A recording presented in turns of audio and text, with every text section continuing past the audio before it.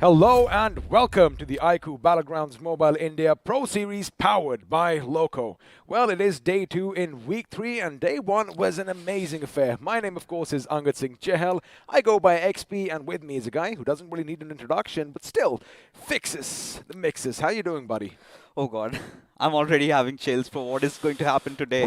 Because yesterday was sort of a table turner. You know, we realized so many of these other teams that were kind of languishing down the order finally picked the pace up, and the big names definitely did manage to fall. Few of them did play well, but today is the decisive day. Today we get to know where these teams are going to be in the fighting zone or not in the remaining two that we have. Oh, we're going to find out for sure because, again, you know, we did kind of expect yesterday that all these teams at the bottom, they've got nothing to lose and they are going to be coming out swinging, and swing they did, and a few of them really did hit hard. And speaking about hitting hard, no other device in the market has hit as hard as the iQOO Neo 6. And, well, before we get on with the show, let's just let our lovely viewers know what this bad boy is packing, because let me tell you one thing. Oh, boy, it is a bit too much, and I wonder if they're going to outdo themselves next time. There you have it. Snapdragon 875G, right? One of the most stable processors in the market right now. Along with that 80 watts of flash charge and 120 to 1200 hertz of instant touch sample rate. So it gets your shots registered, right? Every single quick reflexes you've made, it is catered for all those esports enthusiasts out there.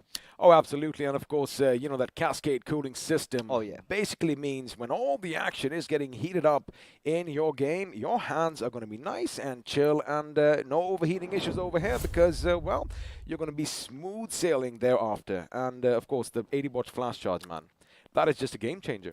And the best part, you know, you have the charging on even while you're playing. You've got a dedicated esports mod for BGMI, and it never even has a slight hiccup while you're playing. I legit tried getting into custom lobbies, got in, had my charge up. I brought the phone down to the maximum, right? Got it to a stress test, and I was impressed, 100%. Stress test and all that. Especially XP on the budget that we're offering this. It looks good on the eyes too because, damn, that pearlescent coloring. But anyway, of course, thank you so much once again, iQOO and Loco, for sponsoring this tournament. But the thing is, why is this tournament special? I'll tell you why. Because it is the biggest tournament as far as all that delicious moolah is concerned. And yes, your eyes are not going to deceive you. That is 7 zeros after the 2, a whopping 2 crore rupees. The highest ever in Indian esports so far right now, right? And this is all thanks to Craft and BGMI and our sponsors, Loco and iQOO. But yes, we've been talking about the first prize getting 75 lakhs, second gets 35,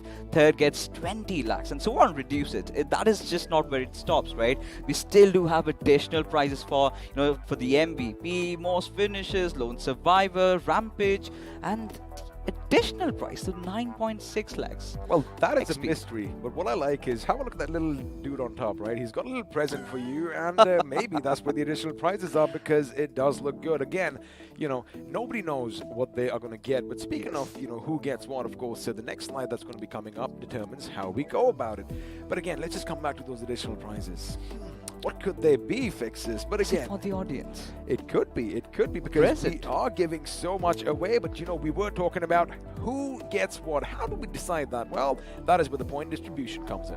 Oh, of course. Now, for the first, it is pretty standard, right? We've been seeing this happen from the iQOO BGIS. Now, even as we get into the BMPS, it's pretty much steadfast. You know, the first position getting 15 points, so on, reduces. Now, what really stands out is you have to be in that top 8, right? If you aren't, you just get maybe 1, or maybe for the finishes, for that 1 point that you get to get, and that really helps you out, right? And that is the end of things. I like it. You know, gone are the days when teams were a bit hesitant. I mean, they wouldn't really engage with one another. But now the fact that each finish equals 1 point means that, hey, the points are there for the taking, but only maybe the top 5, top 6 really get a big chunk out of it. So if you want to get something out of a game, oh boy, buddy, you have to go in for that fight. And, well, we are not complaining. We love all the hullabaloo on TV. Oh, we do, right? Especially how teams from yesterday really picked up the pace. One of the biggest examples have to be GOG and even Team Enigma. Finally, they managed to get that chicken dinner, but throughout the entire day, they were consistent, right? Be it in terms of the finishes that they went in for, the position points, it was all spot on. It was indeed, and of course, we are going to have a look and see where all these points are going to be distributed because the schedule is now going to be coming up on our screens, and lo and behold, we have a nice little surprise for you because this time around, buddy, Sandhawk is out, and well, the frozen tundras of Vikendi are coming back in, which I love because it's a little bit of a game-changer map. Everyone has their little game plans, and well, this kind of throws it all out the window. But of course, we are going to start things off in Erangel, and we'll come full circle back to Erangel again. There you have it, you know, ANC playing Vikendi, and that was the exact reason I was feeling a little chilly tonight because, again, once you come in and we've got big names, right? Big names that have performed in the map of Vikendi, especially one of them is Hydra officials who've had a really rough day yesterday, and today getting them, watching them in Vikendi could be sort of a respite for all the Hydra fans out there. But of course, we're going to be starting off with groups A and B in Erangel, so we do not have teams, the other big names like Exo, Soul, and well, UP50. I don't know what they're going to be up to because that's one mystery, right? We really do not know what we're going to get out of them today. You know, speaking of Hydra official, as you mentioned, yesterday was not their day. Only 15 points coming in from 4 games isn't something that they are known for. But now, as we are going to move into the pre-match segment powered by Loco, you already know which groups are playing, but let's see if you can spot your favorite teams out there. This is where, you know, you're talking about where the circle's going to form because it's been very interesting to watch teams like Autobotz. Again, one of those teams who was sort of struggling in week number 2. Did have a fair, decent day in day number 1 of week 3, right? And another team that I'm really looking out for is going to be Team Blind. Now, they've made a few changes, XP, right? Kind of removing one of their favorite, one of the top fraggers out there, that was Rage, and suddenly getting Zaddy in out of nowhere. The performance had not been up to the mark the way they played in week number 2. One of those teams is Blind, who really focuses on the finish points over their positions. They do indeed, and of course, you did mention the Autobotz earlier, right? I mean, they were pretty much mid-table at one point, but yesterday, I think they got 45 points out of the day, which again is not going to be a bad outing for them. But let's see what day 2 is going to bring, because that is what I love about this tournament, right? All the ups and downs, the competition is still razor thin, and like we said earlier, none of this would have been possible without BGMI Crafton, and of course, our lovely sponsors, iQOO and Loco. And I guess you all know what this is going to be meaning, because we are going to be heading in for a short little promotional video before the action begins. Let's see how to slay your dragon.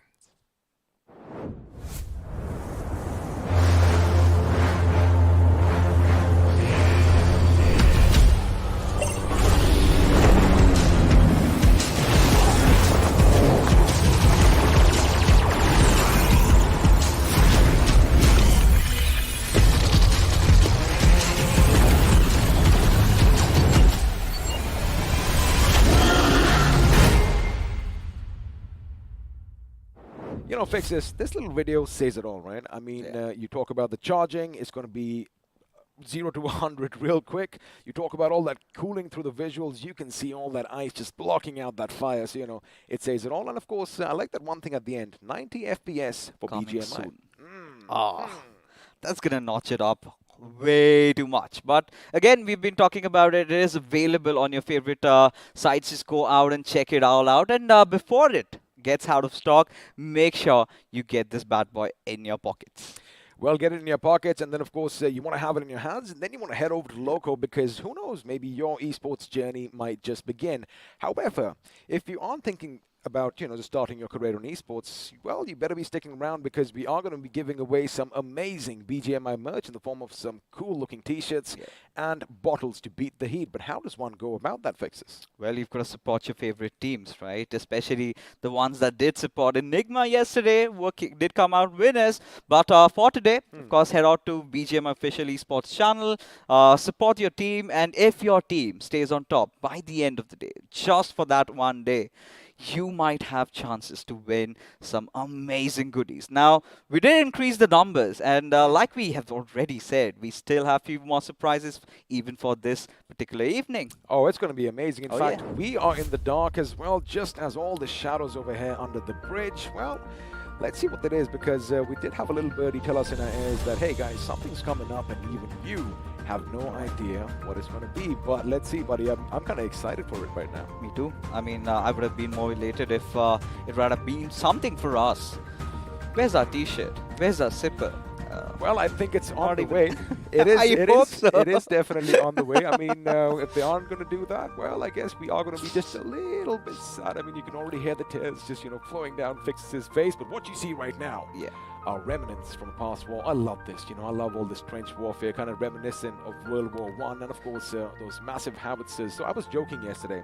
Imagine if they add a little bit of a patch update that they are kind of usable, and if someone goes in and literally wants to call down the artillery on someone, boy, oh boy.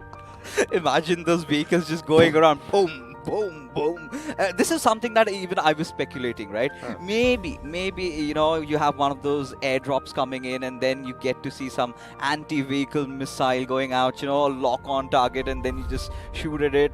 You can block off so many rotations, you've got a vindication against a certain team. Just go after them. But you know what I like? I mean, of course, I think that's going to make it a bit easier. I love my good old-fashioned, gun-on-gun warfare, because that is where the skills are definitely going to stand apart. And, well, speaking of standing apart, ladies and gentlemen, it is time as the first game is going to be underway, which means that beautiful big bird is going to take to the skies, and looks like we are going to be heading in a bit of a northwestern trajectory, flying all the way above Norway, and, well, things are going to end somewhere north at the shooting range. All right. Now, this one flight path trajectory is so difficult to predict, especially, after the updates. We're going to think one thing and something else entirely different happens with us, right? And what do you think, XP? Is it going to go towards Katka? I was just getting there. Maybe chances for a military base are definitely on the cards. Did you get down on your knees and pray to the BGMI gods today? Because, I did say a little bit of a prayer. Let's see. It did kind of work out for me last time around. I wonder if that's going to be the case this time, because I'll be honest with you. We've seen a lot of fights around Gatka. In fact, we've seen a lot of fights around shooting range as well. But I want to see something different. I want to see something ending up at the south of the military base, preferably on that little beachhead right there at the bottom. But now, as all the teams are going to be dropping from the heavens above, question one is, are we going to have any clashes for vehicles, especially teams that A, like going to Georgia Paul, and B, maybe a little skirmish around in Gatka?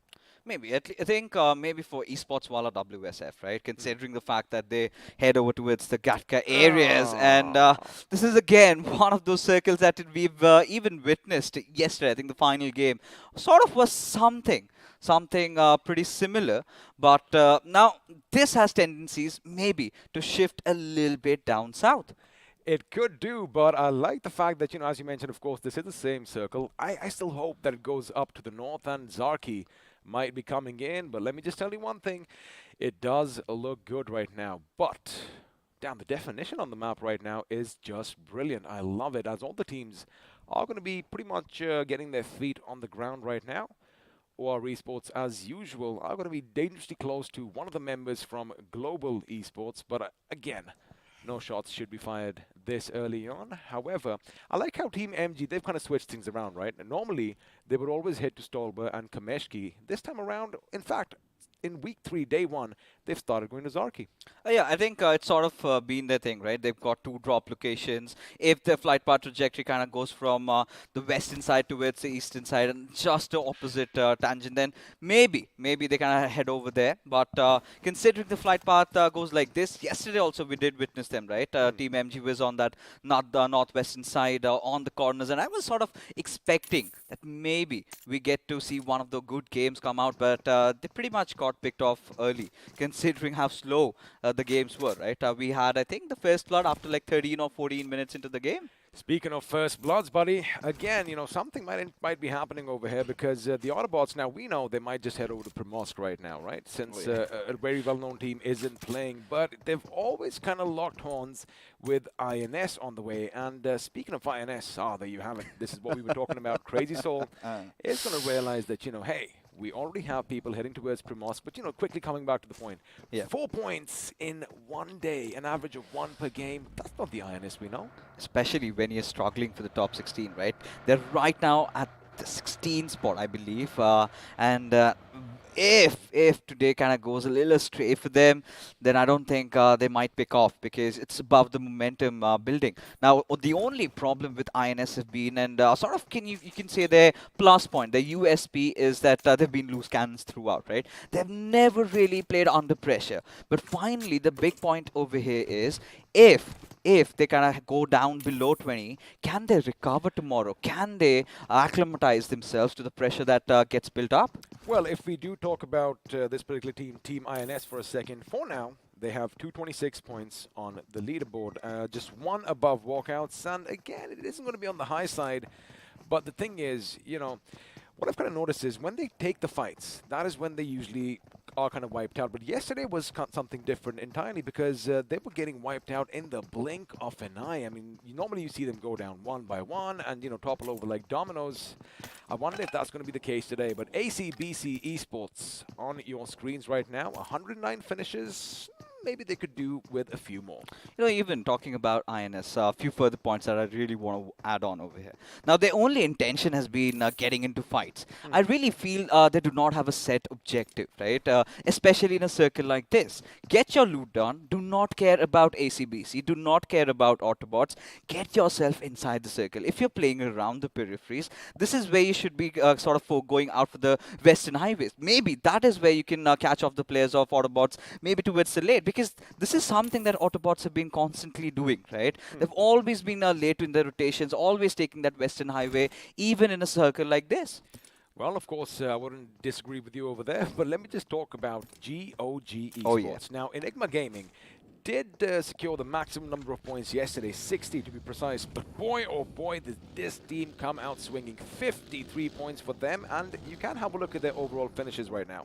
92, 29 of which came from just one day. I mean, you talk about a team like GOG. Yesterday, they played like they had nothing to lose, right?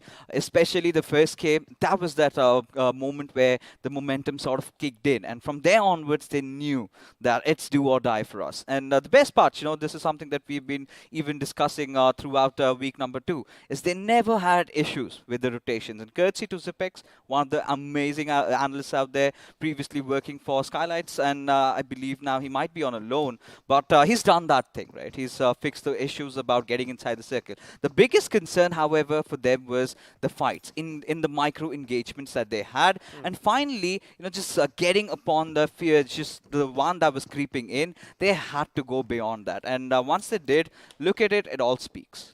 Well, the Autobotz on your screen now, looks like yesterday they finally did assemble as a squad because although they have 245 points on the table so far, they managed to secure 45 of them in one day. And, you know, we were kind of thinking that they do have that little oomph factor, right? Especially with Mr. IGL and the way he's made a few plays, the way he's been instrumental in his team's success.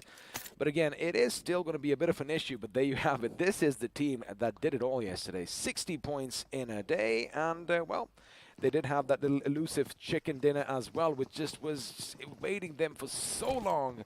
But boy, oh boy, did they ramp up the aggression yesterday. Oh, they definitely did. You know, if you talk about Autobotz, kind of takes me back to week number 1, I believe, where they did get the first chicken dinner of the iQOO BMPS. And after week 1 sort of got over, they were kind of in the top 8 also, right? And then we started thinking it's going to be an easy ride for them. But week 2 was sort of a reality check, where the other teams kind of read what they were doing. And even so far as to now, I must say this out loud and clear, that they haven't made any huge changes. It's all about the tweaks that they've done in the fights, but ACBC and INS, sort of a bittersweet love story, still happening. Now the thing is, what INS is doing is, I get it, you know, they know these teams are going to come this way. However, what happens more often than not is ACBC, they do make it to safety, as you can see on your screens now, and you've got to keep one thing in mind.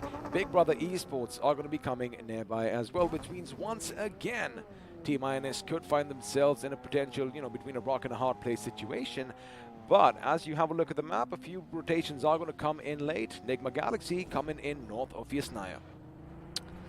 At this point, we have sort of witnessed this happening yesterday again, right? It's nothing really fancy, nothing really out of the world. Nigma Galaxy doing the same old thing, Retribution RTR rotating in from the starboard area. But like I said, Global Esports, the exact same spot that they were holding yesterday as well, right? I always stick on to the junction part. And this is where Esports WSF, they're just going to go for the Everest, right? I'm going to be surprised if that does not happen. However, Team Blind, look at them. They want to fight right now, or maybe they're heading for the containers. They could be indeed, but it looks like maybe one of their members might be atop Olympus all by himself, and I wonder if he's going to be inculcating Zeus, because sooner or later WSF are going to be heading for their favorite spot. Now the circle is going to implode in on itself, and well, teams aren't going to be too disappointed with it just yet. I do like a little congregation of teams in and around Georgiapol right now. However, looks like we might just have some action break out as ACBC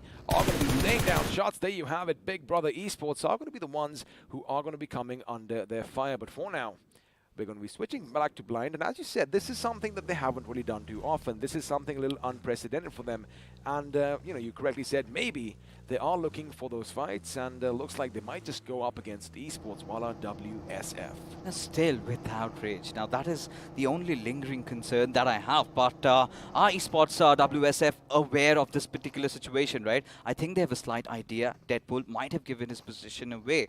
Now this is where Tango is sort of leading the charge, which he's not done in the past. Now they need to go on for that little bit of a reset, now providing cover fire from the backlines as Invader goes ahead. Well, looks like Tango gave the position away that someone is going to be Charlie, and Invader, he's going to be, of course, living up to his name. But for now, looks like Hydra officials are going to be contesting Global Esports' position, as AJ and his boys are going to be in firm control of these houses for now, as backup is going to come in. But now AJ, he might have an inkling where the grenades, but of course, no angles were set up. But Ronnie, on the other hand, could do some damage, and Parv could be in the line of fire. The grenade does go boom, but it's Jackson who loses a little bit of HP, but there you have it. AJ's grenade is going to follow up as Jackson is going to be brought down to his bloody knees. Now, the problem is Legend is going to be going down as well, and this is going to be problematic for Parv. He does have a grenade, but he's outflanked as Mania is going to come in. He shoots, he connects, and well, he's still alive for now, but Dynamite realizes, you know what, this is a fight that we've lost, and he is going to run away to live to fight another day. Oh, Hydra officials. I mean, all they had to do was buy some time for Dynamite to form that flank angle, right? The moment he left out, I witnessed moments of brilliance again coming out of Mania, right?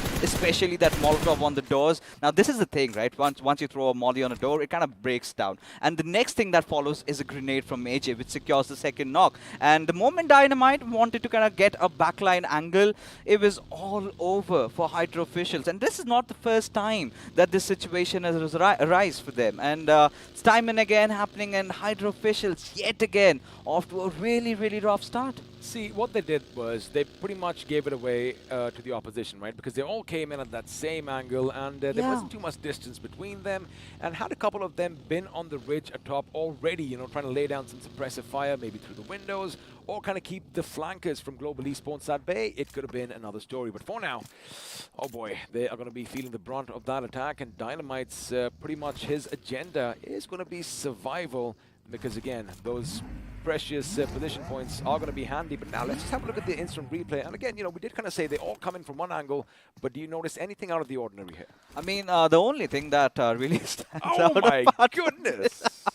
AJ just lobbing that grenade. It was, look at the entire direction from which it came in, right to the door, or maybe through the window. But either way, it was an amazing one. Now, Hydra officials should never have picked up this fight, because considering the fact Global Esports is in the lobby, this shows lack of homework from their side. Now, they could have picked up the hills which Nigma Galaxy had taken for themselves, but XP, this is something I never really imagined. Wow. And this is where Team Blind might be kicking themselves in the feet. Oh, they've done that before. This is absolutely a curveball, but this is also where Team INS could rack up a few finishes, because everyone is going to be heading in their direction, and sooner or later they are going to see a plethora of vehicles moving around in the distance. The question is, they're going to be like, wait a second, buddy, where do we shoot? For now, they are going to be positioning themselves around the church. They do have the high ground, and they are still a little comprehensive about maybe, just maybe, Team Blind could be in Pachinki, but looks like one of their members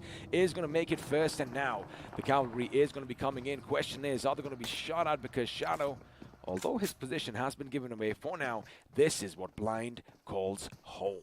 You know, at this particular point, I really love the rotation coming out from Big Brother Esports, right? They realize there's a little bit of a terrain that they can take maybe over the Pochinki Hills on the eastern side or maybe around the Barnhouse. But they decide to enter through the southern side of Pochinki, maybe through the edges. And this is where we've seen this even in the past, a Blind and a BB fight. And we've seen Hellgod pull off something really miraculous. Let's see what happens. Speaking of fights, looks like Global Esports' position is going to be contested, and Invader is going to make sure that he leads the charge as well. Global Esports are looking in a little bit of a shambles as one man is going to be left standing, and well, the thing is, Manya realizes once again that, oh my goodness, what they did to Hydra officials is exactly what's going to happen over here, and he is going to tuck his tail and run elsewhere.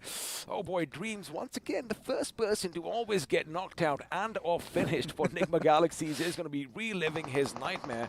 But again, Esports, Walla, they have a good position for themselves, and let's see if the circle is going to go away from them, because keep another thing in mind. Although there are a few people around there, you have, this is what I was talking about, Enigma Gaming, they just want to bide their time and wait for the right moment to attack. But Craniacs, oh boy, he is so close to the enemy as well. Did you see what happened? Wixie just blew up his own teammate. And we've seen that multiple times happening, but Craniacs, he's not going to forgive Wixie for that. Gets the better out of him, had to pay. Karma hits, as Craniacs has a slight idea as to where Max could be, right? One more grenade, and he basically could be done, but MJ from the far off Ray has a good angle at him, and now Craniacs has gone into covers. Well, he is going to be forced to go into cover, but the thing is, Max is the last man standing on that side of the map right now, and MJ, well, he doesn't really have a lot of options because all that gunfire is definitely going to give his position away. Now, Max is going to deploy a few smokes. He does deploy a couple of grenades to make sure he keeps the enemy at bay, and the question is it going to be enough? Because for now, again, I like what MJ is doing. He's making sure from this angle, this little POV you see right now, nobody's going to push forth, but Duty could go in from the warehouse, and that is where things could get tricky. But OR Esports, on the other hand, could be their guardian angels. Indeed. Or could just be the reason why they go down, right? They're not going to forgive. Now, OR, I love their position right now. They know that it's going to be a rather even shift, which it is. But look at Retribution RTR. They're literally running out of options, because the moment they retreat, it could be OR that fights at them. But Chono still trying his luck over here with those grenades. Does he have an idea of Wixie? Yes, he does, at least for now.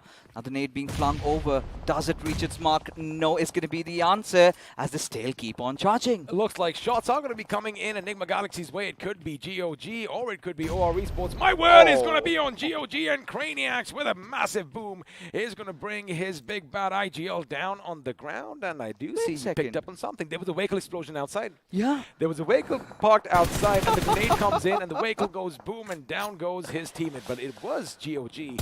Whirling down shots, and now Bullet with his bullets is going to be hunting for some foxes. Indeed, he must be. GOG still do have a really good place, but they need to get inside the circle.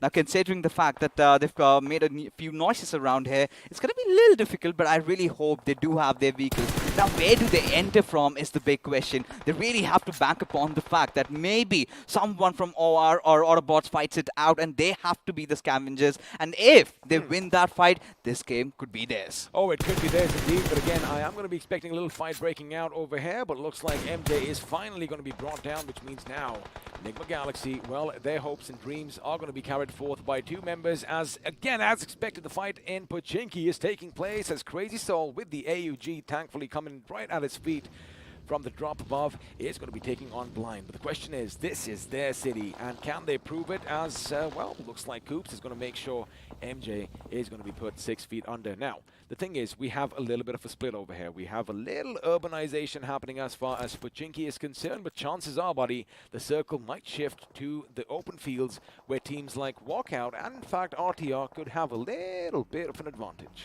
Look at Global Esports right out in the open, and Manya has got nowhere to run and hide. Has that perfect diff for him, but Bed Baba spotting out Chono. little bit of those body being visible, and he makes quick work of him. Now RTR Retribution, Coops, he's in a whole different planet of his own, cannot provide cover fire. This is the perfect moment that Walkouts know that they can charge in, get a few finishes for themselves. Absolutely, but you got to keep one thing in mind. If they go over this hill, chances are they're going to be shot at from behind by Enigma, but Enigma right now is going to be busy with Barge, but I'm going to hold on to this fight right now as grenades are coming in, and it looks like Beard Barber is going to be brought down by bullets instead of that little grenade that went boom right over there. Now this is where RTR, what they have to do is reposition themselves, coming a bit closer. Craniacs is giving his position away perfectly right now thanks to the buggy, but the question is he going to come up? Yes, he is. In fact, he is going to put a few shots down range as Abrar, and in fact Mr. IGL is going to be brought down elsewhere, but that is a fight for later. But now the last man standing for WO is going to have a lot of pressure on his shoulders, and RTR, I like what they're doing.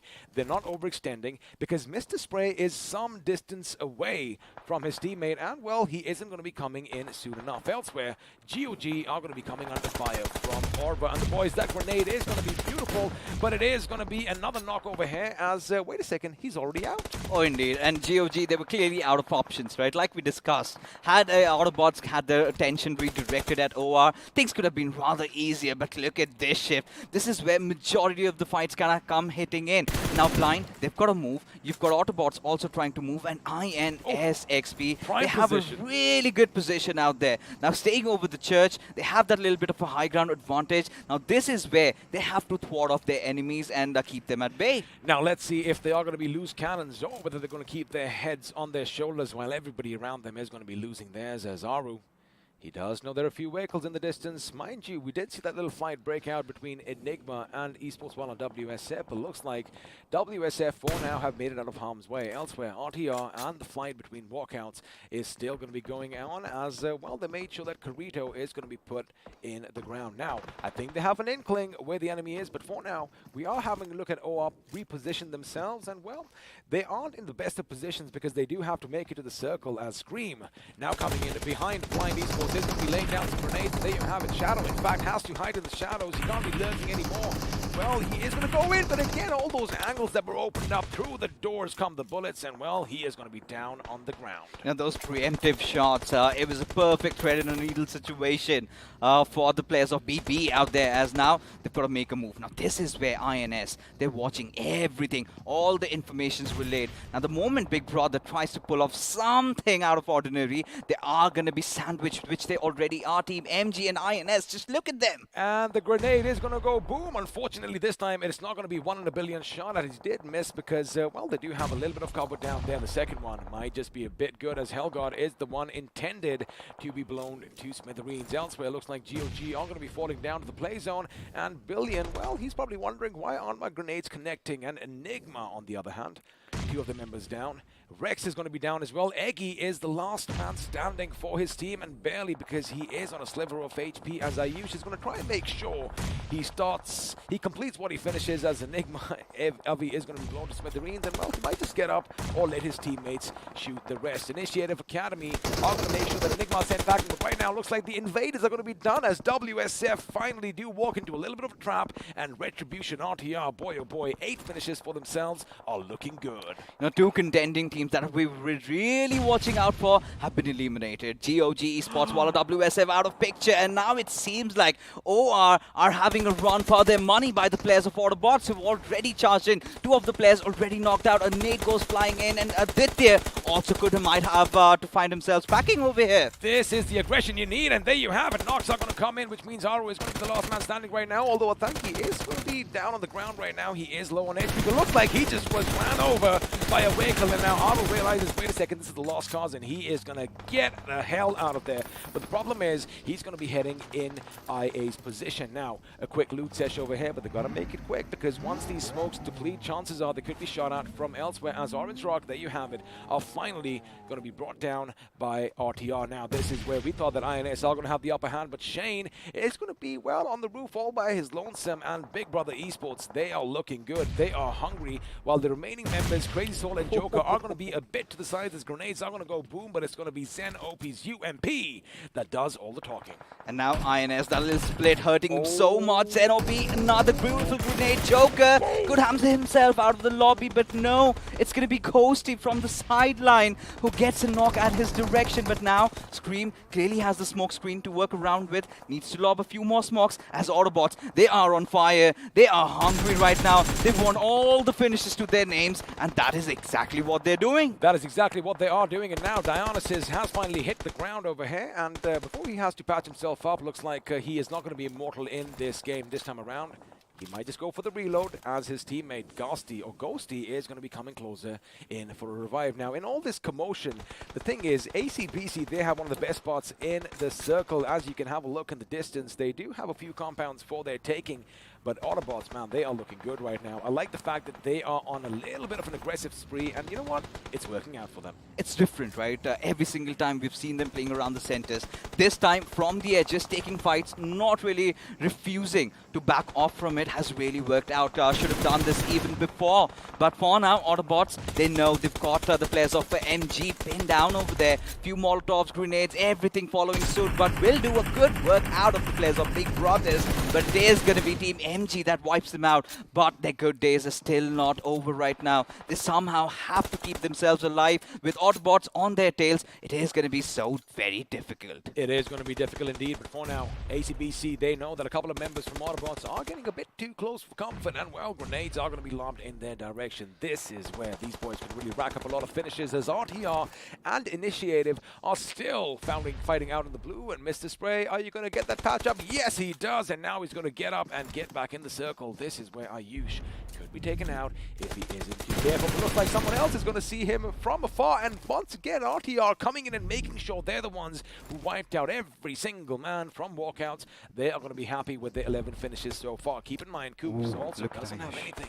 And looks like he does make it inside, and iQOO heard something in the distance, and looks like it is going to be the play zone. No, it's going to be M4 from iQOO. That is going to put him in the ground, but Autobotz could be in a bit of a precarious situation if they aren't too careful. But you know what? As soon as iQOO lets loose a few shots, oh boy, his days are numbered. Oh, indeed. But Fauna is still surviving. 9 finishes already for Initiative Academy, and that is where they have to settle at. But look at Autobotz, all high and mighty. 10 finishes already to their name, made it to the top 4. Exactly the kind of a start that they would have wanted, and same can be said for ACBC. Kipron finding a little bit of a cover, has a few players from the backlines. Maybe it could be Rain that creates all the difference, but look at Crazy Soul XP. I like it. All by lonesome hiding, but now he goes kaboom. But then again, the trades come in, and down goes INS. Well, he's definitely gone down. I love the fact that, you know, before that buggy hit, before Mr. Ideal was knocked down, suppressive fire was already coming this way because they anticipated something in the distance. Oh, Ghosty, I wish you were a little bit of a spirit over here, but looks like you have been spotted out and your days are done for. It is going to be a 4v4 situation. ACBC up against ABC, but the question is, who is going to come out on top? And let me tell you one thing. Autobotz, they have that little momentum going for themselves, but have a look at that. This is a beautiful move coming in. Basically, they've outflanked the flankers, and now Evil Sky could be laying down a world of fort with this grenade. And if it is time to perfection, boom, it's going to go, and well, the vehicles are going to be taken down, but it's going to be Orwell's bullets that are going to be doing the talking, and they pinch it in.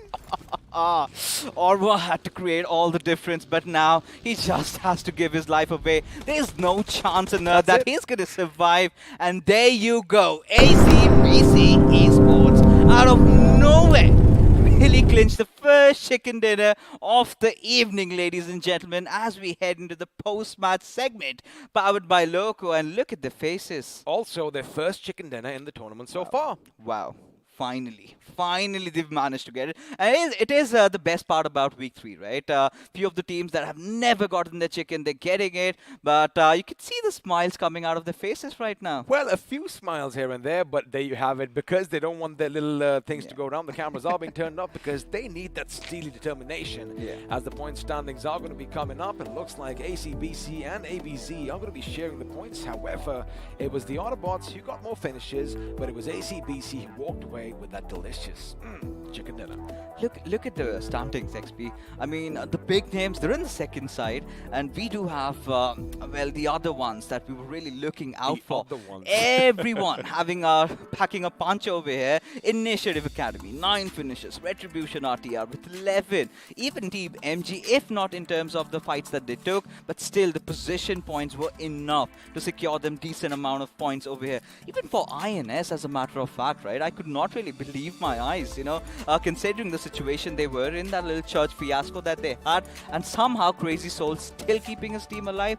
That was out of the world. It was out of the world, but what's going to be out of the world is who do we crown the iQOO MVP, because so many good players out there had so many plays, but it is going to be the Fox himself from Autobotz Esports with that, well, 5 finishes, and have a look at his assists too. 5 assists and 849 points of damage.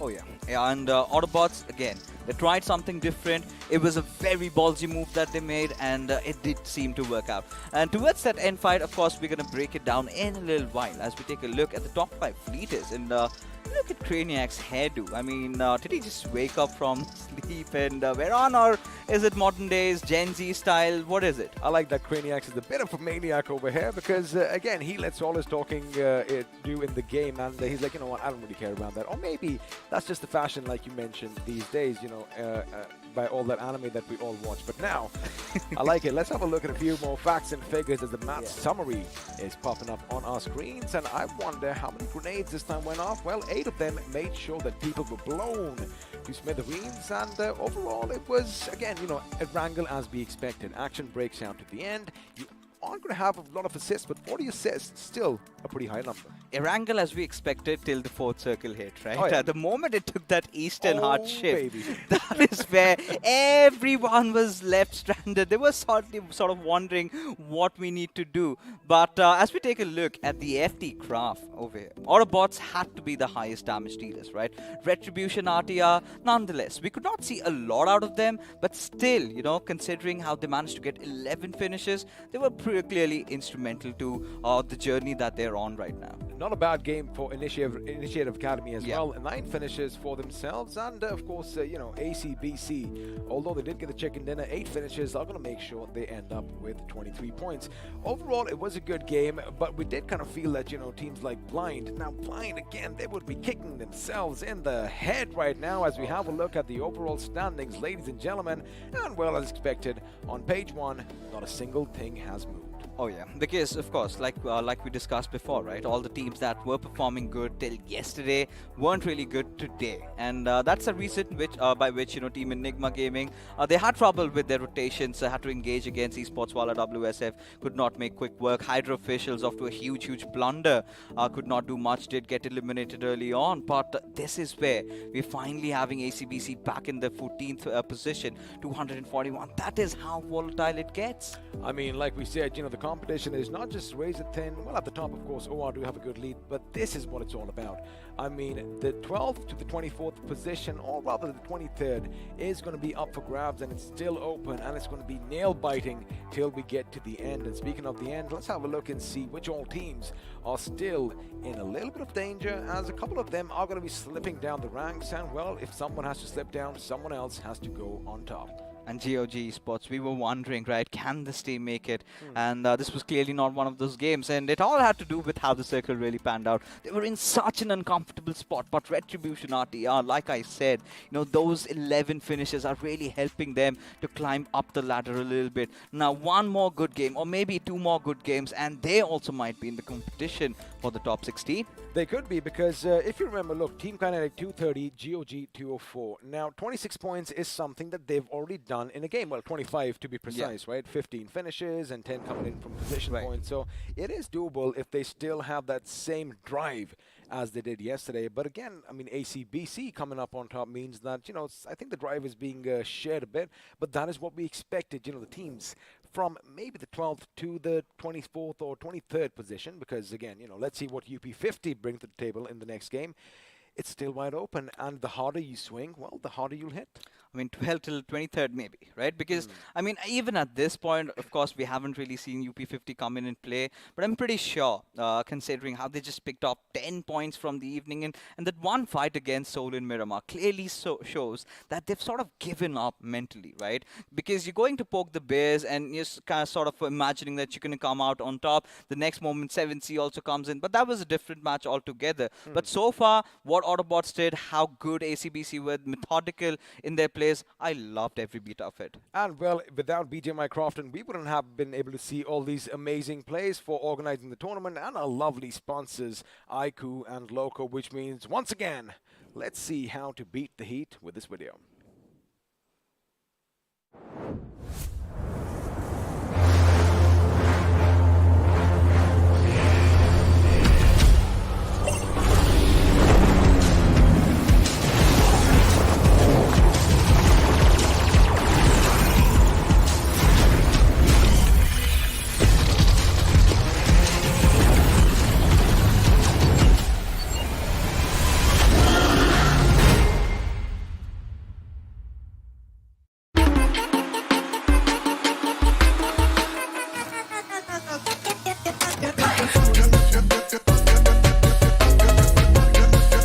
Watch it, earn it.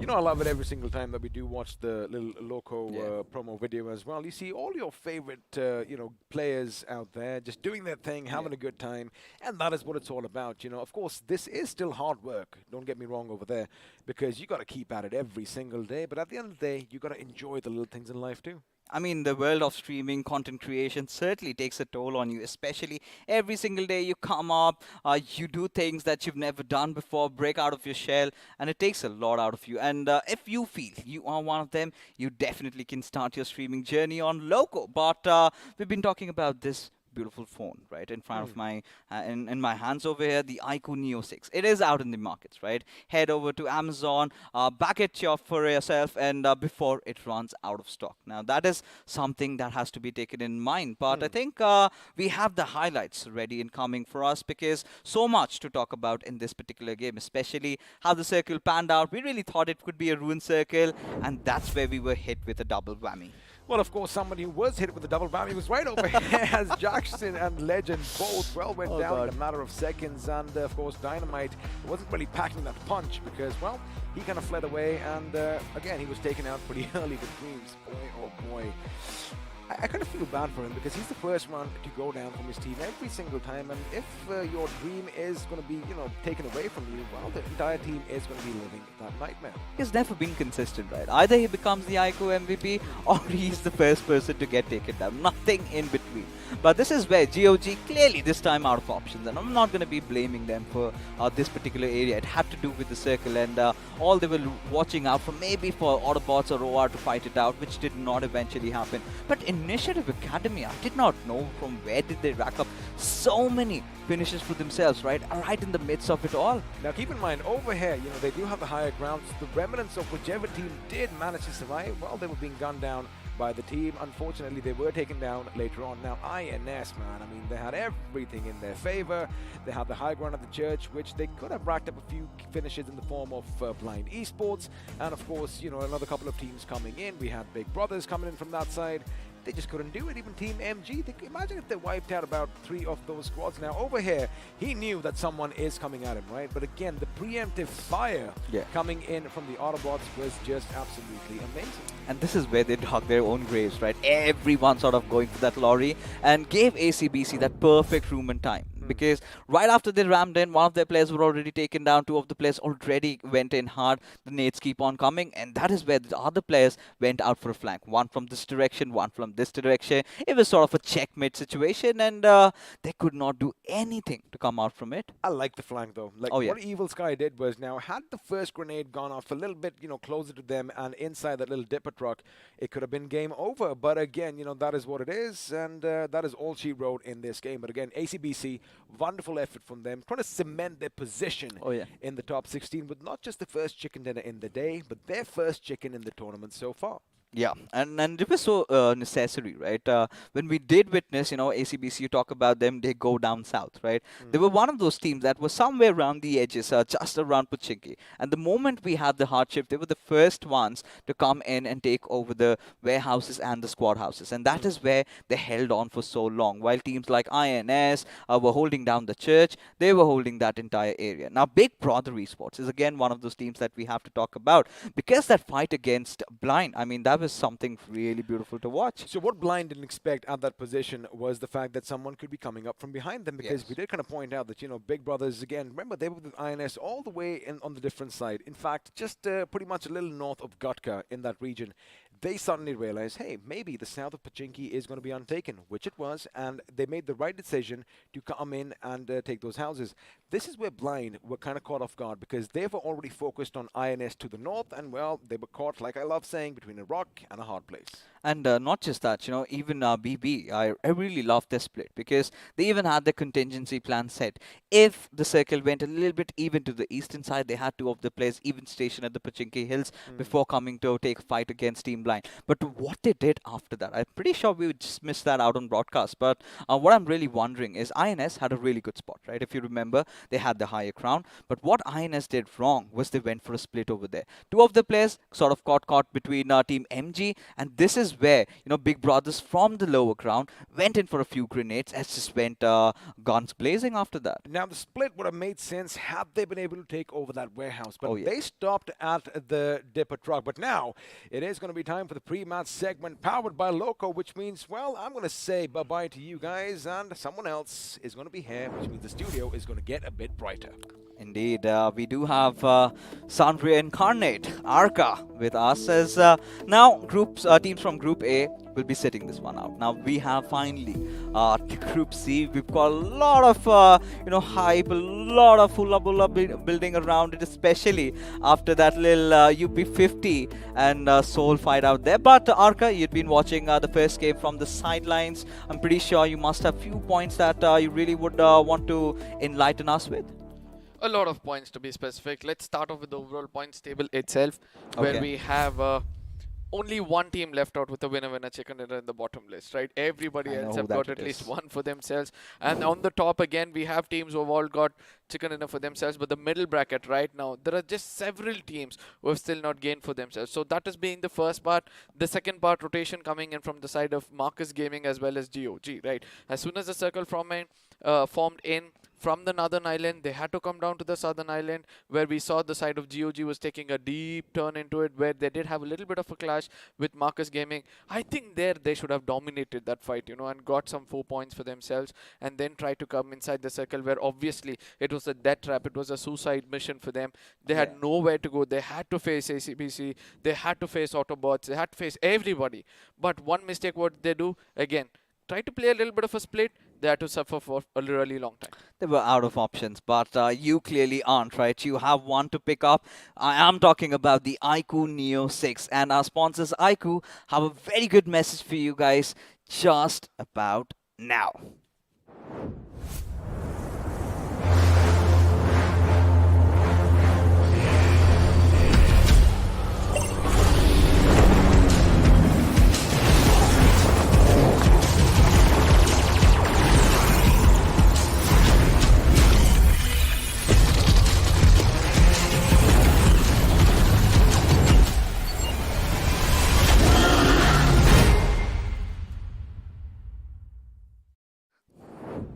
90 FPS in BGMI coming soon, right? And well, I mean, I was wondering when it is going to be out, and well, they have announced it. Pretty sure within a couple of days we're going to be having it around, and especially I'm kind of baffled about the fact in the price segment you get so much of those premium features. I mean, how can you resist yourself from this beautiful device? Absolutely. If you want your hands on this device, head on to Amazon right away. We'll have the best of the deals over there, and I believe that you're going to be very happy to look out for the prices and the kind of discounts you're going to receive over there. But at the same time, coming back right into the game, Yeah. I really love the center of the circle being held for a really long time from the side of ACBC and not letting go of it, because there was a point of time where I really felt that they could lose it with so many of them trying to push in from all different directions. But still, as the circle shifts, it was a different story altogether. All right, Arka, this is where I have to pose you a question. Yeah. Because now, after that hard shift that we had, Yeah. it was ACBC around the edges, right? Yeah. They were holding around the warehouses Exactly. and the squad houses. It was INS, somewhere having that church area to themselves, right? Yeah. They were the first ones to be stationed over there. And do you think it was luck that went into ACBC's favor, where they had the western side towards the end going to their favor, as a result of which they got that chicken dinner? Or was it them, in terms of their supremacy that they kind of established throughout the lobby, they got the win?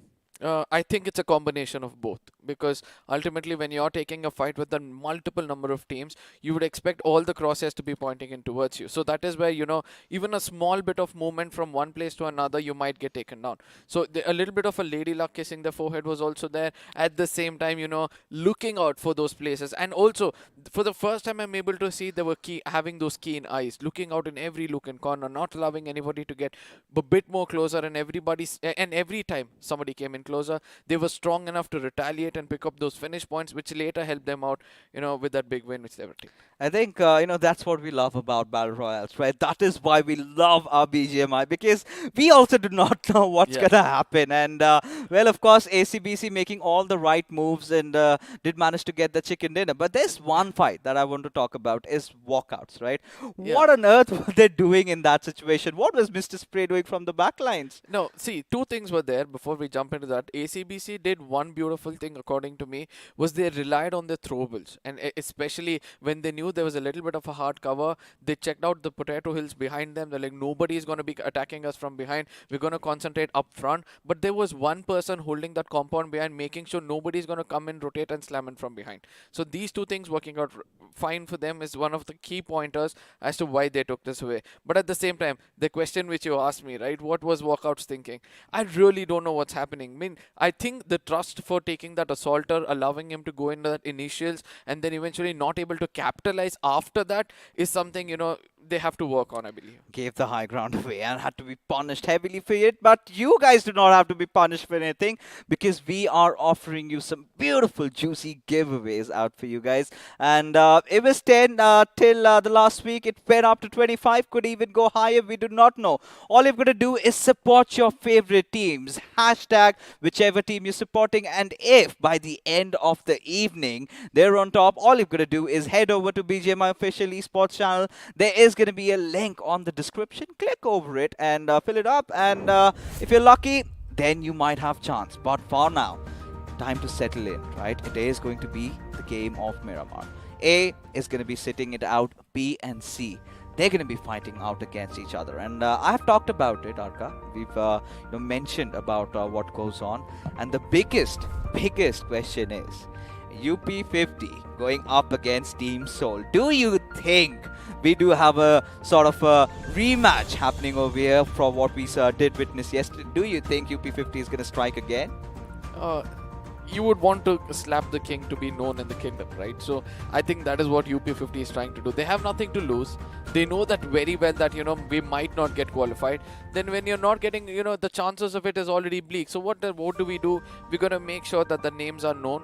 We're going to make sure that we go right into the face of the king, slap them so hard in the face that eventually they're going to remember this name and probably have a little bit of a fear next time they face them. And this is what I believe they're looking out for. But let's not forget that there are a lot of other kings as well which they have to concentrate on as well. And today, if I'm reading them right, I think UP50 is going to challenge some other team in the same lobby. Okay, so it was Team Soul yesterday, and Arka says it's going to be maybe some other team. Is it a big one though? Give me some hints. Is it going to be a big one? Do not take names. I want to do the guessing. I think so. It's one of the big Is ones. it Team EXO? By any chance? See, Team EXO could be it could be the one, but somewhere I feel it's gonna be Team OR also who's gonna get challenged. So I might be wrong completely over here, but still we can expect the side of UP50 to actually take the fight to any of these strong teams and say that, you know, just because we didn't play well throughout the tournament, that doesn't mean we can take you down. You know, as we set sail, right? The Big Bird has taken it up to the skies, but I have a slight hunch in my belly telling me that maybe we're gonna witness nothing at all. But let's find out, because we're heading all the way from La Drillera towards Puerto Paraiso. Now, Picaro is right in the limits of things, and we have to see all those teams going up north. Are they going to be facing a lot of troubles, or it's going to be all handy dandy for them? What about you, Arka? What do you think? This time, as I said, you know, my excitement is just to watch out for those early skirmishes because, as I said, if there are teams going to challenge out one another, it's going to be important for the teams in the lower bracket to just watch out for their finish feed, try to come in and dominate or be a third party if they're pretty much close by, or just wait it out to get that position points for themselves. Yes, right now with the flight path coming in like this, teams would want to go towards the side of Campo or probably towards the side of Cruz de Valle will have a long journey up ahead. But look at Hyderabad Hydras, right? For the first time, I'm watching them go down south, right? Especially when you kind of tend to go towards Campo Militar. It does not really favor. And here it is! Ladies and gentlemen, it is time that we get to see the collision happen yet again. And this time, Team Soul, they are prepared. Absolutely, this is the love story to watch out for as Team Soul will be trying to take him face on towards the side of UP50, and this is for the first time ever we'll be able to see a big bull trying to challenge out the Hunters, and let's see whether this time the Hunters are going to get hunted. A David versus Goliath battle right in front of them. This time, the Goliath knows who to eat upon, and they have come with those preparations. Now, UP50, they've done good work, you know, taking over the God building over there is certainly going to help out. But look at Akshat, does have his M4 already positioned.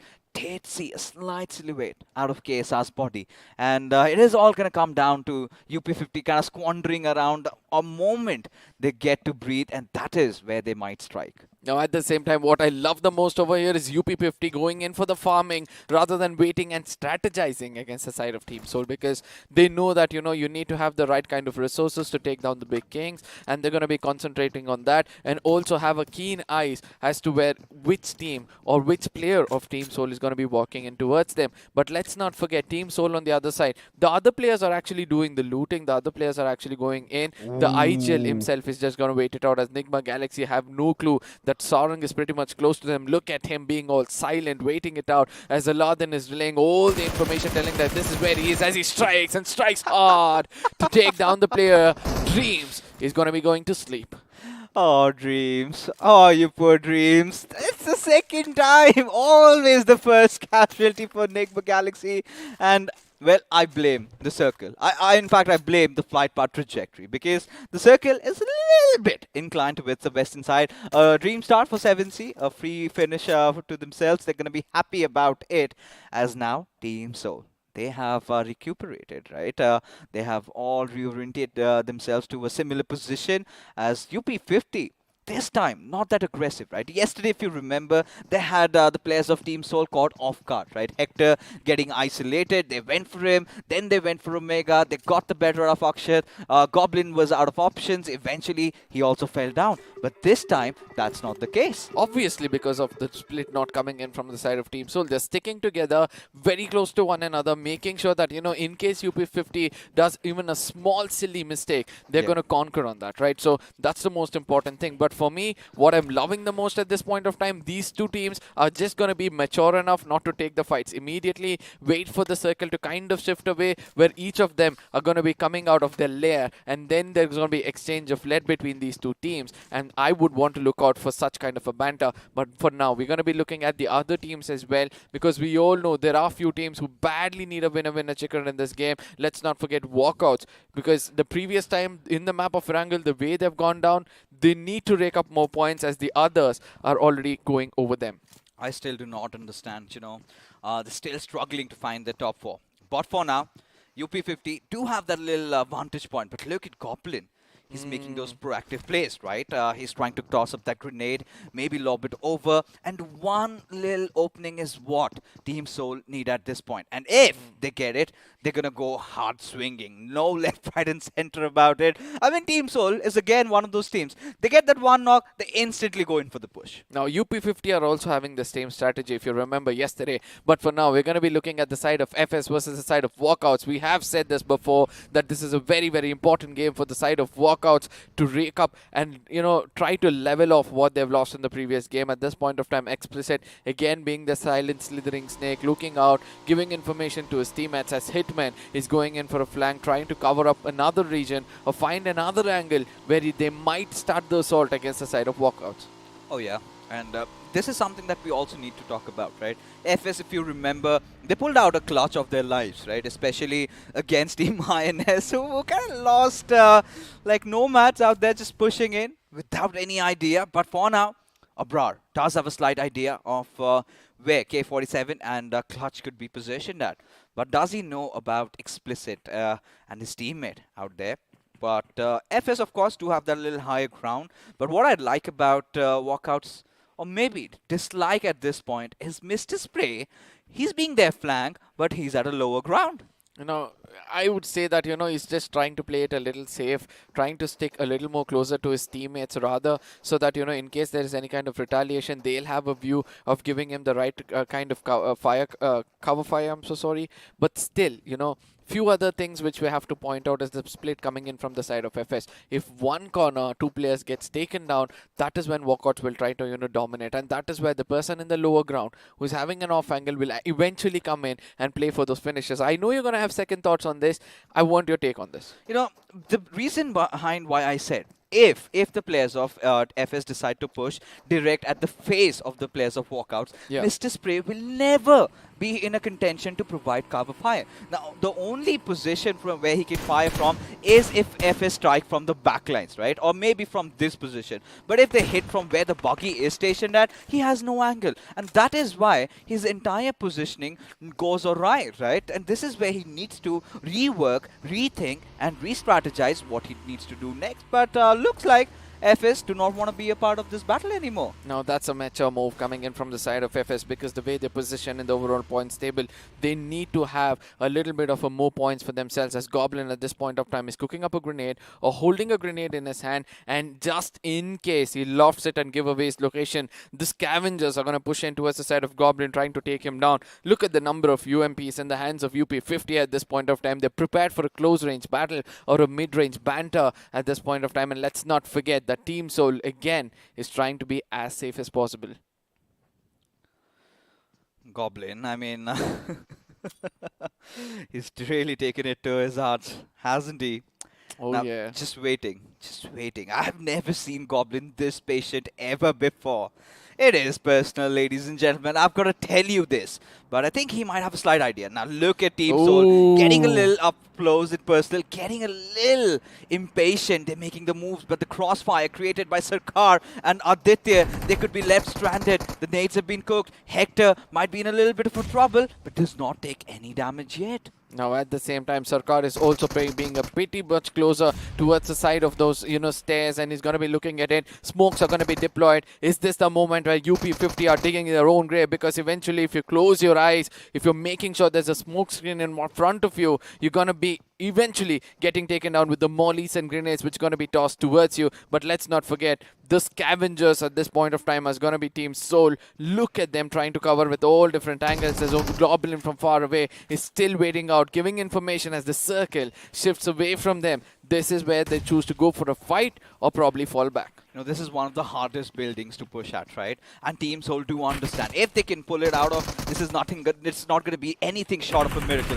Circa lays a few shots, instantly backs off. Now, what I love about Akshat, he needs to take the backlines, but look at UP50. They are separating and have they spotted out Aditya. Yes, they have. Isolating, finding him out. Omega strikes, and this is how Team Soul get their first opening. The second one is also coming to the crosshairs, and this is where Sarkar also makes the mistake of of his life as Soul is going to continue dominating on the mistakes done by UP50. This is what I said. Soul is going to just wait for UP50 to make small silly mistakes and try to dominate on them as the push is going to be coming in. I'm just waiting for those cams to give us reactions of what's going to happen next as the other two players at this point of time have gone into hiding. Will they play for placement points or take the fight to the face of the enemies as more smokes is going to be deployed at this point of time? And let's not forget UP50, they can still strike as the whole team of Team Soul is under one compound, and it's going to be easy for them with one grenade or molly as they're going to be falling back at this point of time as Rage God on the top is going to just wait in ease. Oh no, he might strike.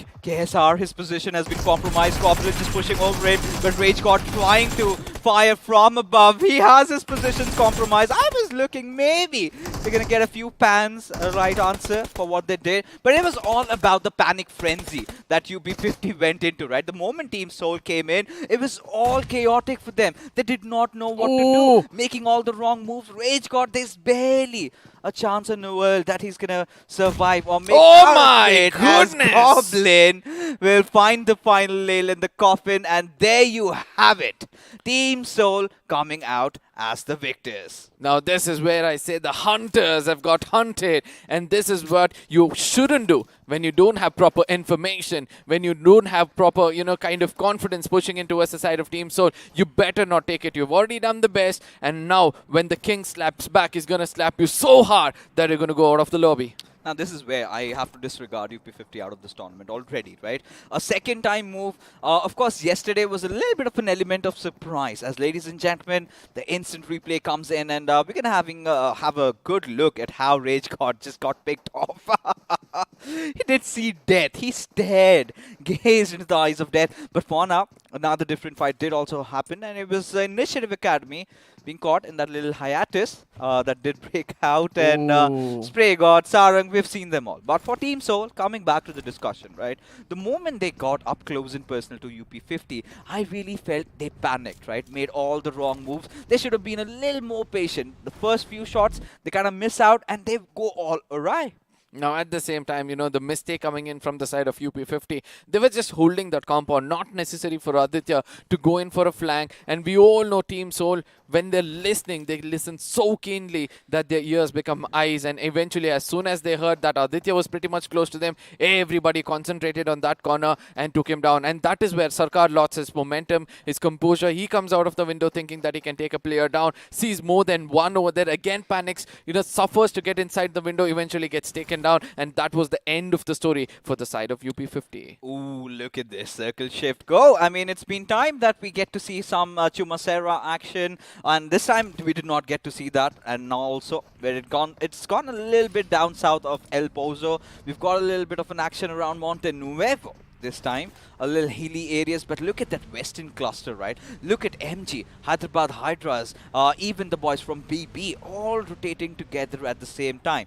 But amidst all, look at OR, well stationed just around the edges of El Pozo. Do you think that's the right call right now? I believe so, because we have the side of Team Ari coming in from the northern side. We have Team Blind also trying to make it inside. So there might be places where they can pick up some finishes for themselves. Hyderabad Hydras have opened up their triggers, and it feels like, they have found somebody in their crosses. But at the same time, the question you asked, somewhere I believe that, probably it'll be a little bit of an issue for the side of OR, but they know to tackle it, right? They're strong enough. They're a very strong team. Let's see what's going to happen as Hyderabad Hydras is going to have BBs in their crosshairs because of the high ground advantage they have. Let's see how much they're going to dominate with that.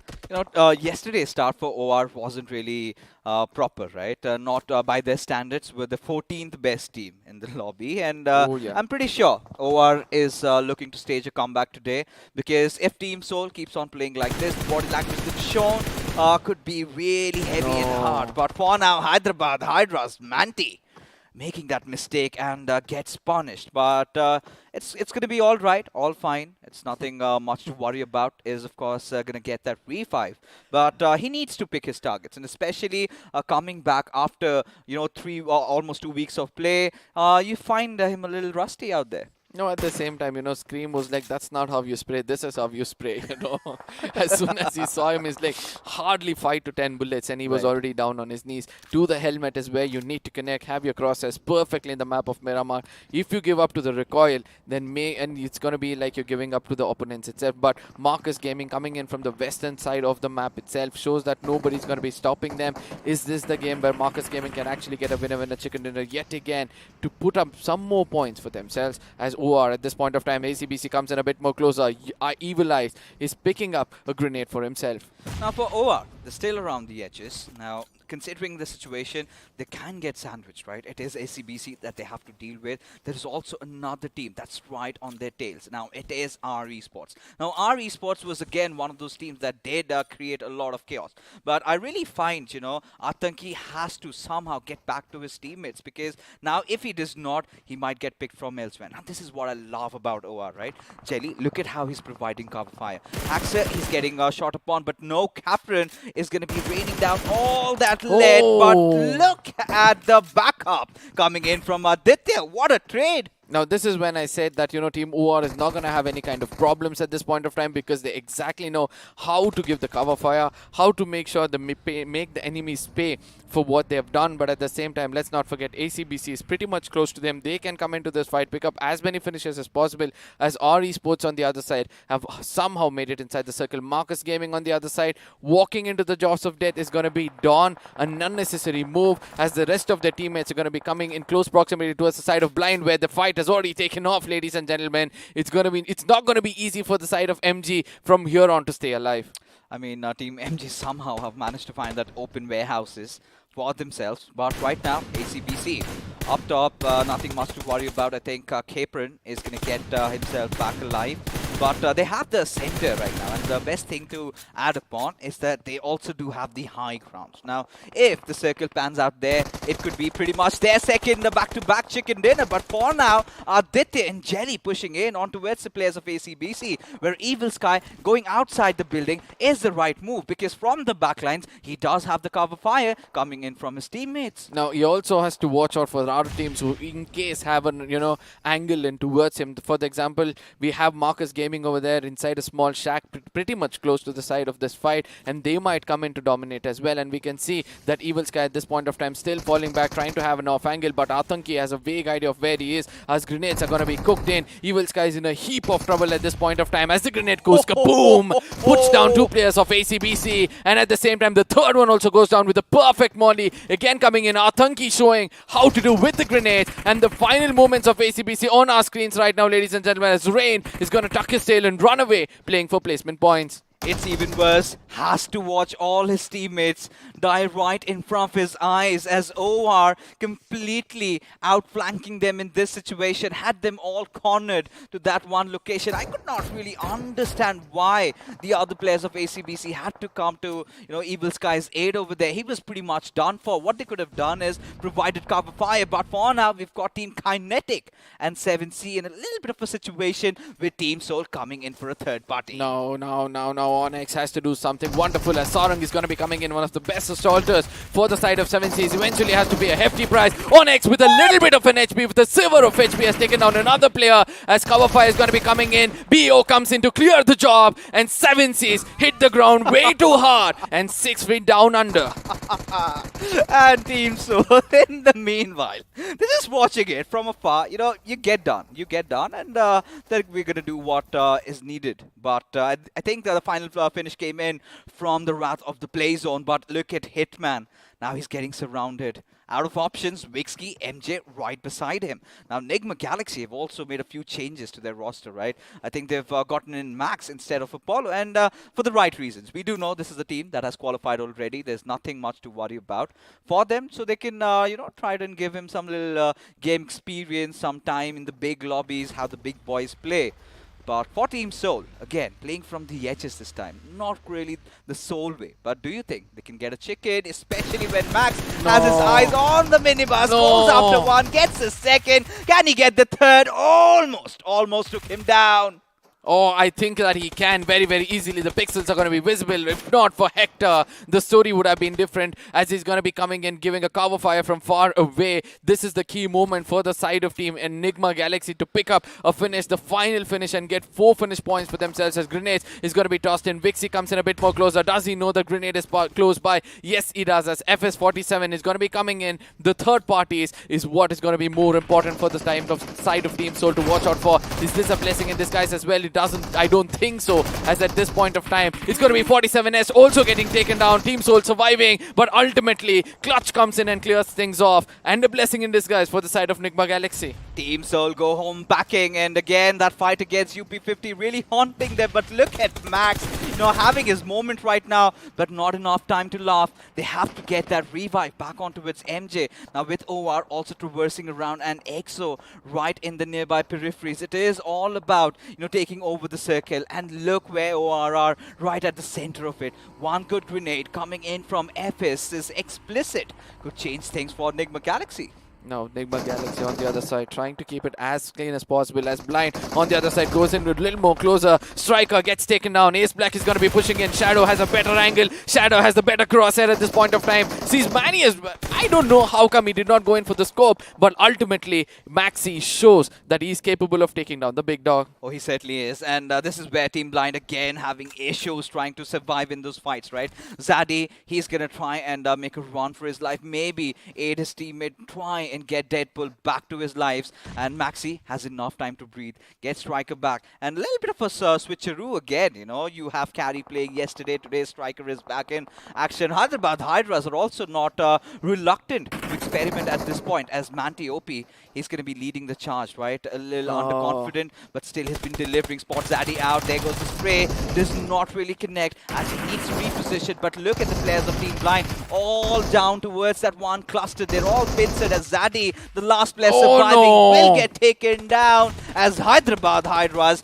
wipe Blind out of the lobby. Now let's not forget that Manti at this point of time, without helmet over the horizons, was so strong enough. He came in with the deadliest of the gun and tried to take them down. But now it's going to be Team EXO. They're going to be having the best spot in the house. They're going to be enjoying with the hard cover, having a view of everybody around them. I do understand FS could be the only team which can actually strike in towards them. RE on the other side, to the northern side of the map. We have to see where the circle is going to go forward from here on. As we all know, OR also has a very good opportunity. There it is, the circle shift towards the side of HH. Everything is going to be falling in place for them if they have the terrain for themselves, as it's going to be OR versus the side of Nigma Galaxy. MJ in the crosshairs of Jelly. A very important game for Initiative Academy at that, right? Considering how they had a really good start to the day, they would want to continue forward building with the momentum that they have. But for now, OR Esports, they're on the edges, of course. Jelly trying to, deny the players of Initiative Academy entry inside the circle. But Atanki, if he gets picked up, things are going to look awry. Or rather, Loki there, made that mistake, has to be punished. Now comes down to the star player.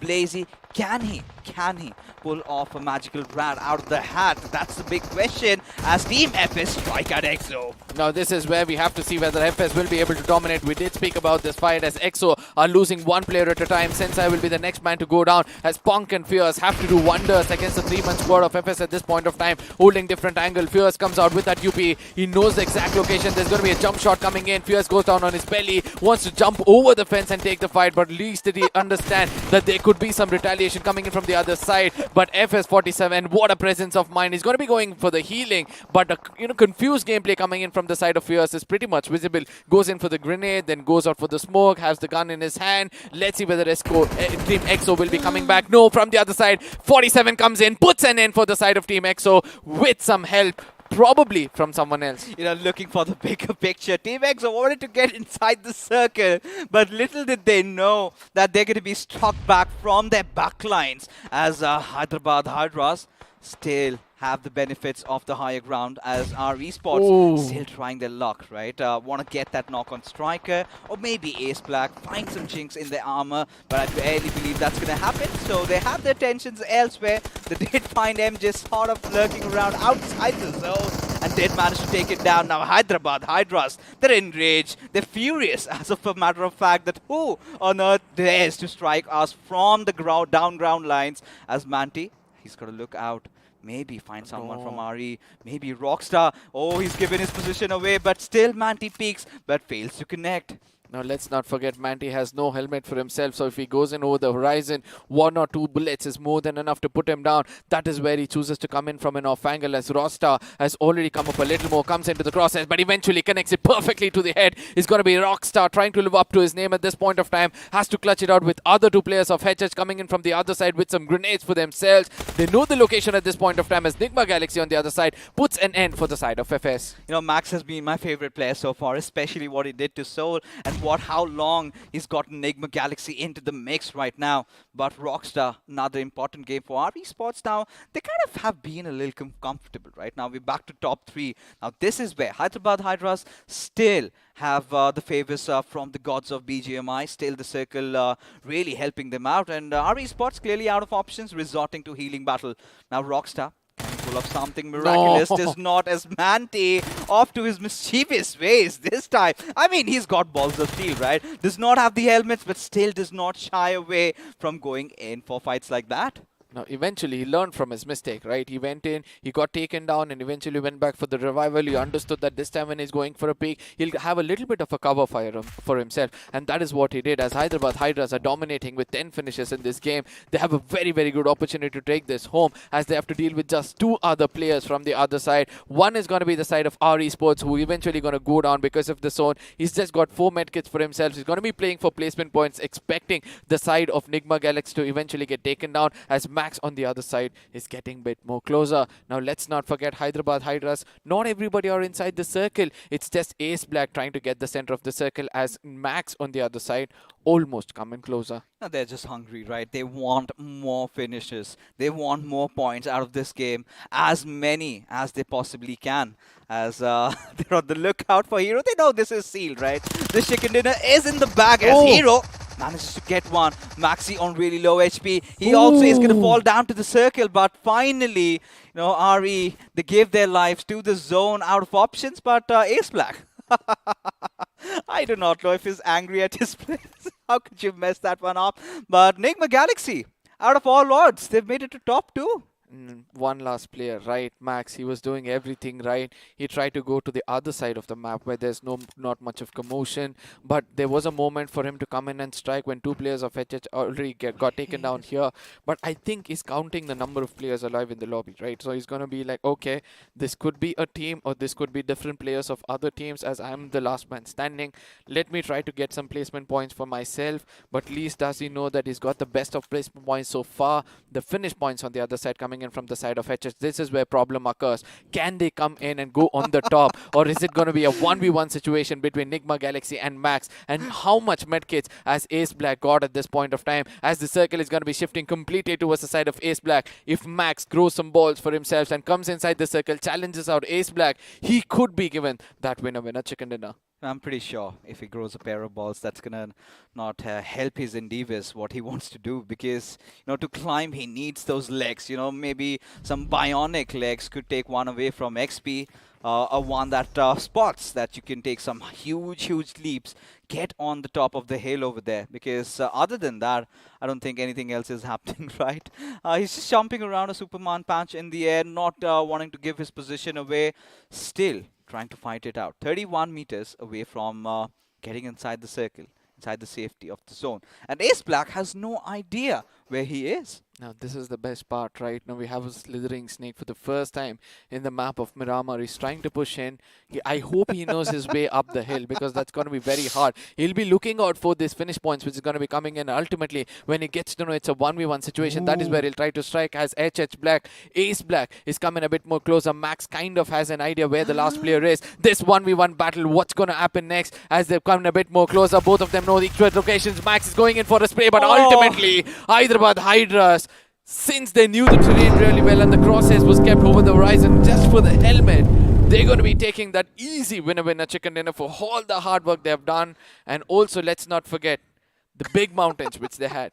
I'm pretty sure they're not happy, but yeah, finally smiling faces. They almost threw it away out of the window, right? As ladies and gentlemen, we take a look at the post-match segment powered by Loco, as a few smiling faces. And for a moment, I really felt maybe Max could pull that one off. But regardless, considering the circumstances, top 2 finish is nothing too shabby, right? But Hyderabad Hydras off to a different drop spot this time, went down a little south and came back swinging with that beautiful chicken.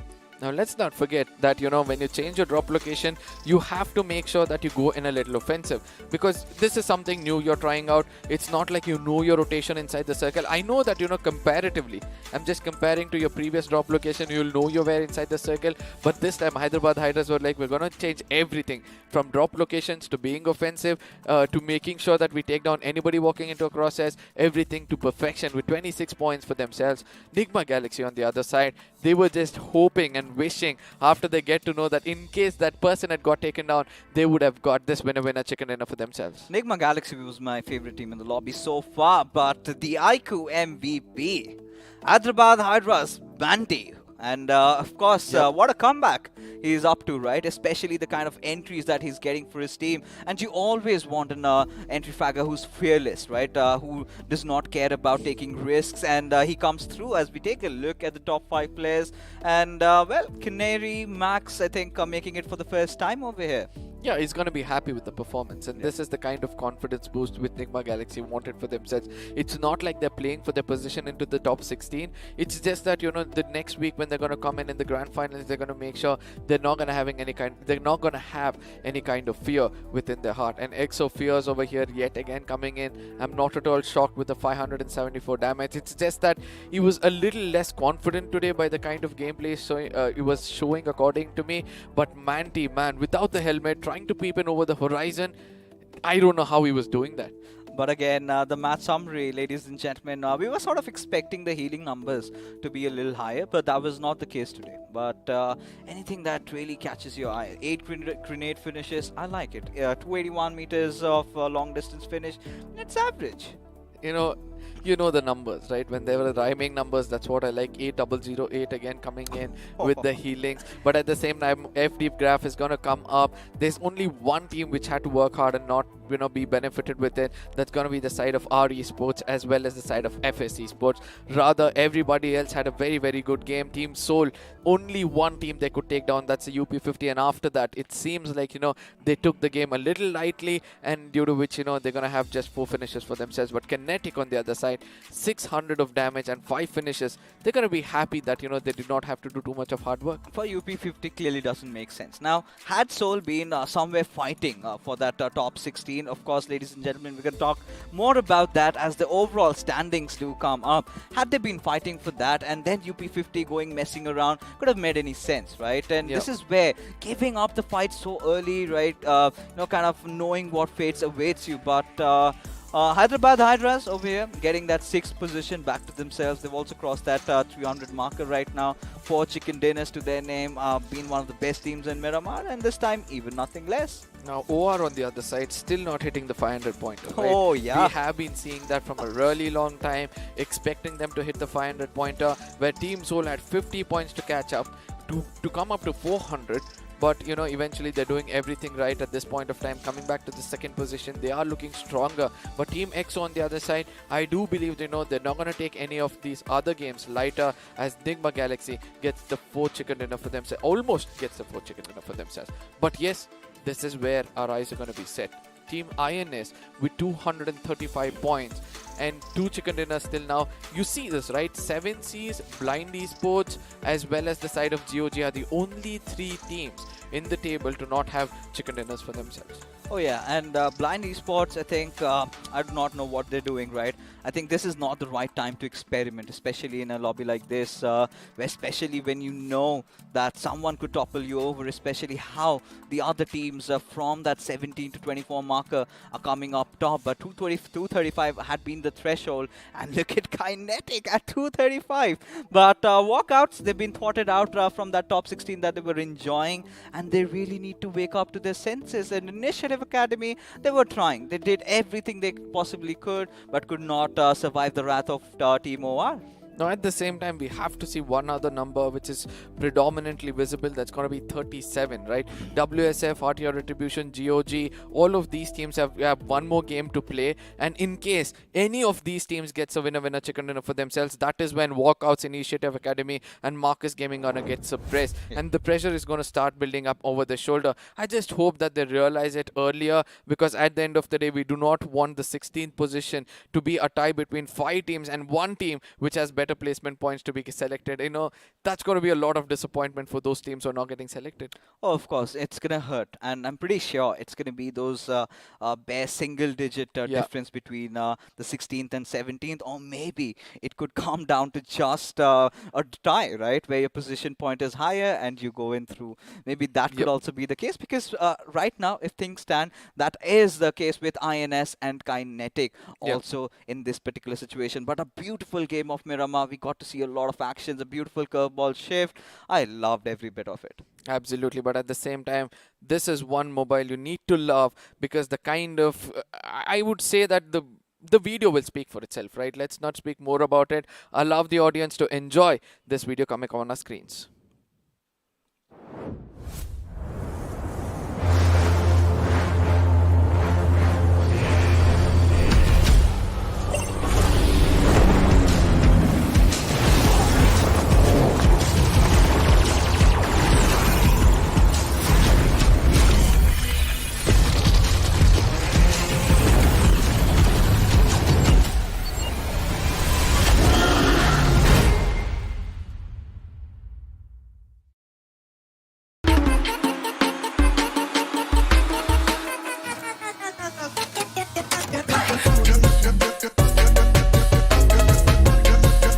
Watch it, earn it.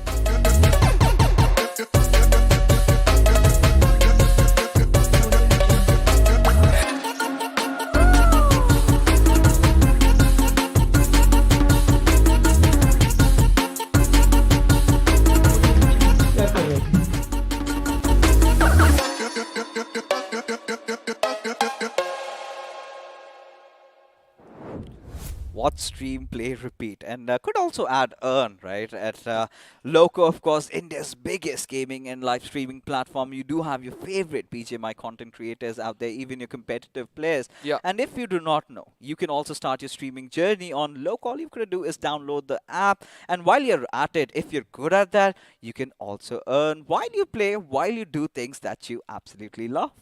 I mean, you need to have a device also as well, right? When you Oh, get yeah. into a game like BGMI, you need to have that 90 FPS cooling system, because you're on the grind and all those things. That is when your 6 is going to come into the picture. But all these things said and done, we need to go back and watch out the highlights of this game, where every single moment was worth watching yet again. It's going to be Aladdin in the beginning, putting an end for the Dreams. As always, as you correctly pointed out, it's Dreams always the first person to get taken down. And from there on, they went on to stay alive until the end of the game. And look at this, team UP50 Soul, UP50 really wetting their pants out there, right? Especially the moment Team Soul got up close and personal. But what? The cojones is on Zen OP to try and pull off something like that. Of course, we did witness a few other fights. I think another monumental fight that we noticed was ACBC going up against Team OR. And with the way OR just went in, ACBC, those nades coming in, it felt like they were clearly not prepared about it. No, at the same time, Kinetic, they just dragged on to the fight so long that they had to pay the price outside the circle. But Team Soul on the other side was just waiting it out. But ultimately, they did not watch out for Nigma Galaxy coming in over here. Max almost took down Goblin as well. Look at that, the HP was so low. But eventually, Goblin, instead of going in for the healing, rather, he was just waiting out for the bullets to be sprayed in. From the other angle comes MJ, puts in for 3 players, as Hector did put a valiant effort to try to take down players, but ultimately had to hit the ground real hard. Okay, Arka, tell me something about it. Do you feel that Hector was too late to provide the cover fire? Because considering your support and 3 of your players are moving ahead, I mean, Max did manage to take down 2 and Yeah. almost got the third, and that is where we finally see the trade. Had he been a little bit quicker, things could have been different for Team Soul. For But sure. he needs to know the location of the enemies, right? Probably he did not have that, and that is why, you know, he did not want to make a mistake of just coming out as Jadu on the other side, puts a Molium on himself and gets taken on. We'll speak again about the strategy of Team Soul coming in over there, but on the other side, this was the moment where Max had everything in his pocket, right? I just hope that, you know, he had healed up to his fullest and also boosted up properly as Ace Black on the other side. Look at that. He had all the boosters up. He was just jiggling around. The final moments is where he got stuck to one corner and the crosshairs were exactly over there and he got sprayed down. Now, coming back to the question you asked against Team Soul, I think Hector did not know the information of his teammates because of the opponents. I'm so sorry, because he eventually knew that one person took down 3 of his teammates and they would have told that, you know, we got fired, but he has to get the information of the other enemies as well, just in case he's going to go out and try to cover up from one person. From another angle, the opponents can take him down. I believe that was what going on in his head. I'm still not going to buy that because honestly, you go in, the minibus goes in there, right? Yeah. 3 of the players are moving. All Hector needs to do is provide cover fire from the backlines, right? That is why he was stationed. And still, you know, okay, all right. One knock would have been fine. You were caught off guard. You did not know that Max was just hiding out there, or maybe he was out in the open. You did not spot him. One player goes down, the second as well. And the moment Team Soul finally stops, even Goblin was getting shot. I think there was around 2 to 3 seconds, which by my standards are pretty slow for a cover fire coming in, especially for a team like Soul. Now, at the same time, they were spread around, right? Nigma Galaxy, the way that placed themselves. But it was just Max. No, there was another player from the other side, right? Who did That came fear late. of. He came later Ah, on. he came a little late. I do understand, but yeah, all these things said and done, it's just speculation sitting on the desk in that pressure moment. I do understand that, you know, he heard someone else also coming in from the left side and had a little bit of a confusion as to where exactly. But one thing which stood out for me in that fight is obviously gonna be the broken vehicle to be used in the map of Miramar. Every single time teams have been, you know, relying on this van and getting taken down, and 3 players. I mean, that's not something which we see every day. Team Soul always travel around with all 4 different vehicles. This time, 3 of them tried to traverse with one vehicle and eventually got shot down. I think one of the major reasons was the fight against UP50 kind of went a little prolonged, right? This is something that we were not anticipating, and clearly they did not have a lot of vehicles to work around with. They realized that we have to get inside the circle, and this is where we were just about get that point up that this is not the Soul way, right? They kind of try the center mostly, and this time they were somewhere lurking around the edges. The moment they try to get in, they just get picked off. Now, this is where even OR Esports really comes into the mix. Now, we were talking about OR Esports. They were kind of on the northern edges of El Pozo, and that clearly they did take a few losses, right? Losing out on Aru, could not survive for a pretty long time. As ladies and gentlemen, as we head into the pre-match segment powered by Loco, it's time to enter into the Tundras, and I really need to work out because now XP is going to be taking it on. Oh yes, ladies and gentlemen, as the bass voice hits your speakers, make sure you increase the volume as the big man is going to be hitting the desk. Till then, we're going to be looking at the teams which are going to be coming back. It's going to be the side of Global. You know, Team A is going to be coming back. It's going to be Global, INS, Hydra, ATZ. That's going to be Autobotz, RTR, Retribution, GOG is going to be coming back, Enigma Gaming, and WSF. You know, the previous match went so crazy, XP. I know that, you know, from the sidelines, you were also enjoying the game. But yes, welcome back on the desk. How are you feeling? Thank you for having me. Is that what you keep telling everyone? No, your normal up a little bit. Your normal voice is more than enough, right? Like, very rarely do you find voices, no matter how much volume you keep on your device, it doesn't hurt your ears. And your voice is one of those. So I do believe that, you know, you can pick it up and just enjoy the game. I'm just messing around with him with a little bit of voice play over here. But again, man, Hyderabad Hydras are all 4 members alive. You know, we did kind of think that, you know, they were going to go in for those finishes. RE Esports' Rockstar was the guy who they were going for, right? Yeah. Whew, the thing was, again, I get it. They wanted every single finish they could because, you know, you want to rack up as many points as possible. But again, all 3 of them, they jumped down and they knew they had no way up. So when Ace Black comes in and he just looks down, so, you know, Fix has mentioned, I'm pretty sure he's going to be a bit ticked off with his boys. But he must have been like, oh, you idiots. But again, you know, had he gone down, because it would have been impossible for them to come up. Now, again, towards the end of the game, the final 1v1. Now, Max, as you guys were saying, did kind of, you know, showcase his prowess in that particular game. And boy, oh boy, it was so close for Enigma Galaxy to get the job done. But again, this is where Hyderabad Hydras rule. No, this is the same time we need to check on the minimum. You know, every time we say micromanagement of resources, this is where it comes into picture. He had to boost himself completely. Whereas on the other side, we saw that, you know, Hyderabad Hydras, the last man standing was completely healed, completely boosted, exactly knew where the enemy was coming in from. Both of them had information about one another. But let's not forget that moment where you said that you idiots coming in for his teammates. The way he looked down.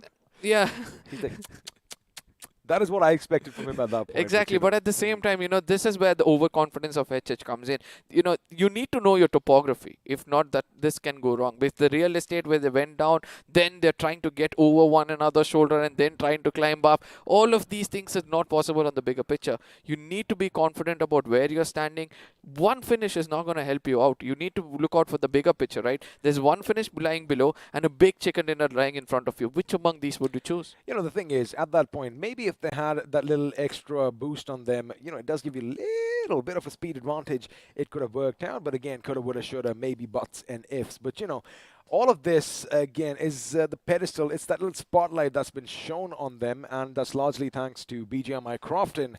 And, of course, you know where I'm heading with this, our lovely sponsors, iQOO and Neo. And, well, once again, before we get into all the action, let's see how to slay your dragons.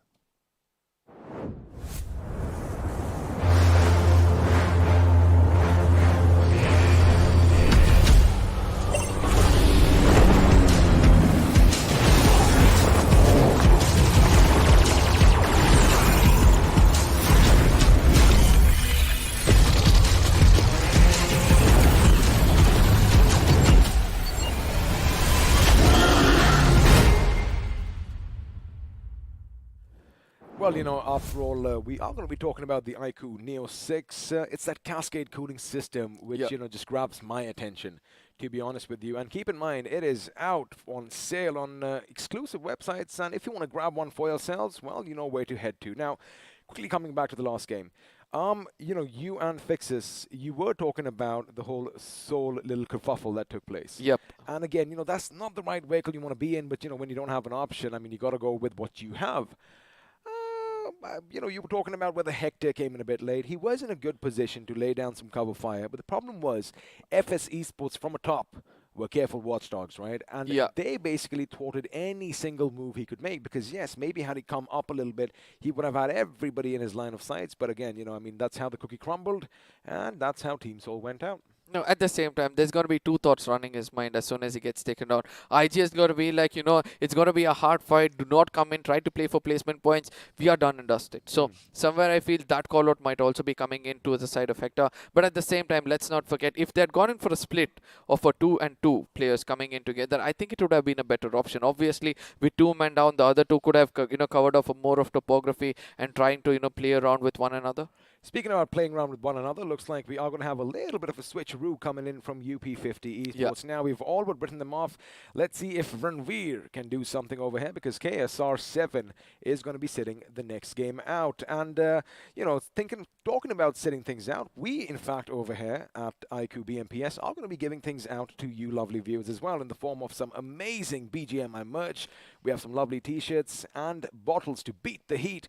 That could be yours, but Arka, how do we go about it? Now, you guys have to head on to the description of every single stream which is going on over here. One amongst those channel will have a certain description in which there's going to be a link. Click on that and fill in the form perfectly. And after that, you're going to go back to the chat and hashtag the team which you feel is going to be ending on the top by the end of the day. And if you're doing it perfectly, I strongly feel that you're going to have a chance for this merchandise in your hands.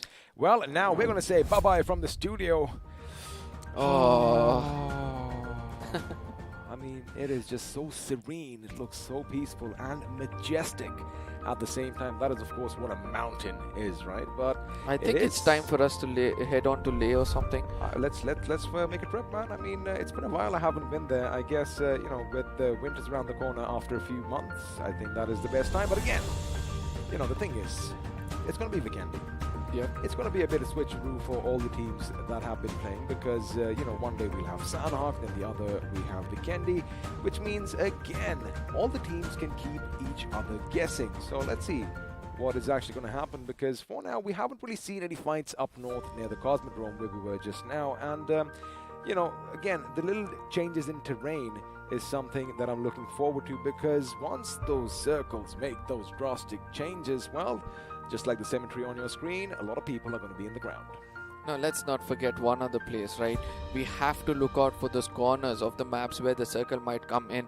A little bit of water is also coming into play. As, ladies and gentlemen, we're going to be stepping into the map of Vikendi as the big bird hits the sky. It looks like, you know, it's traveling right to the dead center of the map. We can see that the whole island is in our view at this point of time, coming in from one corner of the map.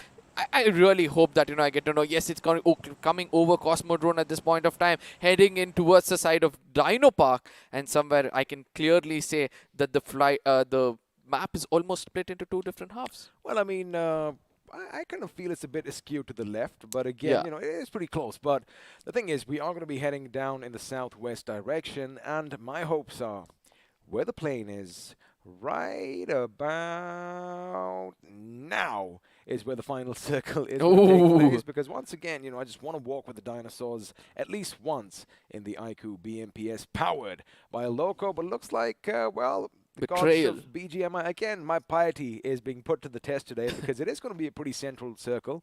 And you know what? On the second hand, I wouldn't mind something near or in around Mount Kresnich. No, but at the same time, let's not forget towards the side of Milnar, where we take the tension of Team Soul and Hyderabad Hydras going together. I don't know whether they're trying to head in towards the side of Winery or something, to Winery or Winery, you know, where they want to get themselves a lot of loot for themselves. But early skirmish only possible is in this one specific spot. The rest of them in equal distances. I know RTR and GEO at this point of time are almost in close proximity with one another, but yes, towards the side of Winery is where the fights can take place. You know, as a man who does like his wines, I'll tell you, it's winery, but the problem is it's called a vineyard. So again, you know, I mean, of course, you can always make these little bit of hiccups over here, but we've seen these two teams time in and time out battle it out over here at the winery. Now, Seoul is going to go up against Hyderabad Hydras, and as far as their stats are concerned, they stand at 1-1, because at one point, Hyderabad Hydras got the better of Seoul, and well, the second time we did see them drop down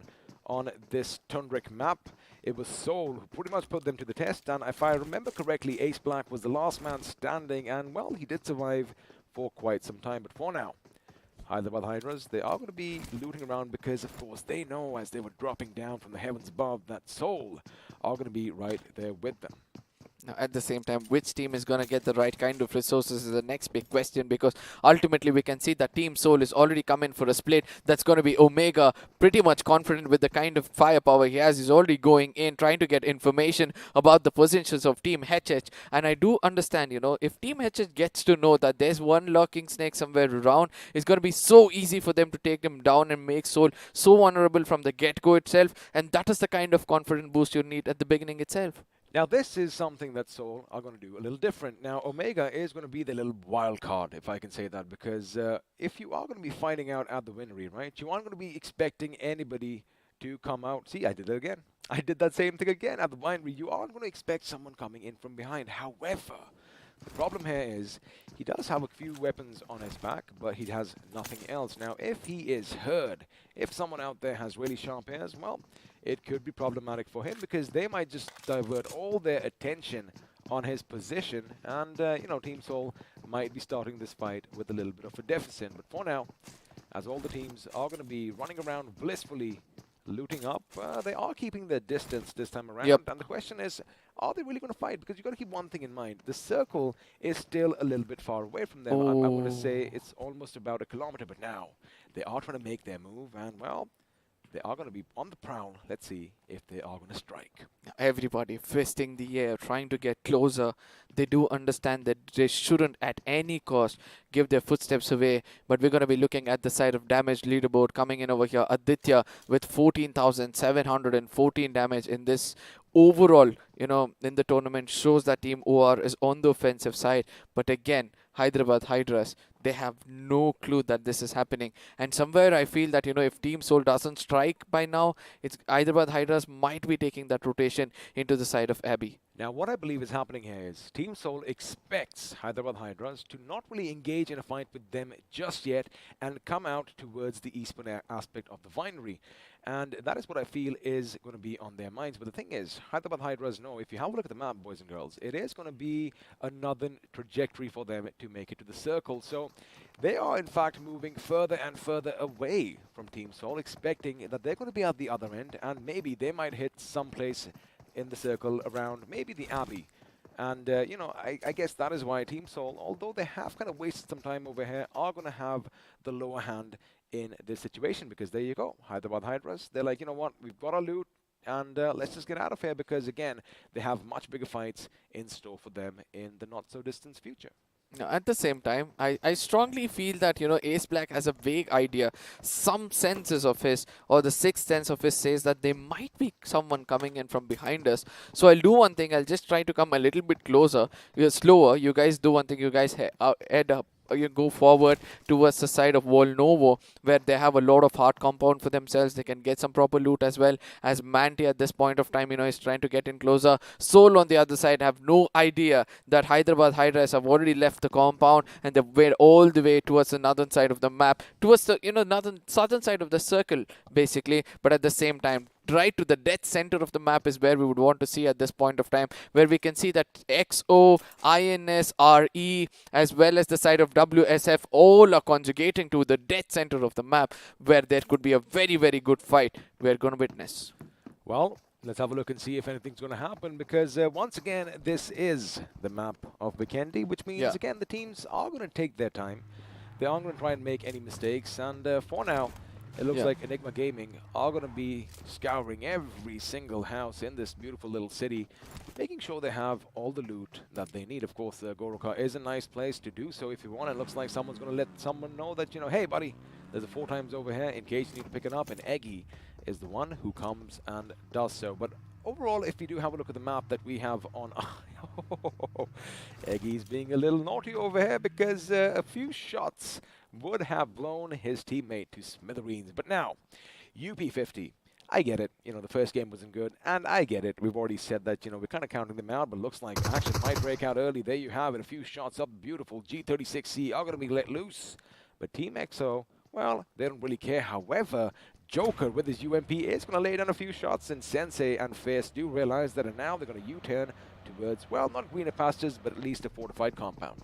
Now, I don't know how many of these teams are kind of, you know, knowing that every single time they're going to move around towards a compound, they're going to leave a trail behind, right? With those tire marks coming in on the ice and also around the buildings. You know, if anybody is trying to get in a bit more closer towards that compound, they're going to check whether there are some, you know, trail marks of the tires or footsteps over there, and then decide whether to take the fight or not. But eventually, you know, all this is going to happen in the middle rotations of the game. But let's not forget that right now everybody are coming in a bit more closer to one another, as GOG is going to be facing out 7Cs at one corner, and Kinetic on the other side is going to be facing out the side of UP50.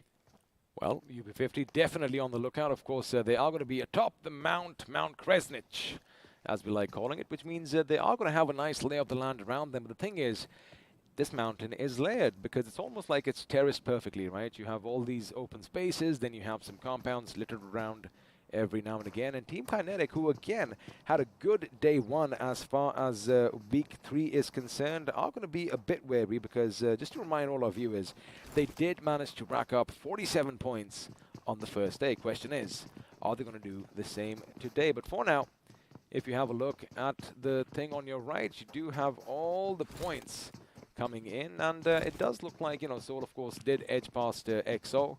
However, we do expect a couple of teams to be there, but I like what they've done over here. So these are basically your 2 squads over here, your 2 groups that they're going to be showcasing again, just to make sure that, you know, we narrow things down.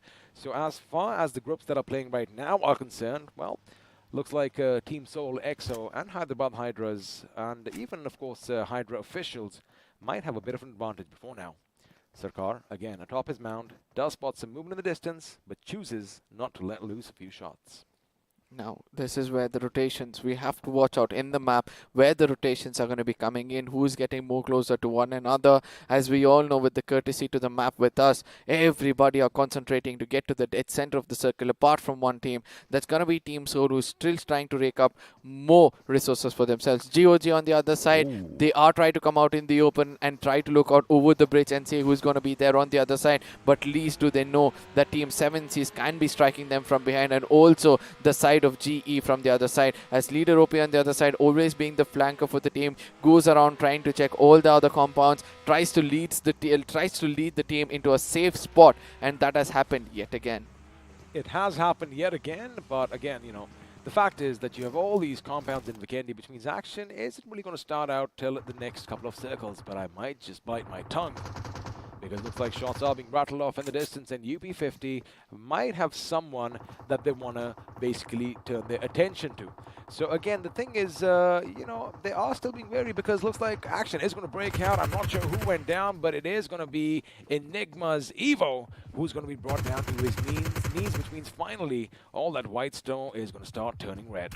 Now, at the same time, a smoke is going to be coming in. Enigma is very, very well known for, you know, picking up their players as soon as they get taken down. But let's not forget this three-way Mexican standoff between UP50, Enigma, and Kinetic could be devastating for one team, because ultimately each of them know the location of one another, and they're just going to wait for the other two to fight out and come and dominate, be the third party. But let's not forget, this is happening to the dead center of the map, almost the dead center of the map, where there are other teams also trying to come in a bit more closer to them. We know the Hydra is coming in, FS is also trying to come in, as this circle is going to again form up towards the side of the highest ever place. That's going to be the Mount itself. Well, let's see if Mount Kresnich is going to be the epicenter of all the action to come, as a lot of teams are already congregating on it. Have a look at that. You've got Enigma Esports over there, you have UP50 over there, and Team Kinetic are joining in as well. At the same time, let's not forget at this point of time, you know, Team XOWSF and INS are also pretty much close to one another. But somewhere, I really want to see the rotation coming in from the side of UP50 or GOG, because these are the teams to watch out for. They are doing wonders. They need those finish points as well as that good winner chicken dinner to make sure that they still have a small breathing space or a ray of hope into the next round, as we're going to be looking at this. Look at that Team Soul. We still have Goblin outside of the main circle itself, not in the blue zone eventually. But I do understand he has to make it inside the circle with his teammates, as nobody is going to be looking down south towards the side of Castle. But on the northern side, it's going to be Global coming in close proximity towards the side of 7Cs. Is there a fight which is breaking out over there as the first blood is being drawn? Well, it is going to be RTR who are going to be going up against EXO, and it is going to be EXO's loss where the first blood came in, but now we're going to be focusing on the fight between 7C Esports and Global Esports. Now, the thing is, 7C, they are going to be spread around, which means Salvatore could actually be in a good position to lay down a few grenades at the position now. He is going to try and get as close as he can, but I do believe the sound cue just might be given out. I like how he's being careful, making sure he jumps in. Now this is where sound strike, and now the sound has been given away. However, the grenade is going to be flung. It might just be good if it goes in. And oh yes, Narnia was almost brought down, but this time around he is still going to be up by a sliver of HP. And there you have it. The repeat grenade, if it went in the attic, well, it could have spelled trouble for Global Esports. Now what this does is, oh my goodness, I'm just going to bring this up. It gives Global Esports time to retaliate, and it looks like one of the members from 7C Esports is going to be brought down to his knees. Now that's going to be Sarang, one of the strongest and the key player for the side of 7Cs, who needs to stay alive for all those frontal battle. But let's not forget the cover fire coming in from the other side of Spray God, the only player pretty much close to them. He has to do wonders, and that's going to be Savitar. It's going to be cooking up more grenades. If he does damage against the side of AJ, things can be different, and he can also push in to say, check where is Manya. He does see Manya over that, you know, fence, and that is where the next grenade is going to be coming in. Exchange of these two grenades can be devastating for both of them, as Savitar gets a tag and Manya knows exactly where to put in the next one, as Aladdin is also going to get a little bit of a chip damage because of the next grenade following up. Well, let's see if it's going to be the case, but it is going to be just a bit too wary and a bit too long. But elsewhere, looks like UP50 are going to be opening up on GOG, as MJ, in fact, is going to bring down Sarkar. And looks like Sarkar is finally going to be finished, but this is where the split from 7C Esports might come in handy. But the thing is, they are going to lose one man, and that is going to be inevitable. And Savitar, maybe he might have to make a few plays, but looks like it is going to be nothing for now. Now, this is a good position Spray God is in. Now, of course, we can see the kill feed. Another fight is breaking out as we have a look at where the circle is going to be going. And let me tell you one thing, I mean, I guess there is a little bit of confusion over here because for a second, Global Esports seem to be a little confused as well. SprayGod, he might just try and go on that little bit of a left flank, keep the enemy guessing, as the circle is going to be closing down in about 5 seconds. But the question is, where is it going to go to? Right now, although 7C back up on their feet, we are going to be switching to the other fight which was taking place, and it looks like Enigma Esports, well, they want to come in and play spoiled sports as well. As there you have it. He is going to go in, he is going to make sure he has some preemptive fire in the smoke because, well, even though the vision is obscured, the sound cues were given off, and now I like what they've done. They've deployed that molly to make sure they keep him at bay, but it looks like Rage God's molly is going to bring his teammate down, and UP50 once again are in a whole world of trouble. But there you have it, Rage God. Oh, he's gonna get it. Oh, what was Rayjot doing? Trigger discipline is something which comes to it finally, as Enigma Eggy is going to be blessed with few seconds to turn around and retaliate, and eventually on the other side is going to be grenades coming in from the side of MJ, the grenadier for the team, as Nikopi is also going to be following it up, and the retaliation also coming in from the side of Evo against the side of MJ. GOG versus Enigma is where the concentration is, as on the other side, Savitar versus the side, Team 7C versus the side of GE is also taking place. Through the pixels is where Savitar wants to strike. He's been holding this position for a really long time. AJ versus Savitar. The survivor is going to be the last ray of hope at this point of time, as Savitar gets taken on from the off angle, comes in from 2 players, where the spray is still going on, unless it's going to be Ronnie who puts an end for him, and eventually 7C say goodbye from the lobby. Well, maybe had they acted a bit quicker, it would have been a different story. But now we're going to focus back on the match between Enigma Gaming and GOG. Keep in mind, there still is one member, I do believe, from UP50 who is going to be alive and kicking, and well, Aditya is not going to be participating in this little skirmish just yet. Now, Nikopi is going to be flung out with a Molotov, but the thing is, you got to know the ins and outs of the building. And speaking of UP50's Aditya, well, his work is going to be a bit tougher, as Team Kinetic are going to be heading his way now. He knows where they're coming from. He has an idea. The left flank is the first one that's going to be given out. He does have a visual, but unfortunately, he wasn't quick enough on the trigger. And with that, UP50's hopes and dreams, I do believe, to make it to the top 16 have gone off in a puff of green smoke. No, at the same time, Enigma versus GOG, this is continuing for a really long time, where Enigma is pretty much vulnerable at this point of time. Grenades are going to be cooked in, tossed over that, ceiling, and if it lands perfectly, that could be the end of the story for the side of Enigma, as GOG, as a pack of wolves, as scavengers, are going to be rushing in to make sure they put an end for the side of Eggy and Evie at this point of time. Eggy does realize, listens to the footsteps, goes in for the shot, and eventually that is where his location is also going to be compromised. Fire, it's going to be Molotov, is going to be holding it back, as the grenade is going to be cooked in. This one good grenade can put an end for the side of GOG. If that's the case, then it's going to be a very different story altogether. Well, elsewhere, looks like Seoul is going to be using grenades to their advantage, as they do get a double knock on Manti, but we're going to still focus over here as Eggy just throws something to keep the enemy at bay. Now, he is the last man standing. His position has been given away, and even though you do have the Autobotz nearby, nothing's going to happen. And switching to the fight where I did talk about those double knocks, Maxi is still going to be on his bloody knees, and although Omega knows that someone inside, he's going to take his sweet time just to kind of taunt Striker in a way, because, well, it looks like Hyderabad Hydras, as soon as Maxi goes down, are going to be survived by that one last mine, and Striker this time is going to try to make a run for it, but he is way too much in the open, as 4 guns are going to be shot at his direction. However, he does run away to live to fight another day. But this is where Team Seoul gathered the attention of Esports, while WSF, and one good grenade coming in from Nick, which means Enigma Gaming, well, they are going to bid us adieu in the map of Vikendi. Now this is where Autobotz can actually dominate against the side of GOG. A rotation is pretty much required, as the next circle is already formed in. Which island is going to be rewarded with the final circle is going to be the next big question, as of now. Towards the side of Castle, which was the least corner for us to watch out for, is still inside the circle. Somebody trying to hold that high ground advantage in the Castle, having the sniper, we all know, can pick up some decent amount of finishes for themselves. Well, decent amount of finishes is what GOG are going to try and go for, as they did wipe out a squad, but now they are going to have to go up against Autobotz Esports. But the thing is, they again have a lot of terrain over there to converse, but it looks like MJ is going to be caught out in the open. They were oblivious, and this is why I pointed it out earlier. Autobotz Esports, all they have to do is wait for their prey to come out in the open, and that is when, well, Fox is going to be going on a little bit of a hunting spree over here, but this is now going to be problematic for them because they have given the position away. There you go. Mr. IGL getting shot at from behind by Hydra Dynamite. Now, at the same time, Hells has to be very, very careful because they're trying to pull out an impossible task against the side of GOG. Every single grenade GOG have tossed till now has done the damage. The splash radius has caught any of these players, but at the same time, if Autobotz are a little bit, not in their senses, they might get taken down as well. As you correctly pointed out, it's also the side of Hydra who will be trying to restrict them, but GOG on the other side have a little bit of a hard cover and a high ground as they make it inside the circle, right? Because we have Kinetic inside the circle, we are a little bit on the lower ground, so that is where GOG is going to be a little safe.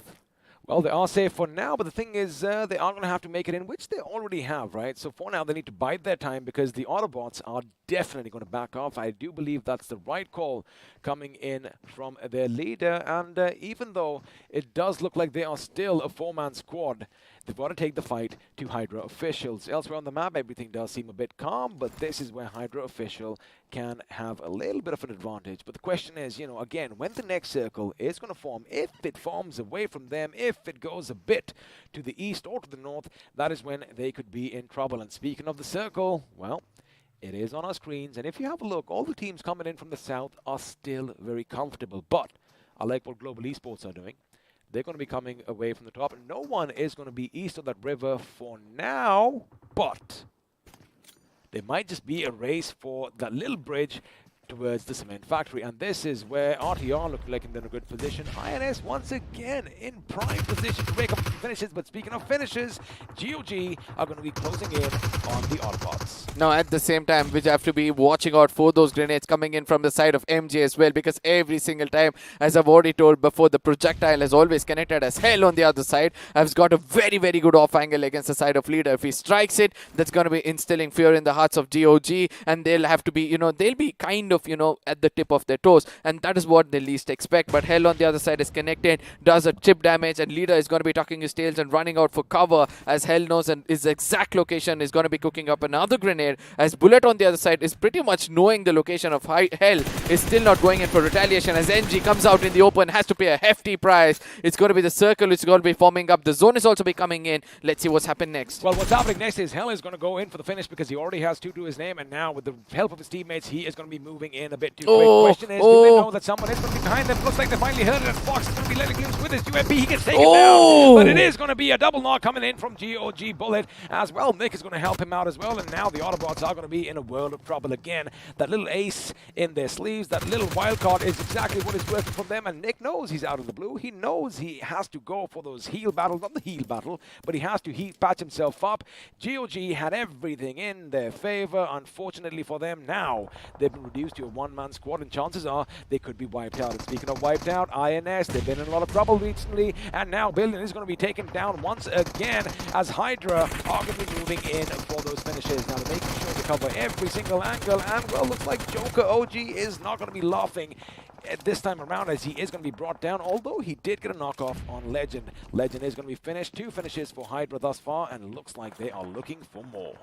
Now, at this point of time, I don't know what's going to happen, as it's going to be a grenade which is going to be tossed in upstairs. As Cyan almost gets taken down. Hydra has an opportunity to push, as Cyan is going to be putting up a grenade, trying to restrict them as a defensive maneuver, but at the same time, he has information. He can jump down and strike from behind, but ultimately, Jackson's grenade has given an opening, as Cyan is going to be putting up a fire trap, and the perfect one to be restricting the side of Hydras, as one of them is going to be getting cooked in the crosshairs, where he's going to get taken down as well. The fire is going to be there for just few seconds. Will Cyan be able to pick up that finish, put up another grenade at the same time, restricting them? No, that's not going to be the case, and eventually Hydras are going to eat them up raw as INS gets out of the game. Well, even though Hydra has lost one of the heads, they still are going to be a 3-man squad, and Team INS are looking in a bit of trouble, as are the boys from our Esports. Now, they are going to be spread a bit far and wide. In fact, I do believe Canary is going to be on the other side of the water, but the thing is, the circle has shifted towards Team Kinetic. Now, they know someone's down below. They are probably going to go in for the smoke. Just a little bit of an angle over there, but from behind, they've got to be careful because Hydra official could be sinking their fangs in deep. But I do believe Bale, he does spot something in the distance. Rockstar might be the intended target, but RTR could also play spoil sport at this time. At the same time, I want to look out for that last player of GOG, right? He's way outside in the blue zone. trying to play it as safe as possible. There are some shots which are going to be dished in from the side of KU. If he detects the Canary is inside the waters, that is where, he might get taken down. Our Esports on the other side, they're trying hard to keep the attention of the whole team of Kinetic towards them as one person is still swimming around. Look at what G is doing on the other side, taking the bridge, traversing through those vehicles, trying to come inside the circle and making sure that nobody's going to be coming in, as God at this point of time has the smoke screen and he's going to be avoided every single way. We've seen Global Esports fight another bridge, but now they're going to be fighting another team at another because Soul is going to be bombarding them with grenades from one end, and of course Striker could strike at the opportune moment and well be a little bit of a thorn, but it looks like Hitman is going to be brought down as far as FS Esports is concerned. RTR again in a good spot. They have the high ground. They could lay down some lead, but they're going to be content with fighting Team Kinetic. Now, Goblin, we know what this guy can do, and suddenly I think it was a little bit of a slip over there, but that was something lucky because he was getting shot at from behind, I do believe, by way of Team XO as our Esports. Again, we thought that Canary isn't going to make it, but no one saw him swimming across the water. I wonder if Wales can actually do that. I think that, I think that it's all, easy for them because we saw that Hydra was trying to, grab all the attention of Kinetic, and that was a very, very good strategy coming in from their side. But Team Soul, they've come in a bit more closer, put up a grenade, and Goblin is going to be falling back. Not much of a fight we have seen from the side of Team Soul, so there's going to be a lot of attack coming in from their side. They have all the resources, the throwables, the bullets, everything possible in their pockets, and let's see how best they're going to use it. As Kinetic on the other side, this fight has been elongated for a really long time. Now, our Esports needs to be very careful because not only they're burning their resources but also attracting attention of GE, Soul as well as RTR coming in closer towards them, towards the shorelines, and that could be a big problem at this point of time. Onyx gets taken down by Joker. This is what I was saying. When you take a fight for a long time, you might get taken down from another team. You could be taken down, but right now it looks like Joker from below. He is, in fact, a troll under the bridge. He's going to try and get as many finishes as he possibly can. As far as the other bridge is concerned, it looks like FS Clutch and Hitman are going to be biding their time, as does Striker. But now Joker does go in the water. He has been knocked out, and now chances are he isn't going to get back up again. The circle, mind you, has shifted, and Team XO are looking good, as eventually all these teams are going to have to head in their direction. And let me just tell you one thing, boys and girls, they have the only compound for the taking, and well, we all know Concrete is a lot better at stopping bullets than smoke. Now, there are 3 men standing, right? They lost inside, but still that's not stopping up at this point of time. Team RE is looking pretty strong against the side of Kinetic. This kind of ridge has helped them out to survive much more better, as Rockstar has a vague idea as where to God is because of those gunshots. They're going to be landing up a grenade perfectly towards him. If this does dish the damage, then it's going to be the end of the story for the side of Kinetic, as a fall-off grenade is going to be going right towards his face, and that's the end of the story for the side of Kinetic. Well, Team Kinetic are going to bid us adieu, but it looks like Rockstar is still going to make sure he gets to the Canary in time and patch himself up. Now, Team Soul, they've got the work cut out as well. However, they do have that gradual slope to work with, and there you have it. Smokes are going to be popped, and they are going to make their way towards Team XO's position. Now, Team XO, all they have to do is bide their time, hold on to that trigger discipline, and once they see enough members of the opposition, that is when they let loose. But for now, Team Soul, they are going to have to fight the 2 members of FS Esports because, again, they want to make sure they capitalize on as many finishes as they can, but do not rule out Global Esports just yet because they're going to be coming out swinging. RTR are still a 4-man squad atop their little mound over there. They're going to have a good time as well, but there you have it. Clutch is going to move up. He gets the better of AJ, and now he's going to get back in cover as Hitman is now going to do his thing, almost knocking him out, but looks like a grenade coming in from the Green Goblin himself. Is going to put him down on his bloody knees. Now, at the same time, a follow-up grenade is what Team Soul will be looking out for. But again, we know the IGL is going to think different. He's going to be making himself inside the circle, which is more important for them, as Goblin will be looking out to get the final finish. There it is. He hits it properly, and that's the final nail in the coffin as another team hits to the lobby. And let's see what Goblin is going to do next. I know the information is going to be relayed for the side of G, right? They know that Goblin is on the other side. They'll try to retaliate as shots are going to be fired from the side of Goblin. The zone is going to be eating him up. What's he going to do next? Well, what he's going to do next is just hit the enemy with everything he's got. He gets one, he gets 2, and now Mania could be in his line of fire. I think he does see him. Maybe he crouched a little bit, and now he's going to switch his weapon. He knows he's behind the tree, but unfortunately, it's going to be Mania who gets the better of Soul Goblin. There you have it. He is going to hit the deck right now. He just has that one first aid. Oh, no. And now He knows that someone is right close by, but the thing is, RTR have no idea that someone could be lurking behind, or maybe I stand corrected because Craniax is going to deploy some smokes just to make sure he can still sneak his way towards the enemy elsewhere. This is what I was talking about. Team EXO, they have the walls, they have the protection, they see all the commotion, and all they need to do is strike at the right time. I mean, I don't know whether you observed this, but this whole team of Team Soul got taken down by the side of Team X. So they were just waiting it out as soon as they're going to come into the crosshairs. As you said, they're just going to press the trigger and pick up as many finishes as possible. They were just 3 men standing, but eventually now it's a 3v4 situation as RTR is going to be rushing in, trying to take down the side of Team X. So Fierce is already done the damage against the side of Chonu. But the best part is this, the circle is favoring neither of these teams. And we can see that, you know, ultimately when the fight happens in the open, that is where all the strategies of either of these teams are going to be read, as Coops on the other side has got a little bit of a hard cover, and we can say that all the team of Team RT are equally distributed in this real estate. Well, they are going to be distributed, but the thing is, 2 of them are going to be out of the blue, as looks like Chonu is going to make sure he has his thing over here. Now, have a look at this. Craniax is going to go up against Mania, throws it right at his body. Boom goes the grenade, and with that, Global Esports were sent packing. Now, Team EXO, again, they have the little bit of an advantage, but it looks like RTR have found a little bit of a niche for themselves. Now, this is where grenades are going to come in, and looks like Fierce is a little impatient. I do like what he's doing because he's using the enemy smoke against him side, but look at the split. This is where Duty from afar spotted the distance, spotted some movement. In fact, I think it could have been Coops. No, it was Duty who did shoot down at Fierce, gave his position away, but now he falls down to the blue. Now, RTR, they have an advantage. It is going to be a 3v2 situation, could be a 2v2 as Craniax has been spotted. Craniax is shot at, and Fierce is going to make sure that Craniax is going to be down on his bloodied knees. Now, this is where his teammate comes in handy, as Snacks, in fact, is going to be taken down. Oh my goodness, what a turn for wins. For now, it's going to be Team EXO's Fierce going up against... Oh my goodness! There you have it, RTR, Retribution, getting the job done, winning that chicken dinner, as we, of course, are going to be heading into the post-match segment, powered by Loco. Look at the relief on their faces, right? Because RTR Retribution at this point of time needed those points because they were at the 20th position. And from here on, the way they're going to pick up, they're going to be so happy. 18th position to be specific. And they're going to be so happy to get that winner chicken dinner. And look at that, 24 points. I mean, eventually the kind of jump they're going to get. This is not the only map they played so well. 2 straight matches they played really well, and that is how they've raked up almost 40 plus points. So at the same time, let's not forget Global Esports over here did put a valiant effort over there. Team EXO on the other side trying to be as safe as possible, playing for possession points because they had lost Sensei from the beginning, and then eventually with 3 men standing, they could get only 2 finish points for themselves, but decent 14 points to make sure that, you know, they'll be on the top of the table itself. But Team Soul on the other side, they struck when it was right. They got position points, they got finish points, and 13 is what they've got.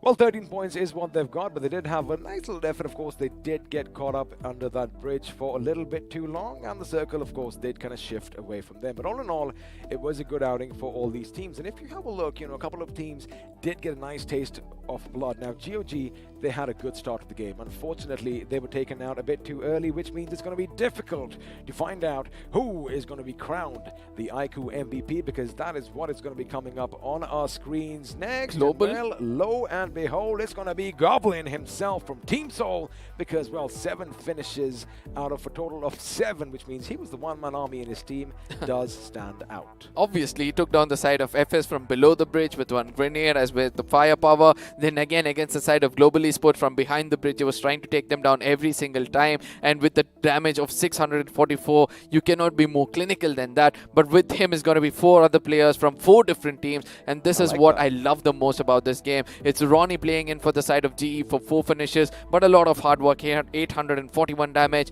Coops coming in. He was holding an off angle, and let's not forget that he almost took down and helped out the side of RTR to gain this winner chicken dinner with 3 finishes, 671 damage points. Of course, you know, even Hydra Jackson over there kind of coming in with the 3 finishes for himself. Again, you know, like we said, everybody had a taste of blood in this game, which is, again, that just makes it so much more beautiful. But now, let's actually have a look and see what all is going to stand out, because 8 grenade finishes coming in Vikendi is something big. And have a look at the Nox buddy, 76. Oh, yes. At the same time, 2 airdrops were looted over here with a total of 89 healings coming in the map of Vikendi. You're going to like that. Yeah, every single time, right? In the map of Miramar, we had 8008. and now 89, 89. So that shows that, the healings are not given priority. Everybody wants to get those finishes for themselves. 27 assists is the least I've seen so far in this tournament itself, because there was not much space, right? The zone was eating up most of them. Most of them tend to take the fight. It was a very, very elongated fight for every single player, and that's how you have so much less. Also, it's all those compound fights, right? Because you aren't going to give your teams enough time to patch themselves up, because that is where time is of the essence. But for now, let's have a look and see who all, in fact, did get a taste of blood, because the finish and damage graph is popping up on our screens. And even though UB50, again, they went out without a bang, so did the boys from, I do believe, Esports over there. And 7C, 881 points of damage. However, not a single finish to their names. 7Cs. I mean, I don't know how they took multiple fights, right? First with GOG, they couldn't break up anything, and again tried to take a fight with another team. Ultimately, they had to hit the ground very, very hard. But at the same time, FS Esports is also getting taken down. FS Esports were holding a very, very good spot inside the points table, and all of a sudden, I feel that with performances like this, they might get pulled down, and eventually they're going to be on the hang at final moments of this tournament. Of course, they did get 401 points of damage, but the thing was, they were surrounded at all ends, and ultimately, Clutch and Hitman, they didn't really have an option, because at one end you had Team Soul, at the other end you had Global Esports, atop Global Esports on the hill you had RTR, so no matter wherever they came out from, chances were they were going to get shot at. But again, despite being in a tricky situation, I liked how Global Esports went up against 7C, although it looked like 7C Esports did have the advantage. Have a look at the damage, right? That's basically from one squad. Unfortunately, they couldn't capitalize on this. Now, let's have a look and see if something's going to change over here. Only one thing, Global Esports moving to the 6th, while Hyderabad Hydras fall down to the 7th.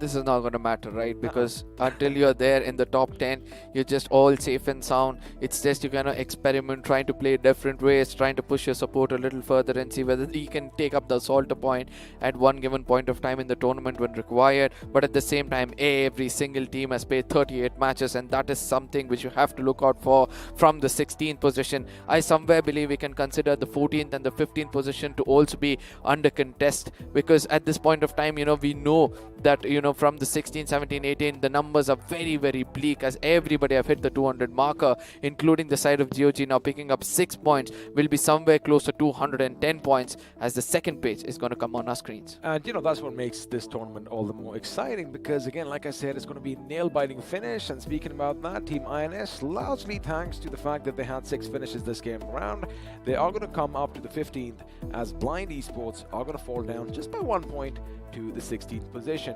Overall, nothing really has changed over here. However, oh boy, now just keep one thing in mind. Let's keep it as 240 as 244 right? Also we can consider. All right, let's keep it as 245. Let's be fair over there. Now, this is where the teams are going to have some trouble. See, Team Kinetic still in the run. Of course, Retribution, RTR as well. Even though Walkouts and Initiative Academy have slinked down a little bit, one good game is going to bring them in the top 16.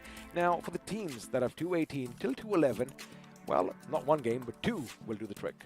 No, at the same time, Esports, Walla, WSF and GOG, they have to be very careful from here on. They have to count the number of games they have in hand and try to find an average in every single game. They have to go in a little more aggressive, as we can see that GOG finally hits the 100-pointer when it comes to finish points, and a 111 when it comes to position points. But let's not forget Team MG, even if they do wonders and try to, get into the, probably into the 16th position with a tie, they'll be able to come up, because they have the highest number of position points of 140 for themselves amongst all the teams from the 16 to the below. Well, I definitely agree with you over there, but, it does kind of sting just a little bit that UB50 with 136, even if I say that, it's an uphill battle, it is pretty much done and dusted. And I kind of feel that, these teams, this particular team, kind of has that set in stone as well, because again, although this is the iQOO BMPS, they are pros in their own right. They have made it to this event, and again, none of this would have been possible, of course, the fact that they were given a chance if it had not been for BGMI Crofton and our lovely sponsors iQOO and Loco, which means once again, let's have a look and see what this device is all about.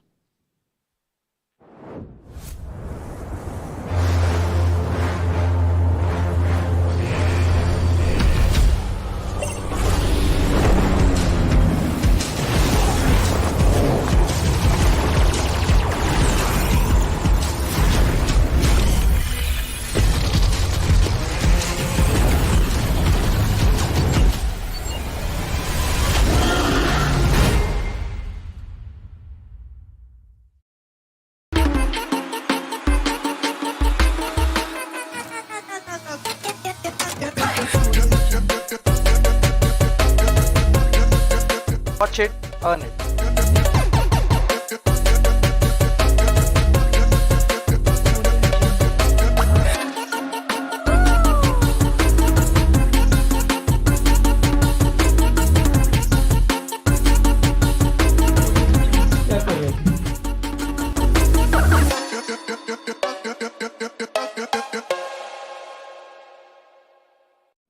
Watch, play, stream, play, repeat is the mantra that we love following as well. And again, like, we love saying that you all can start your journey as well. All you have to do is grab yourself an iQOO Neo 6. And, well, how do we do that here, Arka?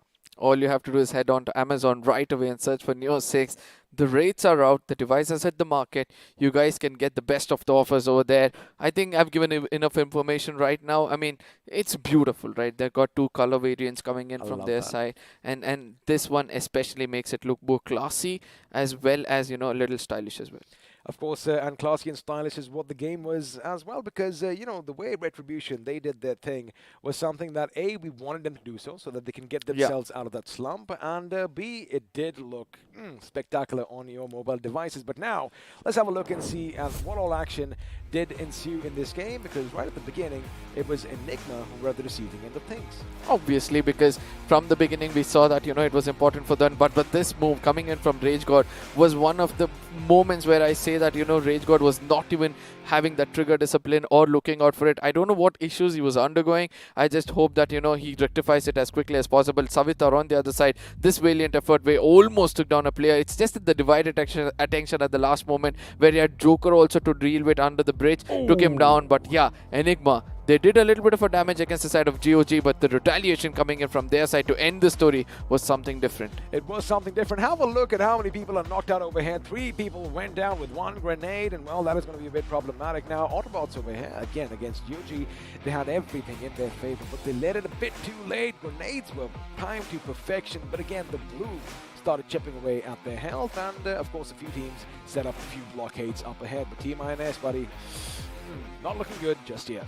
No, absolutely. But at the same time, Cyan over here, he did do a lot of effort. He had another molly for himself. He could have cooked up a little more time, but eventually, it was end of the story for him with 2 others coming in from the opponents. Our Esports on the other side, we did see that Rostov did put up some really good grenades, ended the spree for the side of Kinetic, but Goblin from here on, 1 grenade and 1 firepower coming in, and this was the moment where he could have actually erased the side of GE as well. He could have, and of course it was all down to one man. Had he probably crouched a bit earlier, he could have got the better of GE, but it was going to be Manya who got the better of Goblin. Again, I love the fact that, we had such a back and forth, to and fro in this game. Yeah, absolutely. An eye for an eye it was. But at the final moments of the game came over here where it was Chonu as well as his teammates doing the best of what they can. But a rotation coming in from Coops did do a little bit of a damage. And final moments of the game where RTR, I really thought Fierce had this game. And as well as the side of Team EXO. Because there was a little bit of a hard compound still inside the circle. They would have held on for it is what I felt. But they were taking the fight. They came in a bit more further. You did point out, right, where Fierce was coming out and like, what is this person doing?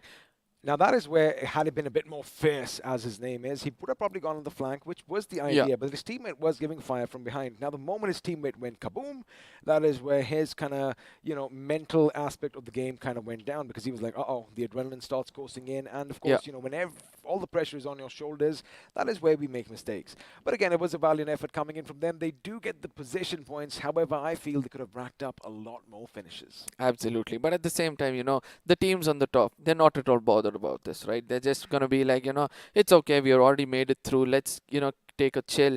Let's try to play it out just for the sake of it. But at the same time, let's not forget that, most of these teams are also trying to experiment, try to create a plan C or a plan D, because they'll have a plan B and a plan probably A as well. If that doesn't work out, they can shift on. But these moments in the game, that is where you get more plans for yourself. Of course, we were talking about this yesterday with Fixes, and they did interview a few people from OR, right? I mean, they don't just have a few plans, buddy. I think every single alphabet is going to be covered overhead. There might even be a plan Z, but again, that is the beauty of this game, right? Because if us humans, we are creatures of habit, and thing is, someone is going to realize that, wait a second, this is what they've been doing every now and again, and they're going to come in and throw a wrench in your game plan. So you've got to keep them guessing, and I love the fact that teams come up with something different. But a map like Vikendi or Sanhok, for that matter, oh boy, whatever you come plan with, it's a game changer. You've got to do something on that moment right there and then. Yeah, absolutely. But Weekendy, the final circuits have always been bizarre, right? It shifts away so much, but still teams like EXO and Team Soul are still able to predict that perfectly. And that is where I feel teams on the top are trying to do, trying to get that, one negative pointer, convert that into a positive so that, in the grand finals, there got to be any kind of mistakes they'll be doing and aiming for the big trophy from the get-go itself. Well, of course, they are going to be aiming for the trophy, but for now, it is still going to be about who all are going to be in that little end-all skirmish. Of course, we have a lot of battles that have taken place, but the war is still not over. And again, I guess it's fair to say that UP50, their chances are pretty much zilch at this point, which means up into the 23rd position, anyone can still take it.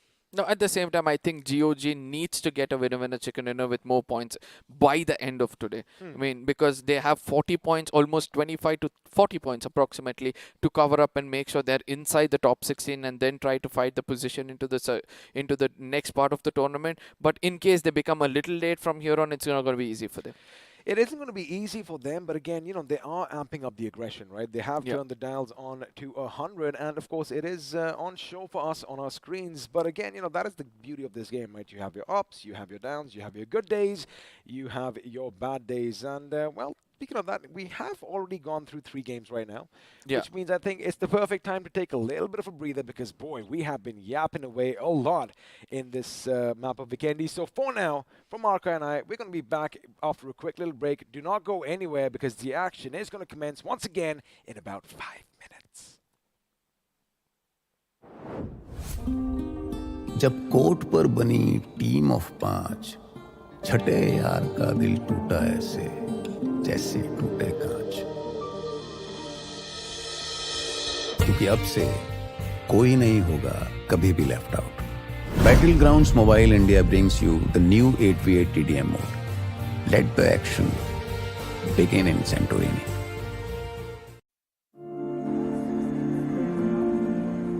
It's not about being like everyone else.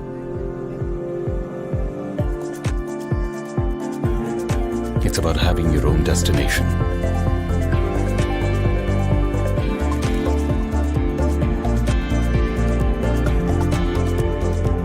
It's not about how you fit in. It's about the skin you choose to fit in.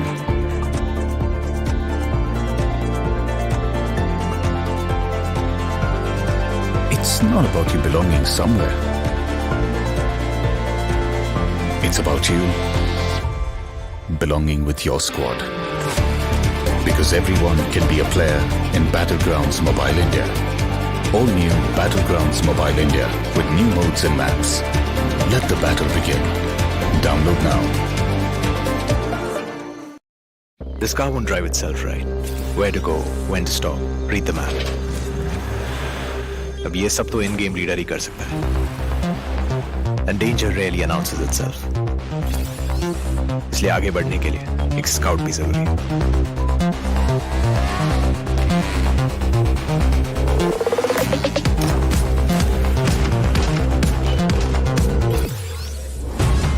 And without the fragger being there to wipe out the enemies, moving forward तो भूल ही जाओ.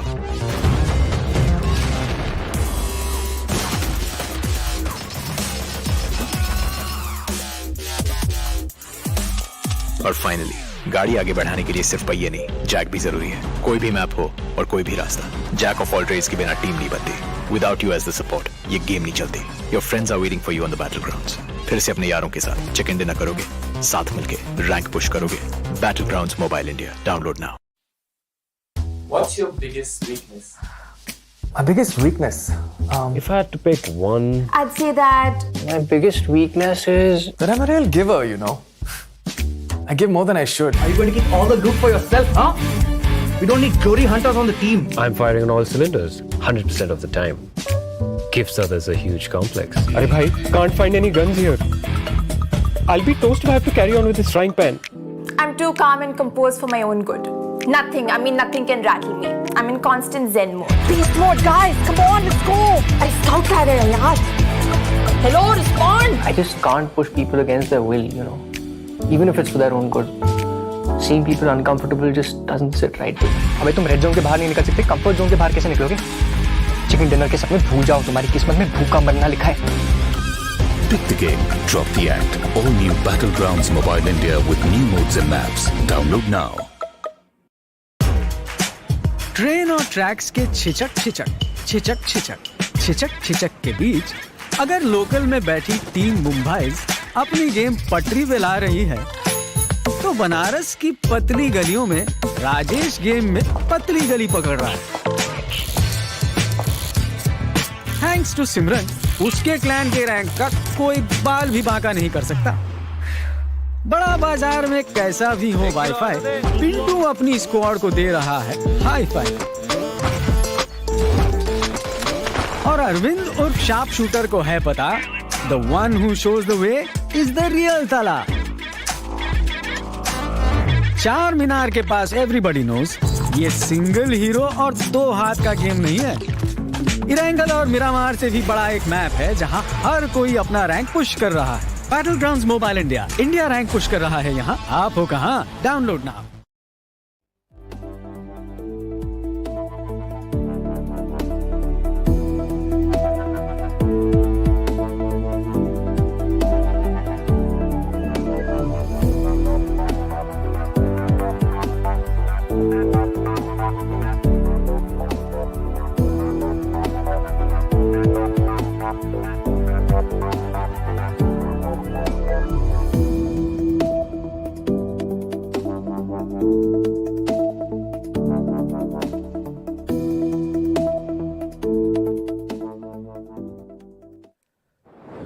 Well, welcome back once again to the iQOO Battlegrounds Mobile India Pro Series powered by Loco. And as Arca and I promised, it was a short little break. But the thing is, Arca isn't here anymore.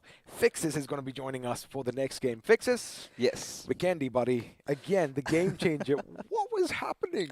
I mean, again, it was a very centralized circle, right? And it was the good old Vikendi. The teams that tend to thrive were the ones doing good. Retribution RTR has been one of their strong suits, did come out swinging, and this potentially was one of those games that got them so much closer to the top 16. Again, like we were talking about earlier, anything from the 13th to the 23rd position is still out there in the open because, if the team at the bottom does do good, they can easily climb up, and that is the beauty of this tournament. But again, let me just break one thing up. I know I don't want to talk about the last thing because the past is the past. 7C versus Global Esports. 7C Esports were doing everything right. However, they fell just a bit short.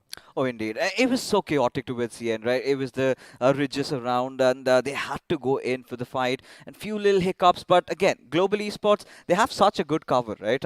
Especially holding on to the compounds. They lobbed in the grenades perfect, and that is what created the difference. Well, now we're going to be heading into the pre-match segment powered by Loco, and well, the thing is, it's still going to be Group A going up against Group C. I want to see that little fight come up against. I want to see 7C Esports go up against Global once again. But the thing is, it's going to be a Durango. It is, and we do know, right? 7C, we've seen a little bit of a slip out. Even if you consider yesterday's games, it had been always those individual players that tend to rise Sarang against what he did to Team EXO. But if you're talking about the consistency, has been clearly been off about 7C. I do not know. Maybe it could just be the fact that they're kind of treading on loose grounds, that they know that they've already qualified. They want to go a little aggressive. Maybe that's what's going in their mind. But they really need to pry out for the chicken dinner. I think I agree with you, but again, like we love saying, that is the beauty of this tournament. And of course, none of this would have been possible without BGMI Crofton for giving us the game, and our lovely sponsors iQOO and Loco to make sure, everything is running tickety-boo.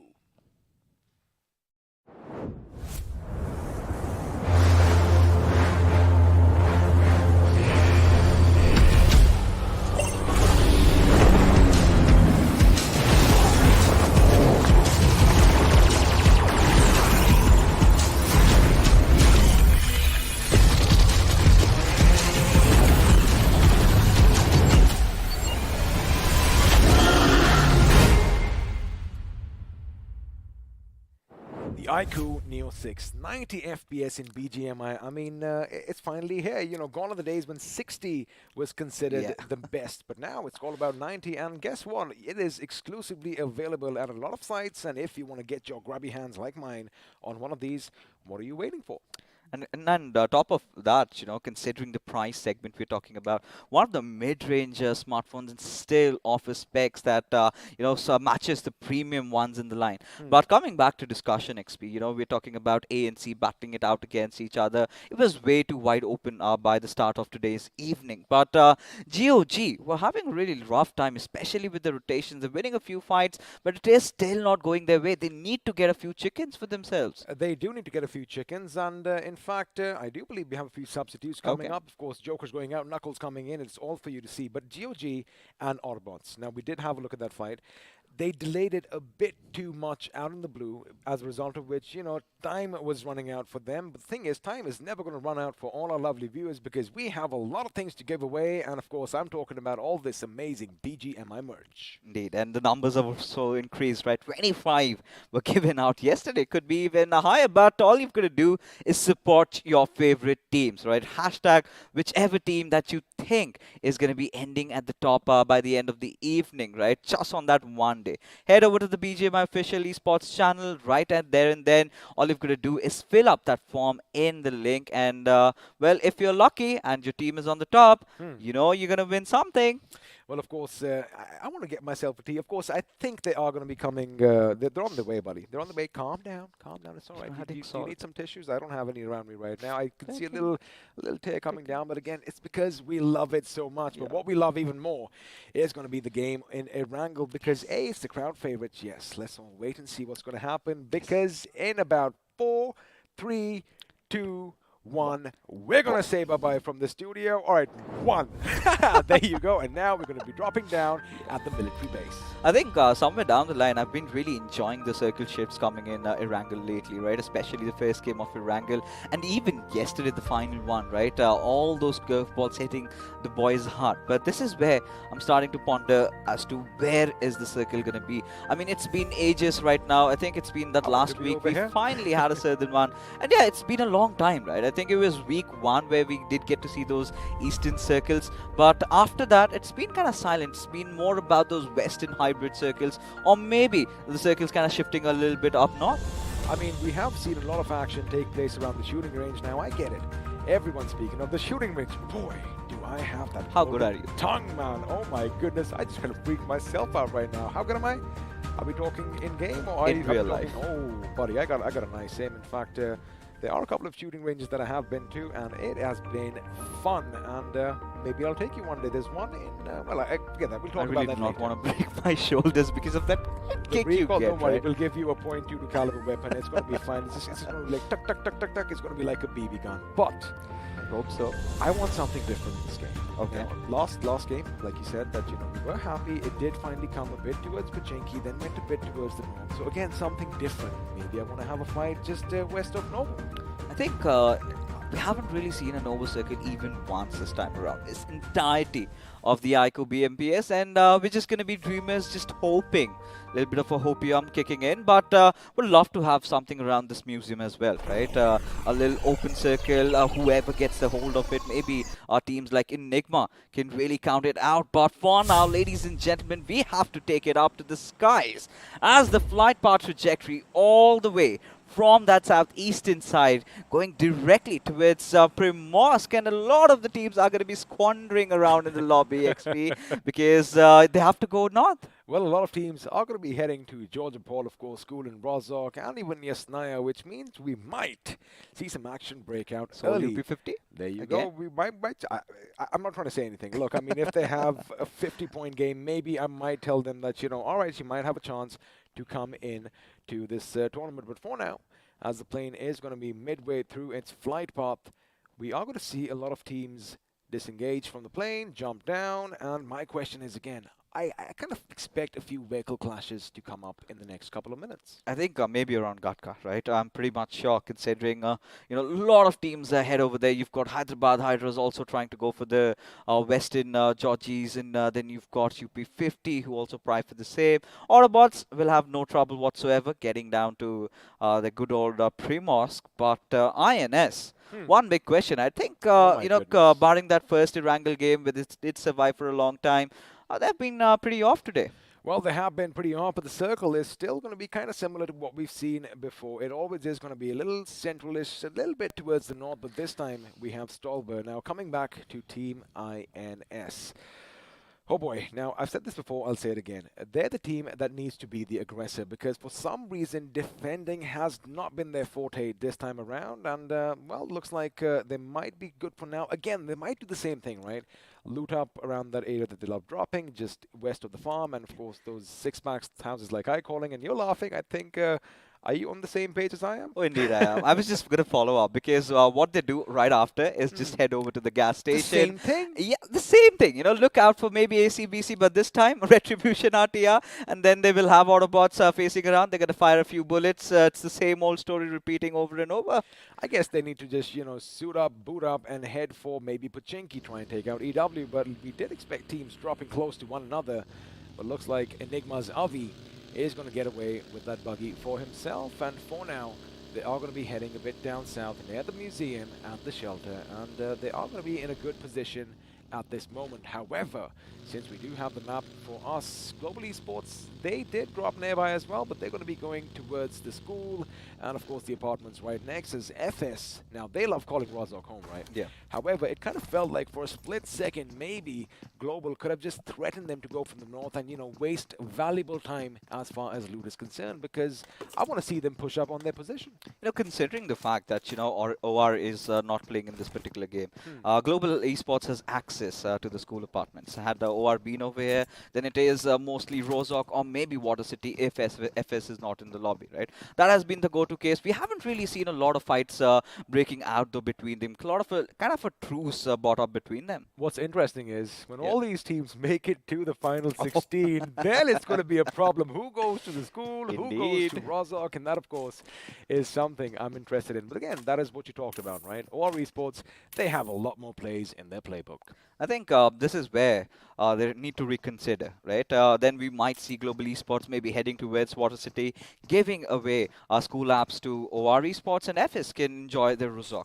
But Hydra officials. Now, one of those teams that we really need to talk about, because again, it was Vikendi. We did have this conversation that they kind of have those really comfortable games. This time, not in forms of finishes though, but positioning-wise, they were really good. But they need to kind of get themselves back into the other maps as well. They do indeed, and as far as finishes, as you mentioned, they did wipe out Team INS, who again need to probably just pull themselves up from their bootstraps and pull a rabbit out of their hats. But for now, all the teams are going to be still content with the cities, the towns, and of course those individual houses and compounds that they've landed in, because the circle is still going to be merciful.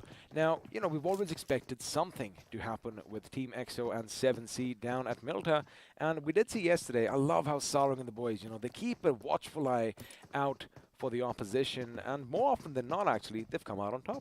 And this is one of the circles, I think we have this slight idea might go towards the extremities, right, towards the eastern side. Now, this is where Team Kinetic really comes into the mix. Now, Kinetic, they had been amazing yesterday. You know, getting one of those chickens, they had been playing so well. God and Bio, two players to really watch out for. This time, lingering around the good old Lipovka. And if they can take control, maybe over the coastlines, or maybe head somewhere around mansion or prison where Team Enigma are stationed, or maybe try to avoid the fight, and this also could be their game, right? Considering the fact that Kinetic are one of the competitors for the top 16, and this is where they really need to get themselves back in. Well, they could, because again, for now, as far as the first circle is concerned, they are going to be happy with the fact that they are going to be in the first zone, which means they have a lot of options. As you mentioned, they can either head towards the mansion, they might even head a bit down to the southwest and hit Enigma hard on, because you have to go for those fights, right? Unless you aren't going to get that momentum rolling in your favor, unless you don't have that confidence to back up your gameplay. And well, where does confidence really come in from, right? I mean, as long as you take somebody down, the moment you finish somebody off, you're like, oh, I did something over here, and that is what is needed. But for now, they're going to be happy with their position. I wonder if GOG, now remember, GOG are going to be southeast of their position down at the Milta power plant. Now this team, again, as we saw on day one, oh boy, they amped up the aggression and, well, got the job done. from what I know of GOG, the next thing that they're gonna do is maybe head over to the Lumberjack Hills, right? Try and take a little cover out there, wait for that hardship, you know, that radical turn where we all go out of our minds. But this is again one of the circles we have seen a lot towards the east. You know what, XP? I want to be a little over eager. I want maybe the circle shifting away towards Stalber or the other hills just below it. It's been a while, but chances are that the gods aren't listening to us, mate, and we might just see some action down at shooting range. Look at them. But looks like Kinetic, they are going to be taking the fight. In fact, looks like Enigma might just be coming up behind them a little hard in their vehicles, which is something that is going to be exciting. Now, Enigma Gaming, again, aggression was the key to their success yesterday. It was the name of the game. And they did finally get that one chicken dinner as well. But for now, Team Kinetic, they do have this hill. I like how they are going to be really careful over here, because chances are, you know, Global Esports could be coming in. Enigma could be coming in, and I see another team moving in their direction.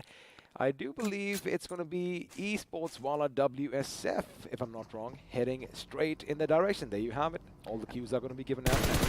There you go. Okay, you just rattling down all those bullets at Evo's direction. Now, I love what Kinetic have done over here, trying to take over the volcano area, right? Just warding off the players. Now, Esports Walla WSF also have a slight idea. What they're going to do next is just head over a little north towards the forest area, take over those little dippy compounds, and there we have seen this fight even happening in the past. We have indeed, and again, you know, they've won some and they've lost some in those little dips because, well, I don't want to bring up bad memories, but we did see them kind of wipe another team out, but find themselves in the same position as their, well, victims were in. But for now, what they've done good over here is they fired a few shots and made sure that Enigma Gaming were kept at bay, which means Enigma is going to back off just a little bit.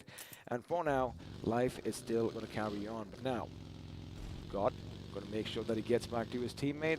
I'm kind of surprised that still not much action has broken out, because have a look at your minimap right now. We do have FS Esports nearby. We do have the boys from Esports Walla WSF nearby, and Global Esports are going to be heading in their direction. Expect the fight to break out soon. Oh yeah, of course. Now, this is one of the circles where we've seen even it could go just southern side of Yasnaya, right? Those open fields, you've got a lot of dunes to play around, a lot of dips around which teams tend to get in and on most of the occasions never really come out. But look at Hector's positioning, but I believe we hear some gunshots. RTR in a little bit of a situation over here. Team INS. Now, although the circle is going to shift further up north, finally, buddy, they're going to be taking a fight where they had almost probably wished for, because every single time you see them at the gas station, you expect any team that comes in from the south is going to be in their crosshairs. But for now, Billion, he knows someone is going to be down below because, well, there's a burning vehicle. Meanwhile, the other members of Team INS are trying to get a different vantage point. But I like what they're doing now. Ooh. This could be problematic. Now, Billion, I like what they're doing because they are going to realize that, hey, guys, listen, there's just one dude over there. They obviously realized that nobody else came across the bridge, because when we had a look at the map here, Fixes, RTR decided to go the other way around. There you go. Perfect timing production. They are now going to be coming in from the eastern bridge. But they just put a spanner in the works for Duty because he's got no means of escape, right? And 7C, Spray God finally opening it up, and Enigma have lost it out and felt like striking cars, and I believe it's a McLaren that's going past, and a Lamborghini also to follow it up. And I mean, we could just dream, but I think one of our dreams has been fulfilled. It's a little bit of a circle towards the northern side, and this is where you could see Rex all lost in a rye, and Spray God makes good work out of him. Now, what Enigma didn't realize was, or didn't expect, was that 7C Esports would be in this position, because keep in mind, you know, not a lot of teams play out in the open like that, but looks like Enigma's Evo is going to go down courtesy fares, which means in the last 1 minute or so, Team Enigma Gaming have been reduced to a two-man squad, and, well, when we know that, you know, when they don't have their numbers, their confidence kind of dwindles. But the thing is, we're going to have to wait and find out, because I do love the fact that the circle has taken a little bit of a northern shift. And, buddy, looks like Stalber might just be where the action is going to ensure. And now, if we have a look at the rotations, Autobotz, they might actually hit that Georgia Paul bridge to the west and come in from top where the Hyderabad Hydras are now. Now, this is exactly where I was getting at, right? Hyderabad Hydras understanding that there is a slight possibility of a northern shift have taken it up. Now, the big question is, are they going to fight it out against UP50, who are lying in wait? Team Soul also crossing over the bridge, but the cluster building at the southeastern side, if it takes a shift towards the northern side in the next split, right? That is where we're going to see hell breaking loose. We could see hell breaking loose, and it looks like GOG might be the one dishing out the damage. But for now, I do believe action is going to take place elsewhere. And, well, we are going to be focusing on Esports Walla WSF for now, who are going to be in a nice position. But again, it's a hit or miss with this gas station, right? Because you are open from every single direction. In fact, if you are going to be sharpshooters, that is where you have a little bit of an advantage. Now, we did have a look at the map just moments ago. Team INS, in fact, are going to be coming a little bit in from the west, just east of that George Paul Bridge, as 7C Esports are going to be going up against the two remaining members of Enigma, Avi and Eggy. And if 7C do realize that it is going to be Nigma, I think they might just push at their direction, right? They know that the two of their players have been taken down. They have been paying attention. The Finnish leader Sarang just continues with the spray, but now has information. Instantly would want to relocate, get to a higher ground, throw a few grenades, and one knock, and that is where they push.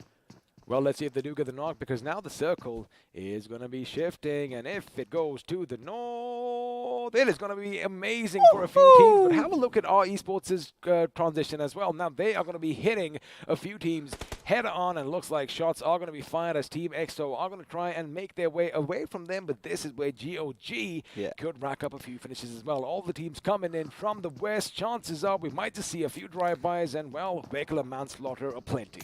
Finally, my wishes have been granted, XP. Now, this is where we're going to see every single fight breaking up. Now, look at Team X also rotating, but we do have GOG facing a lot of resistance, and they are dealing with pretty much good finesse. As leader, lobbing another grenade out. Jadu really needs to watch out. Well, he does have a few oppositions over here, but it looks like he is going to hit the deck over there. In fact, he's going to be going down on these boulders. GOG leader, you better not slip, because if you lose your fitting, it is going to be a long way down. Now, our Esports is Jadu. They are in a tough spot. Have a look at how GOG, buddy, are already rotating. Canary has been brought down as well. They were coming under fire, and now shots could be let loose. Unfortunately for leader, it is going to be a bit too slow. Now, Kinetic, on the other hand, are taking the fight straight to Team EXO. Oh, of course. Now, our Esports, they're in a whole world of trouble, right? Trying to get that rest back on Canary. What I really fear is Hyderabad Hydras. If they spot them out, they're just going to cut their heads. But for now, GOG, this is one of the games that they can really look out for the win. All they need to do is play their cards right. Now, our Esports did manage to get a revive on one of their crucial players, the player that can make all the difference. But Team EXO, despite losing out on one of the players, they're still 3 men strong. Now, RTR could be one of the potential threats in their direction, as Enigma, clearly out of options, will have to play with what they have. A potential threat indeed, but have a look at the split right now. Duty and one of his teammates is all the way down south, still out in the blue, which means if Team EXO can take advantage and knock 2 of their players out of this map, well, that little disadvantage could be in their favor. But now a fight is going to break out on the compound just at the foot of Mount Stolberg. That's not a bad name. As Soul Goblin is going to get the better of FS Explicit, but that fight is taking place elsewhere, as the Hydras are going to be going up against one another. Question is it going to be the Hyderabad Hydras or the official Hydras that come out on top? For now, both teams are going to be happy with a little bit of distance. I think at this point, neither of them would want to get those openings. But still, even if it gets a knock, it's going to be so difficult considering Ace Black and Manti OP are on for a lookout. As Goblin, he's going to get a few finishes to his name. But it's sort of going to be a little bit of a even standstill, right? A little bit of a stalemate, because all they're going to root out for is the next circle shift. Now, Hyderabad Hydras, it's sort of a little bit of a flirting going on between these two teams. Kind of try and take a few shots, and that pretty much is just about it. And look at Hector. We were anticipating this, and indeed it has happened. Well, it has happened. In INS, they do have a little bit of an upper hand, but you did mention taking a few shots. I did notice a Mosin Nagant in the hands of one of the members, as the circle is going to come in and possibly favor GOG. But this is where Team EXO and RTR are going to be in the run, in the race for their lives, because whoever make it to the top is going to have a little bit of advantage. But for now, INS, they do spot some movement in the distance, and, well, Global Esports are going to be their intended targets. Now, folks, do consider that RTR was the team who was under heavy fire, especially Duty, somehow has managed to recover. But right now, INS, look at them, all again cluster at that one little small little hut over here.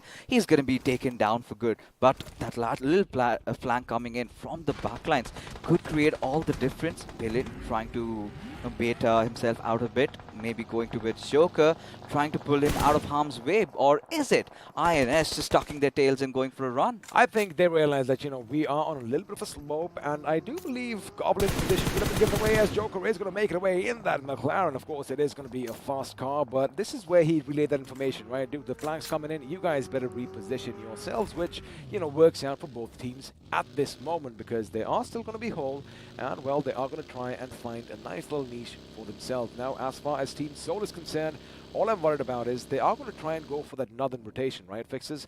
But so are a lot of other teams. And speaking of other teams, this is where MJ could do a lot of damage on the team from Team INS. And looks like Joker is going to be in his line of fire right now. But luckily for him, and I mean Joker, he is going to be just out of his POV.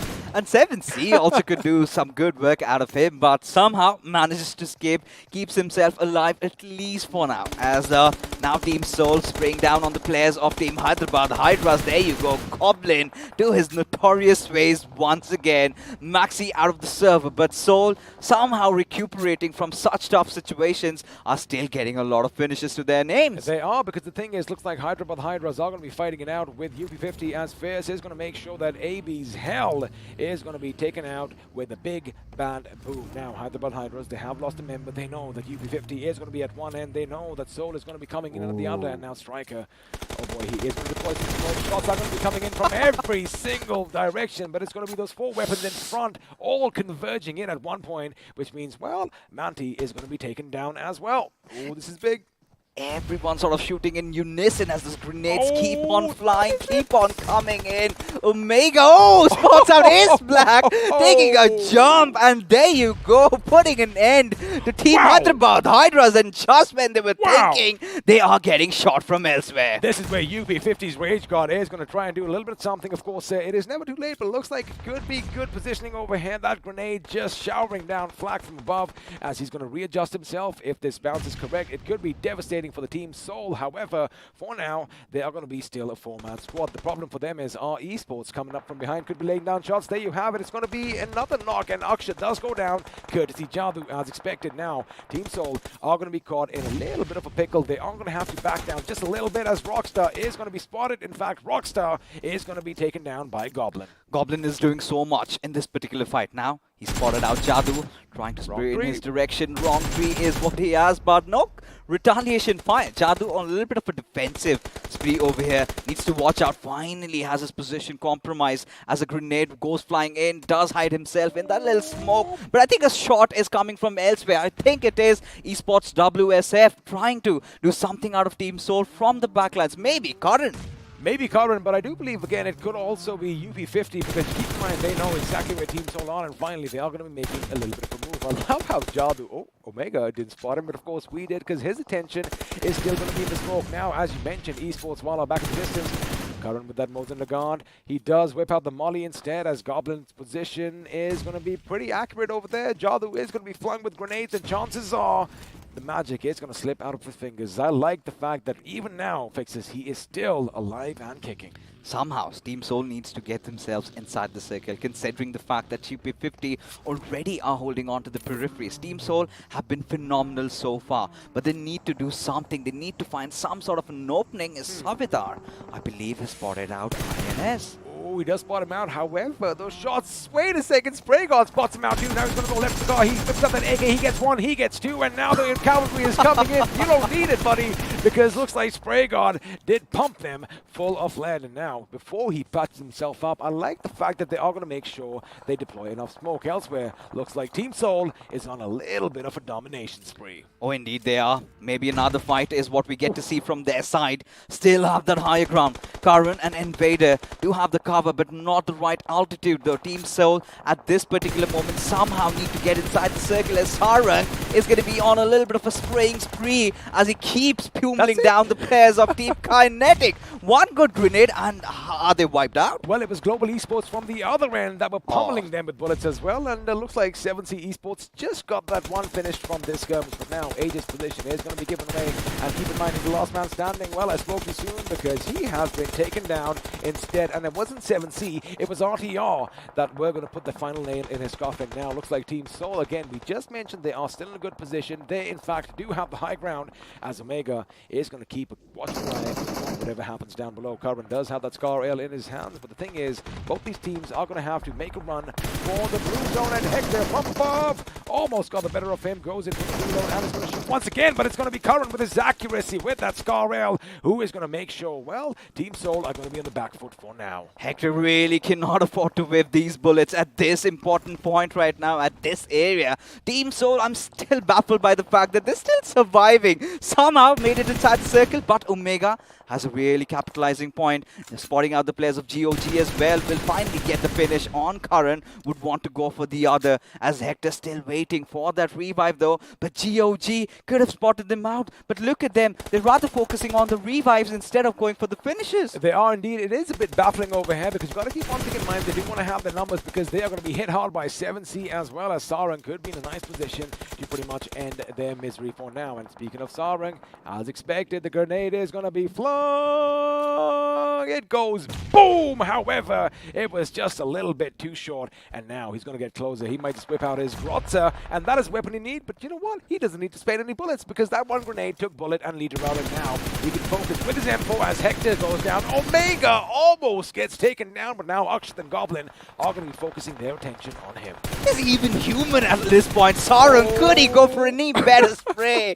Now look at Team Soul all being just dominated by one single man, and that has to be Sarang. We know what he did to Team EXO yesterday. Look at Spray God's positioning. A beautiful spread coming out of 7C and paying them heavily. And of course, Omega knows that, you know, this battle has been lost as they have been lit up like a candle from every single direction. And, well, he is going to make sure he survives for as long as he can. And speaking of survival, looks like he just got taken out the moment I took his name, because I do believe UB50 were lying in wait. Now, Team EXO are going to be on top. UB50 are going to be on top. Two-man squads, as are the boys from Enigma Gaming, as now they are trying to keep RTR at bay. Two men up against four. The question is, can RTR do something right now? Because they are making sure their backs are secure. And have a look at how many grenades these boys have. Chono almost getting knocked off his feet by one. Joe definitely does not want to enter inside this murky smoke fight.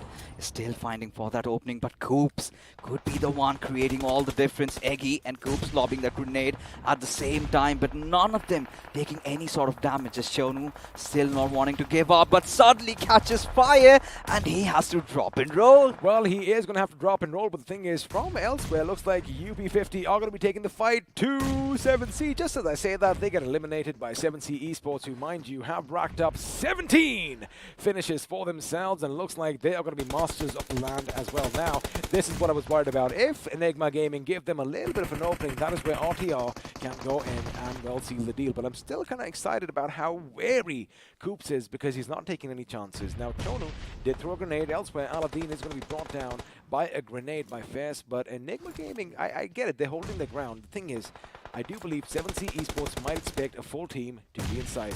Indeed. RTR, I beg your pardon. Of course. Now, at this point, RTR and Team Enigma need to disengage. But how do they do that? 7C looking at them, but look at Fierce.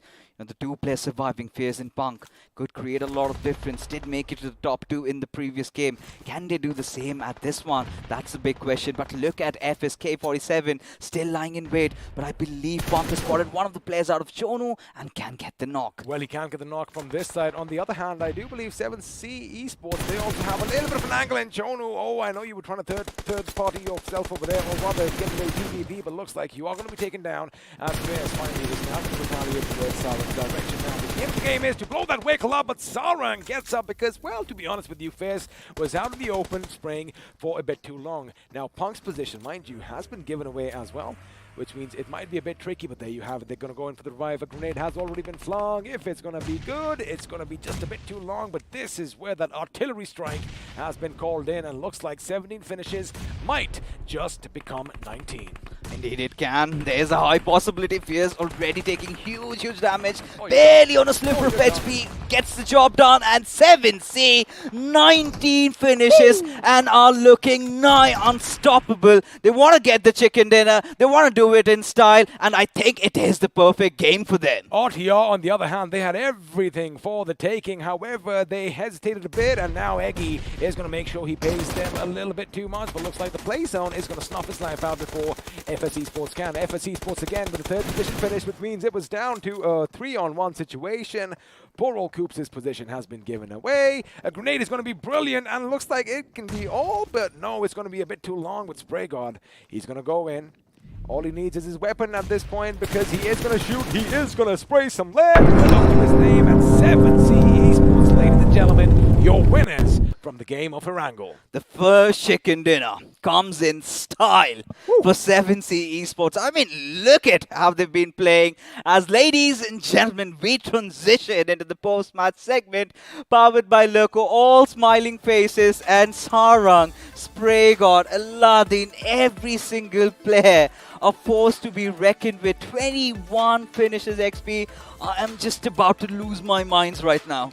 I mean, again, like I said, they have conquered the land as well. 15 position points, a total of 36. And if we have a look, except maybe Team Soul, who did get a few finishes for themselves, and Team EXO, who maybe just let it off a bit too late, they pretty much had the time of their lives right now. The fact that, you know, they were the ones, again, fixes aggression. You gotta take the fight straight to your enemy's door. Considering how the lobby was so well populated with so many of those teams, they never looked like that, right? As if it felt like they were playing classics over here, going after one squad, then the other. The aggression was there, the control was also there, the grenades were following up, everything. And it is time. iQOO MVP, who's it going to be? We already know. Is it going to be Sarang or is it going to be Spray God? Because it might have to be one of them, as of course it is going to be the god himself, spraying lead in every which direction. 10 finishes, 4 assists, 1,189 points of damage. Oh, indeed. And, you know, the way they have been playing, what do we say? Every single player contributing. And I'm pretty sure that's going to be visible in the top 5 leaderboards. As there you have 3 out of 5 coming out from 7C. But Goblin pretty much really angered by the fact that he did lose out on that top spot in the leaderboards in terms of getting frags, is finally picking the pace up. He is indeed. He was kind of quiet in week 2. However, 4 finishes and 731 points of damage is going to make sure he goes up. Now, UP50 Sarkar, well, congratulations on making it to the leaders. However, I do believe we might see you guys next time around. Again, a valiant effort coming in from the lads of UP50. A few mistakes here and there, but you know, that's what the life is about. You make mistakes, the best thing to do is you learn from them as we transition into the match summary to have a look at a few more facts and a few more figures. But I really liked what Team Retribution RTR did. Despite all odds, despite the situation, 2 back-to-back consistent games, heading all the way from the military base. But I think the healing numbers have finally increased in this particular game. You know, 8.8 in a game like Wrangle, but 2 vehicle finishes. I'm pretty much sure few did come in from 7C, 1 from, I think, Team Soul.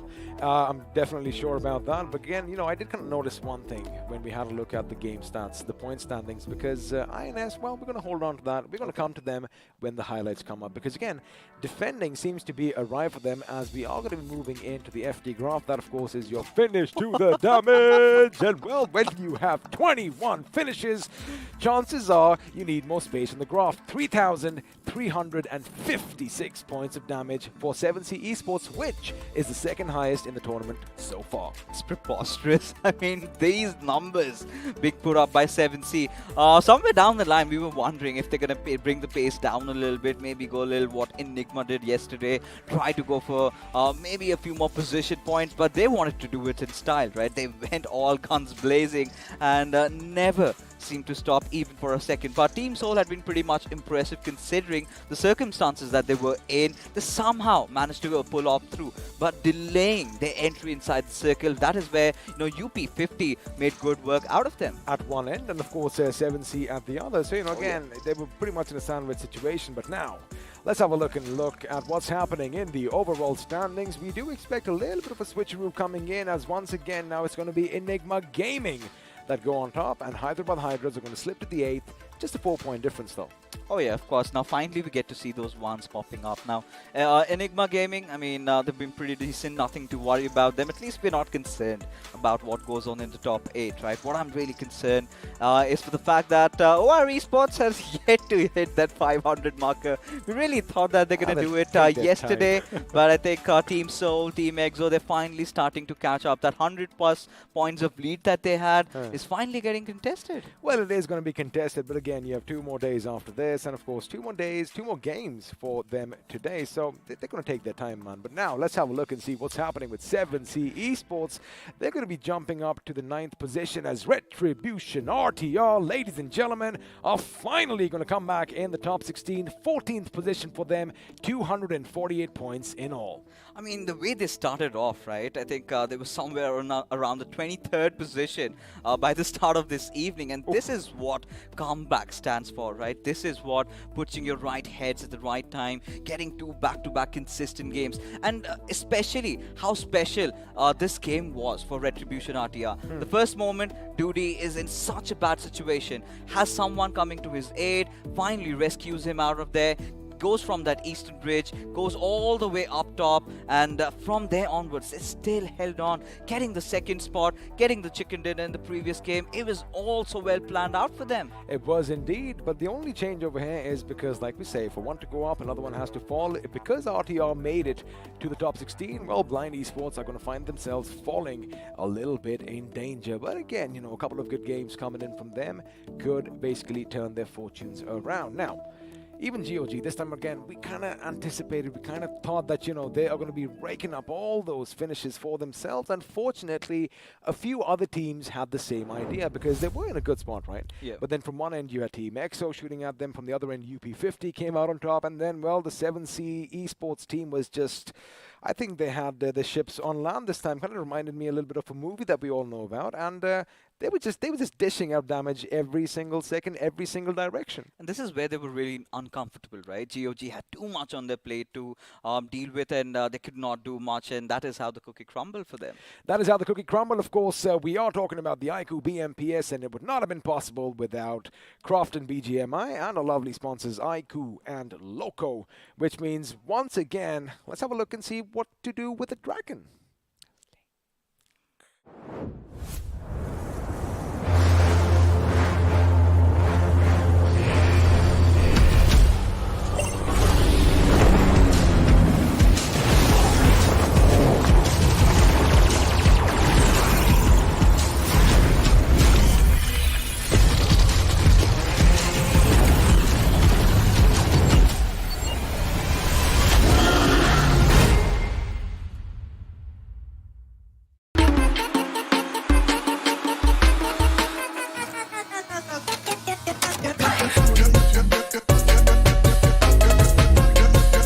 Watch it, earn it.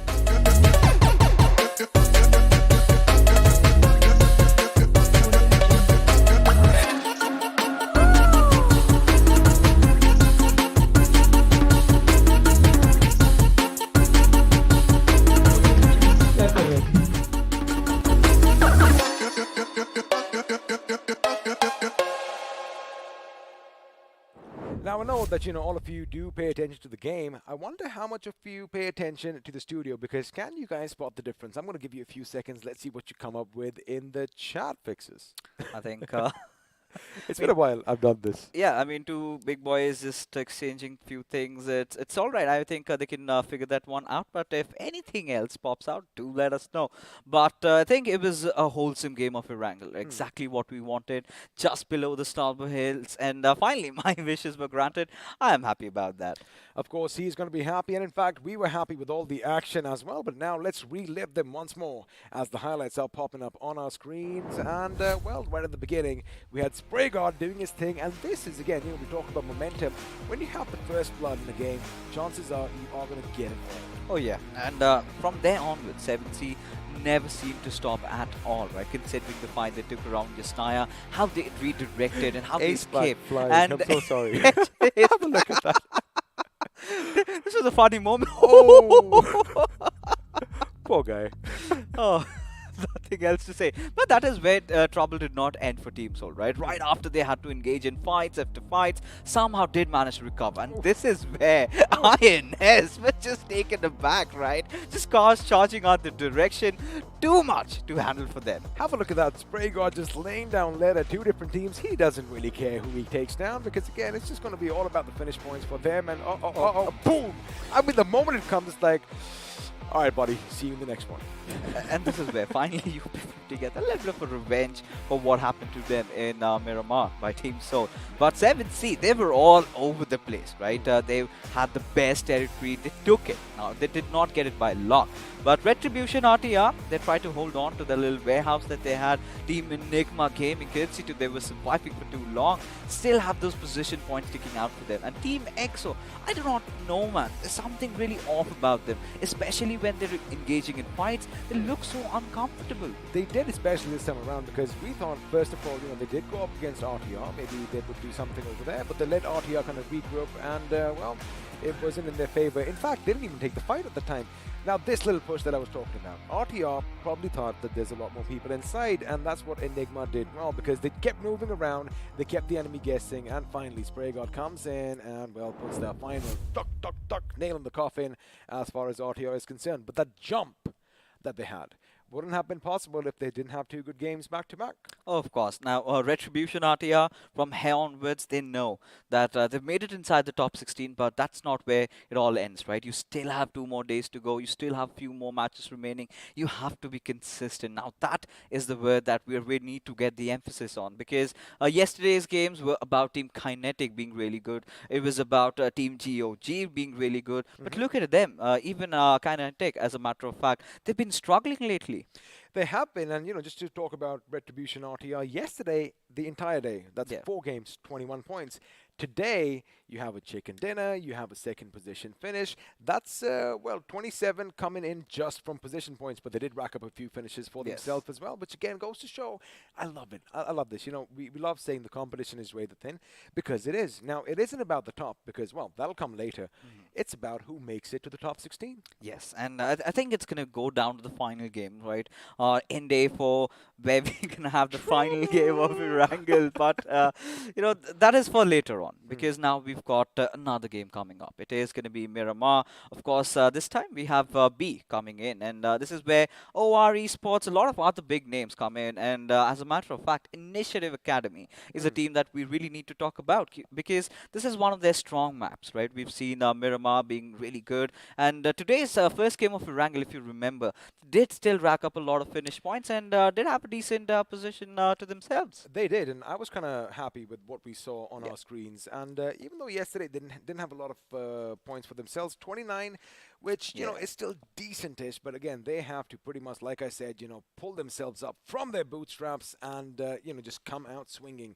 But again, let's see, because you said Miramar is a good map for them. Yeah, they have done well in the past, and well, now that a few big names in the form of Group C are going to be sitting this one out, means that Hyderabad Hydras, well, they aren't really winning Miramar this time around. At least not this time around. And I'm really scared about, the other teams over here. Now, one of the big names has to be Team MG, right? Considering even this was one of those teams that was quite consistent yesterday.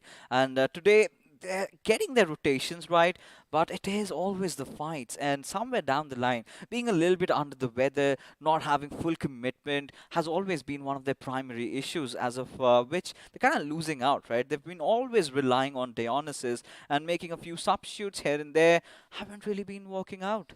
Well, I guess Dionysus, of course, if you guys remember, the god of wine and loose inhibitions might be imbibing just a little bit. I'm just kidding. Of course, everyone has their blinders on and they are focused in. But, you're going to agree with this. It's the rotations. Sometimes they really surprise us and we're like, whoa, they did something amazing when they go out in the blue, come back somewhere else. But sometimes they just pretty much ramming the enemy head on, and that's not working out for them. Exactly. Now, this is where the concern arises, right? Team MG has always kind of flourished in terms where they kind of stay around the edges. Now, they kind of jump on the gun pretty early, right? Make those hasty decisions, as a result of which they do not really come out swinging. Well, for now, we are going to be heading to the pre-match segment powered by Loco, which means, well, someone's going to say bye-bye, and once again, it's going to get a bit too bright in here. Indeed it is, and Arca is going to be joining running the mix on the desk over here, as a lot of teams that we've been on lookout for haven't pretty much been interesting today, right? Haven't really kind of disappointed me, especially one of the big names has to be Esports Wala WSF. Now, the way they played out yesterday, having the circle, getting a chicken, I really thought that yes, this team is finally back, Arka. But what do you have to say about Esports Wala WSF's performance today? I think they're calculating every single moment of the game. You know, they're not playing like a loose cannon, which has become a problem for them. The only team which I saw with such kind of a character was GOG yesterday. Today again they've lost it as well. So you have nothing to lose at this point of time, and that is how you need to play. Oh, indeed, they have to. And somewhere down the line, it's the pressure that's kind of surmounting them, and they have to go over it. But finally, ladies and gentlemen, it is time. Before the matches begin, you know what we're talking about, right? The iQOO Neo 6. And of course, a huge shout out to them. And they also do have a beautiful message about how do you slay a dragon, which comes just about now.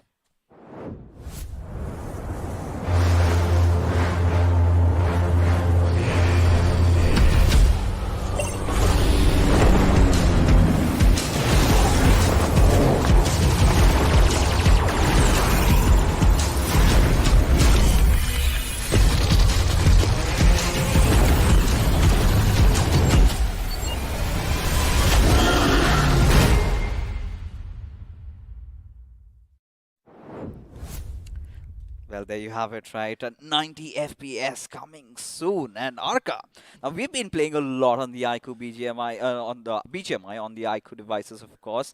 And it's been a really good time. And imagine 90 FPS on a phone at this segment. Oh, it's going to blow my mind and yours as well. Absolutely. I mean, when it's this device, especially where you have style, you know, there are so many of them who tend to choose the device because it has dual toned or something like that, you know.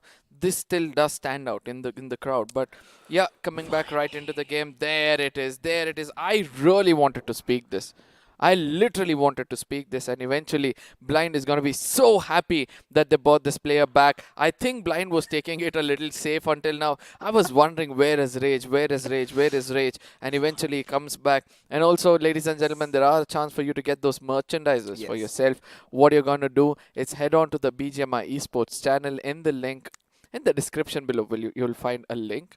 You're going to fill that up completely and make sure that you come back to the chat and probably span out the favorite team. Yes, hashtag whoever team that you think is going to be topping the table, which is going to be pretty difficult considering how of a ruckus has been today. You know, all the teams kind of keep playing well, not playing well. Few of the teams being really consistent. Maybe RTR Retribution fans might have a day to celebrate as we head in to the desert of Miramar. And this is where, we've been talking about a lot of teams. Now, of course, Esports Wala WSF, their final game for the evening. And you did talk... Yeah. GOG. Yeah, because these are the two teams which we need to speak about, because they are not taking it seriously. They do not understand the intensity left out. How many more matches do they have? 2 more days of matches, where in total of 6 they'll be playing 4 each. So they have 8 matches left for themselves, excluding this one, to actually prove themselves. And if they not get up 20 points in this game, both these teams need to play it out as hard as possible, as harsh as possible, to pick up some finishes for themselves, or I don't think so they can even dream of making it to the next round. It seems like they've woken up on the wrong side of the bed, right? Especially with the way they've been performing lately. And yesterday, we really thought there was a little glimmer of hope. Where we felt, GOG can stage a comeback. Esports Wala WSF can stage a comeback. But it has been the other teams today. It has been teams like Retribution, RTR. When I was also feeling that maybe Team Kinetic, they could be going all guns blazing. Now, when the pressure really starts building up, this is where even teams like because that was their USP all along, right? Be the loose cannons, give no care to the world. They were really not thinking they would get this far. And now once they have done, this is where they've started wetting their pants, ladies and gentlemen. As we take it up to the skies, of course, we do have the flight path trajectory all the way from the southern side towards El Pozo, and a few teams going towards the eastern side might face a little bit of trouble. Now, OR on the other side, always going towards the side of Porto, is going to be so happy that, nobody's going to come and contest with them. But at the same time, we all know the team going towards the side of Campo will have a long journey up ahead of them. But again, things like, Hyderabad Hydras, what they did in the previous map of Miramar, that is what the other teams need to do, and make sure that they become the loose cannon, try to hold the high ground, try to pick up as many finishes as possible, and do not take unwanted fights. Considering the situation, I would have really loved to see GOG trying to do something like that, right? Head over towards Valdemar, try to pull off a rotation, but what we are all lying in wait is for the circle to form in front of us, ladies and gentlemen, because this time Picardo will not be having that sole UP50 fight. Both of them are sitting it out. We're going to see them in the final game, but what is going to happen is the circle. I really would want to see something happen around the northeastern side, but the southern one, I'm going to take it with open arms, because this is where teams like Autobotz really have a good chance to have a good game. Same goes for the players of team Walkouts, right? Dropping over at Chumasera. If they take the little southern hills, take over the hill over there, capitalize on that, maybe they could come out swinging. But look at the split out of team INS. What are they up to, Arka?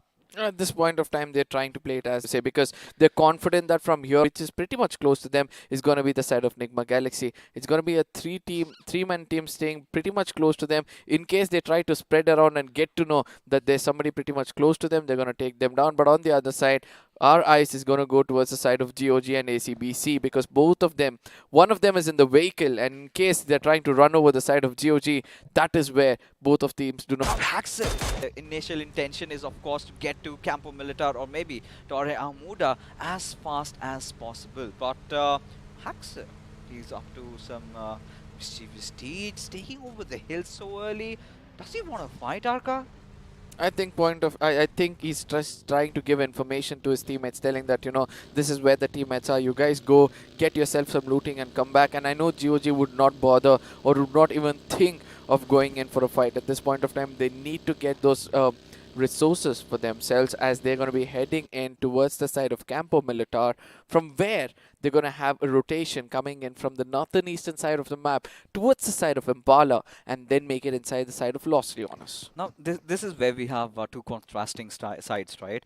We've got cluster down towards that southeastern areas. We've got cluster up at the northwestern areas. Now, the big question is, how do these teams decide to rotate in? Now, we've got our attention at few of these teams, and Team MG has to be one of them, right? Dropping over at Crater Fields. Now, the only nearby threat that they have is in the form of Global Esports, who are sort of looting around the La Cobreria region. And my only thought of concern for them is, while rotating, if they lock horns. Now, Global Esports is not one of those teams to back out. Now, this is where Team MG have to be very particular about the timing of getting inside the circle.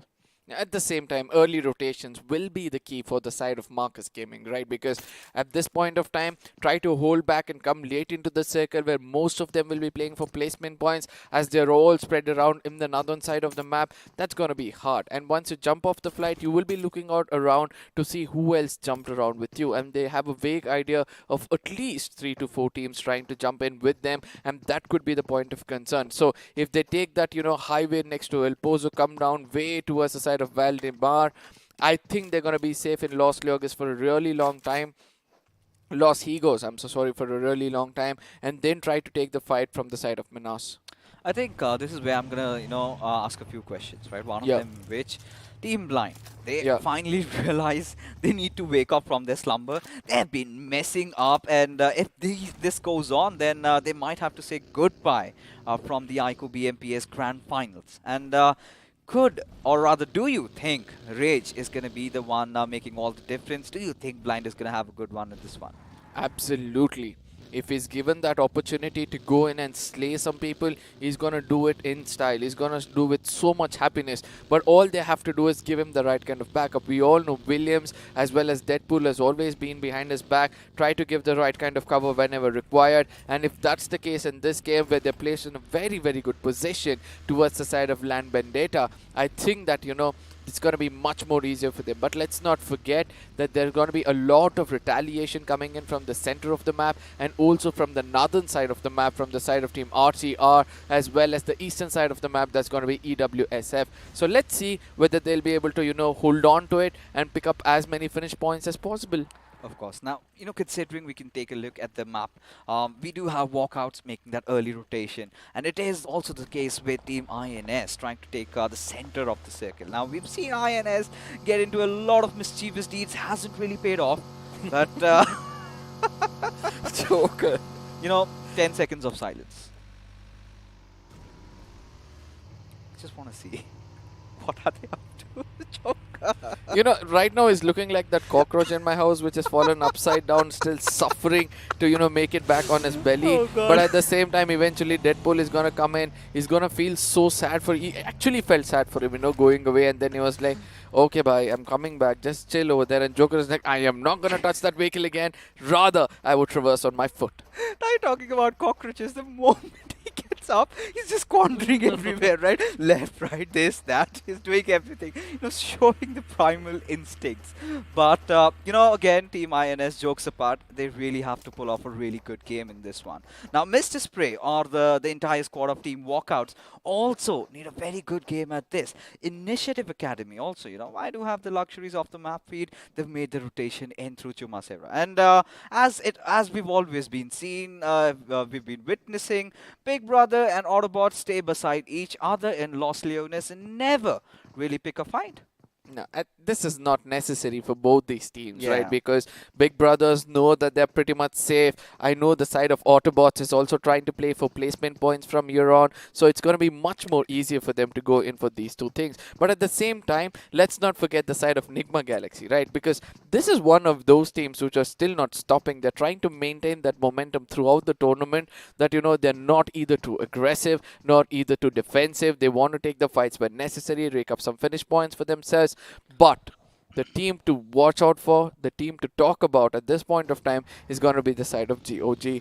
How much more of the blue zone are they going to eat up and come out inside the circle with no bandages or healings for themselves, where they might end up in a very bad state?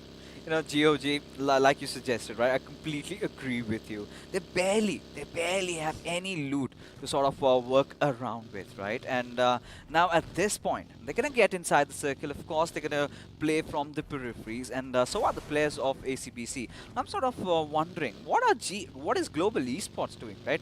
This is not how they normally play, right? Not so late inside the circle. They would want to rotate maybe through the Western Highway. What do you think is going on? I think they're trying to experiment and see, because if they are held out at the corners of the map and they find some teams in front of them, how well can they execute their assaulters in this game? And we all know, Manya was always far away from his teammate, and for the first time they're all sticking together and making sure they make it inside the circle. As the circle is going to take a shift, this is going to be a very default circle according to me, whereas Los Leones is going to be the dead center, the epicenter of the circle itself. And let's not forget, this is where most of these teams need to understand and place themselves inside the hard cover, because that's the most important thing for any team. You know, this is what we've again witnessed in the past, right? This circle kind of tends to have the tendency to go a little southwest of Los Leones. You've got those open warehouses, and that is where Team Blind is making their movements towards, right? Even the players of Big Brother Esports, as a matter of fact, they've also had really good games in this circle. Now, everybody wants to have a piece of the pie.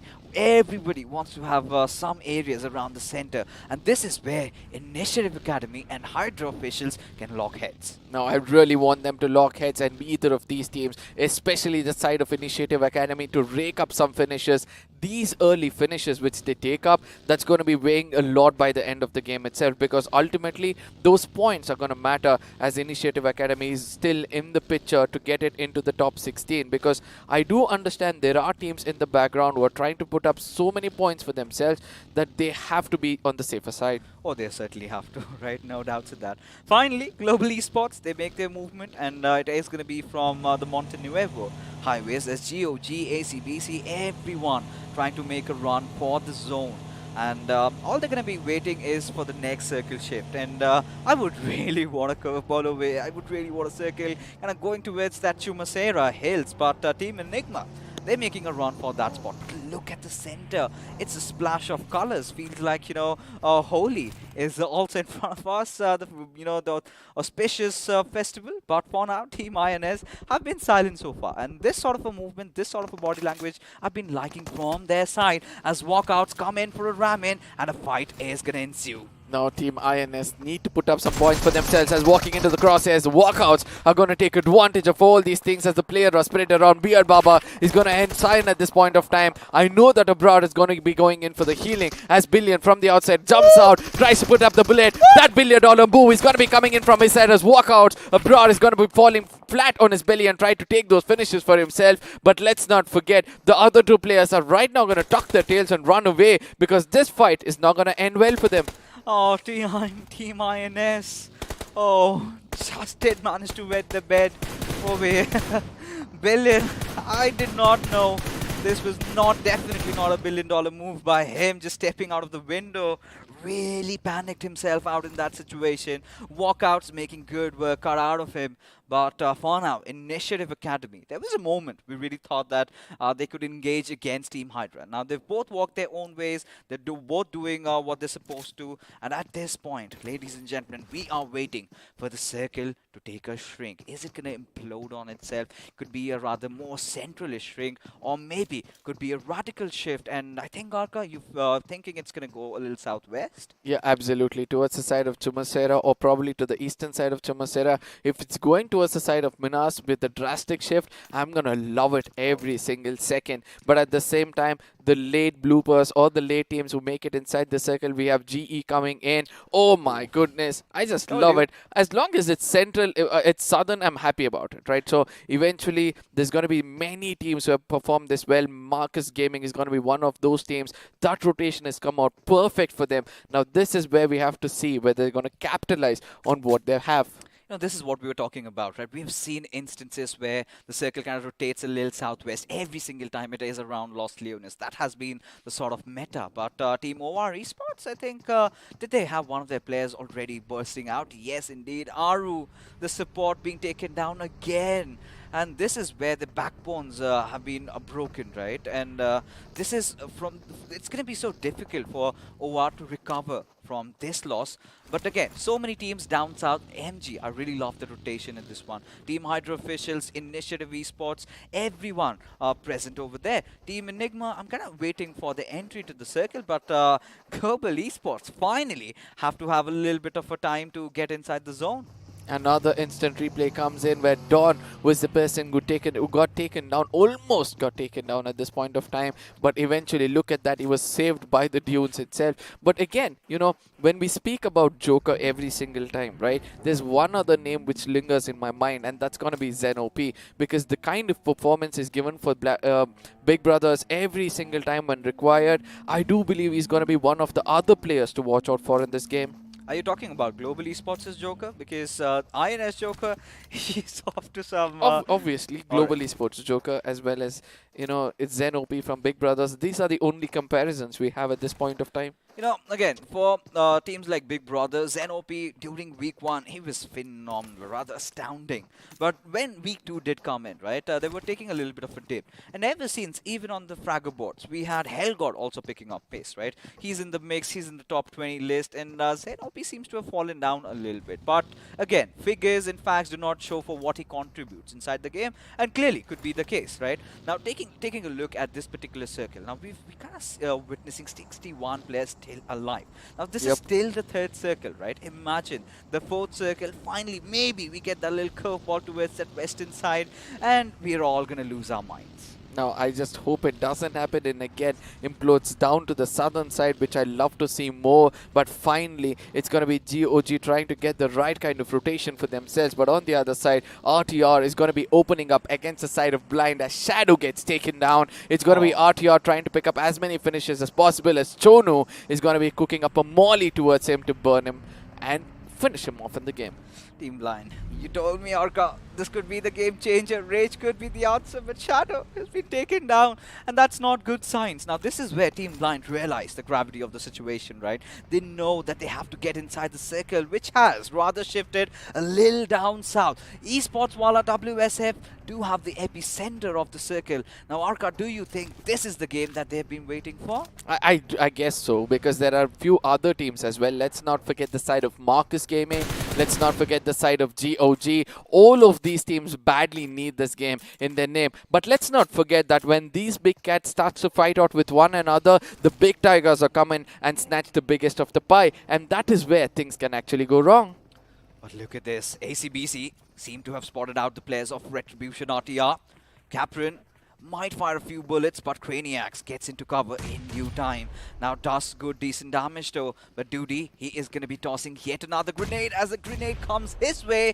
Does manage to get into cover as the fight. I mean, at this point, I do not know if this is the right decision to make, as Crazy Soul might just get blown over as Knuckle just comes out, sprays at his direction, shots connecting, his head goes bursting out as Global Esports, well, put an end to Team INS. Now, this is what Team INS did not want throughout the game, right? They had to survive. They did not have much points yesterday, and I don't think so they've raked up enough in today's game as well. But now, ACBC heading towards the side of BB, I believe, is going to be one of the other fights to watch out for, because Scream is going to be welcoming a lot of people with the lead. He's got the firepower. He's got... Let's see whether that's going to be the case as the fire goes in against the side of XR. Again, another person saved by the Dune. So is it going to be the same for the side of Kepra? No is the answer, as on the other side is going to be RTR coming in, and Scream is going to be spraying bullets after bullets. Look at his micromanagement. Look at how he's positioning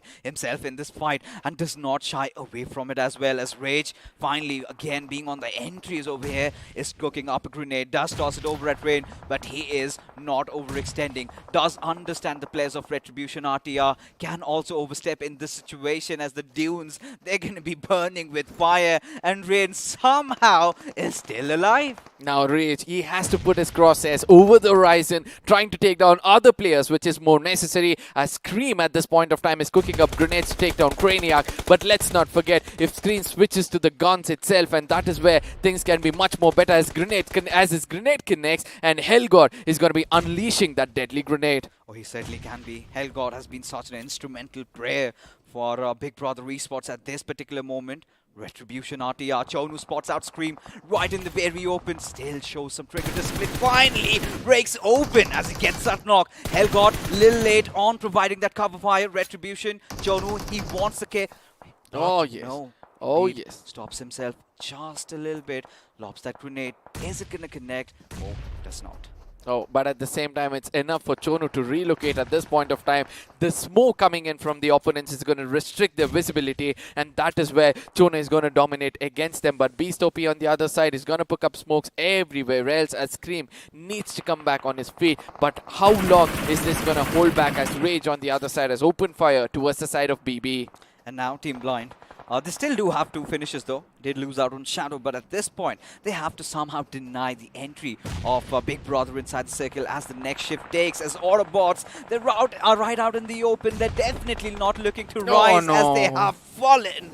As another bad game, and Enigma Galaxy, OR Esports, everybody chiming inside the fight. And Initiative Academy, they've been spotted out. Athanki going out for the spray. Loki, after his mischievous deeds, wanted to rotate around. Somehow has made it to safe covers. Now, Aru again has got taken down, right? That is also one thing to watch out for Chonu at this point of time, getting damage, going in for the revival of Craniac. This is the moment where BBs are going to come in. It's going to be Scream and Hellgod. He's going to be spraying, putting bullets, every single thing. He's going to be throwables also coming into the picture, but they need a blessing in this, guys, from far away. Few shots they need to be connected, but Hellgod's grenade connects perfectly, as it's going to be easy for them to eradicate 2 other players of RTR. Retribution RTR playing way defensively at this point. A 2-2 split shows that they have no intentions of engaging in this battle. Look at the smokes being deployed, but right now Walkout, they seem to be on fire. As Initiative Academy, they have been packing their bags. They have been ported out of the server, as now Walkout's already 5 finishes strong. Do eye out for that glorious chicken. Now let's not forget that inside the circle, GOG is also waiting out for the side of Marcus Gaming. But in here, we can see that, Nigma Galaxy is trying to take down the side of OR. Atanki down on his feet is going to be a point of concern for sure. With an assaulter like that, they could have done much more better. Aditya on the other side is cooking up a grenade. Could be the grenade which put an end for the side of Nigma, as most of the shots are getting connected. Retaliation comes in against the side of Jelly as well. The last man standing, Aditya, will have a lot of job to do. Max has been a blessing in disguise for Enigma Galaxy ever since this player has come up. He's been pulling off some big plays. MJ getting the res back onto it. Swixky finally would be trying to go and get the finishes out of Team OR. Jelly getting the res back up, but it is Aditya who needs to hold the fort. And indeed, that is what he is doing, as Jelly has been taken down yet once again. Aditya cooking up the grenade. Will it connect is the big question. No is going to be the answer, as Aditya has to reposition himself as MJ. This is the moment where he has to strike. This is the moment where the Arvin is hot. MJ just going in. Aditya, does he step out of his cover? No is the answer as of now. As there you go, left lost, and Enigma Galaxy put an end to Team OR. Now that is how you do it. You're going to go back one player at a time and make sure that you strike when the iron is hot. But let's not forget to look out to the Vega picture, as we can see that it's going to be side of Abrar. That's going to be the side of Walkouts against the side of Hydras. The team which needs to win over here is going to be the Walkouts, as grenades are going to be tossed on either sides. The burning of resources is visible, but how much of it is going to get some knocks? As splash, it's going to be the splash radius only doing the damage, and no major knocks coming in from either sides. So far, not yet, but look at Team Hydra. Just all that artillery barrage coming from every direction finally manages to connect on Kirito through that sunroof. Does it connect on Mr. Spray? Yes, it does. Abrar, he's left stranded, is completely out of options as the final nail in the coffin gets hit, and this is how Walkouts are taken off from the lobby. Now GOG on the other side is trying to push in. They're going to come in from different directions, and that's going to be the key for success, as AJ will be the last man standing. Bullet gets taken down, but that is where Nick comes in, opens up, gives the right kind of backup, and GE, goodbye. Goodbye. Sweet lullaby for them right now. Team GOG do need to get the rest back up. A fairly good game for them, but look at how the circle has shifted right into the laps of the players of Esports while at WSF. They've not done anything. All they have been doing is hold on to the center. Now GOG at this particular moment, they did manage to get themselves out of a tough situation, but they still have to look out. This has to be their game, their final game. They really need to make it count. Now, at the same time, the one mistake they do every time they have a good time is they do not come in together. And this is where I would want them to come in together. MJ, at this point of time, looking out, his crosshairs are perfectly set against the side of Hydra, where the third party is going to be a blessing in disguise for them. They can see the two other players. I hope they have the right kind of resources, the throwables, which they need to take the side of Hydra, as Bajwa knows the location of Dynamite, and they're going to be going in, taking him down. Will the finish be stolen from the other side? Yes, it does, as MJ rakes up the 9th finish for themselves. Now this is a game that GOG have been longing for so long, as MJ again continuing on his triggers, gets good work done out of the players of Team Enigma. The final player also wiped out. Team Hydra also has few of their players taken down, but look at Esports Walla WSF. Team Blind, they've made it to the top 4, but can they dig in even more deeper? Can they get that top 3 position that they've been so longing for? Absolutely, I think so. But at the same time, let's not forget the performance of GOG has been outstanding in this game. And we can see that they're trying to push in towards the side of Hydra, who are pretty much outside the circle. The chances of them winning a little bit lesser comparatively, but it's fine as Bajwa opens up against the side of Blind. And what did we speak about as Rage comes in? Things can be different for the side of Team Blind. But at the same time, Bajwa's grenade, if this does the damage, I think this is the end of the story for the side of Blind. At this point, Team Blind, they've made it so far, but Esports Walla do have indications that they want to clear off their backlines as the circle kind of shifts into the laps of the players of Team maybe Esports Walla WSF again as Hydra, one after the other, just getting battered out, are out of the server. The top 3 teams, ladies and gentlemen, 11 players still survive. Esports Walla do have 4 of them alive. Same goes with GOG, but Team Blind with just 3 players, can they pull a rabbit out of their magic hat? That is the big question. Now, this is where the work is cut out for them. GOG trying to get inside the circle, but can MJ provide that quintessential cup of fire? Oh, the grenade is going to be cooked in towards the side of GOG. Does do a little bit of a chip damage, but that's not going to be enough. But eventually, it's going to be GOG rushing in. WSF have a divided attention. If Blind comes in from behind and strikes when the time is right, Esports Walla is going to be ending up in a very, very bad note. Another grenade is going to be cooked in by Karun, but it's going to be deflected back towards him as a push comes in from MJ from the other side, where he'll go in for the healing. Look at Invader's position. He might make all the difference, taking that flank from the right-hand side. Is Nick aware of it, though? That's the big question. Leader certainly has no idea of how much of the right flank has Invader rather gone off to. But at this point, Leader gets taken down. Bajwa doing something really wonderful. Can he get the second one? Does land a few shots onto it. The other player, but Ted's taken down from elsewhere as the trades are going to follow suit. Absolutely. It's going to be Blind coming into the picture. I think Bullet has an idea that somebody is going in for a complete flank, and that's what he's trying to do. He's trying to outsmart the opponents, which is not going to be possible at this point of time. Invader is going to be coming in when the iron is hot, but let's see what's going to happen as 2 other players from the other side. If they have the right kind of throwables, this is going to be the end of the story for the side of WSF.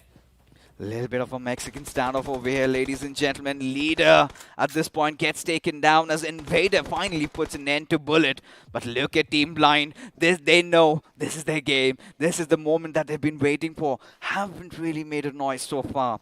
As we go on to a little bit of a stalemate, GOG clobbered down to that one side, just behind those hay bales as Team Blind open fire, and Deadpool gets that knock over there. GOG getting a little bit of a time to breathe. Leader is going to be back at his feet. No, this is where everything is going to change, ladies and gentlemen. Do not put your eyes off the screen. As we can see over here, MJ and Leader, both of them are very well known for the grenades they toss in. And if they have the right kind of resources, they can do wonders. And at this point of time, WSF, Esports Walla, have turned their attention towards the side of Blind. And this is where GOG are going to hiding. Esports Walla, WSF. I mean, the game that they've been longing so for long. Invader in real close vicinity to Rage. He's still not stepping out. Does have the arm though. Waiting for the perfect opportunity to strike. Can he do something really out of the world over here? Finally steps out. Does some decent amount of damage. This is the point where he had to go in. But Invader has to feel a little lucky. Oh, at the same time, we all know what GOG will be thinking, right? Going for a heal battle if required, as Smokes is going to be deployed. It's to make it to the center of the circle when required. But at the same time, let's not forget that Deadpool is going to be that catalyst which is required, as he's going to be going in for the spray against MJ, puts him down, and Leader OP is going to be going down to make sure he's safe. And we all know this, the circle is going to be pushing in, which is that one team who has great advantage. Leader needs to strike, or else Deadpool will do the magic, as eventually his location is going to be compromised as MJ is cleared off. Yeah, Leader way too out in the open. This is the point he gets spotted out. Rage makes good work of him. And now just final 2 remain as Tango getting picked off by Williams. As Invader, the final player surviving for Team Esports Walla WSF. As Team Blind, they're going to be pushing from every possible direction. As Invader out of options goes in for the revive. As Team Blind just countering around the entire compound. Does manage to take down one, but that is all he's going to get. As this is it. This is what Team Blind were waiting for. A chicken dinner finally comes and they make it into the top 16. Oh, Blind Esports. What did we say as soon as Rage came in? We had a face blooming. I mean, I knew that, you know, this is the game where he had to come in, get those finishes for the team, and the people who were standing out until the end were Williams and his teammate, right? So this is the things which I would try to look out for. But at the same time, 25 points for them. Esports Walla coming in with 23 points, and GOG, 3 teams getting 20 points for themselves. We have to see how the overall points table is going to look. Of course, ladies and gentlemen, the post-match segment powered by Loco, the point standings.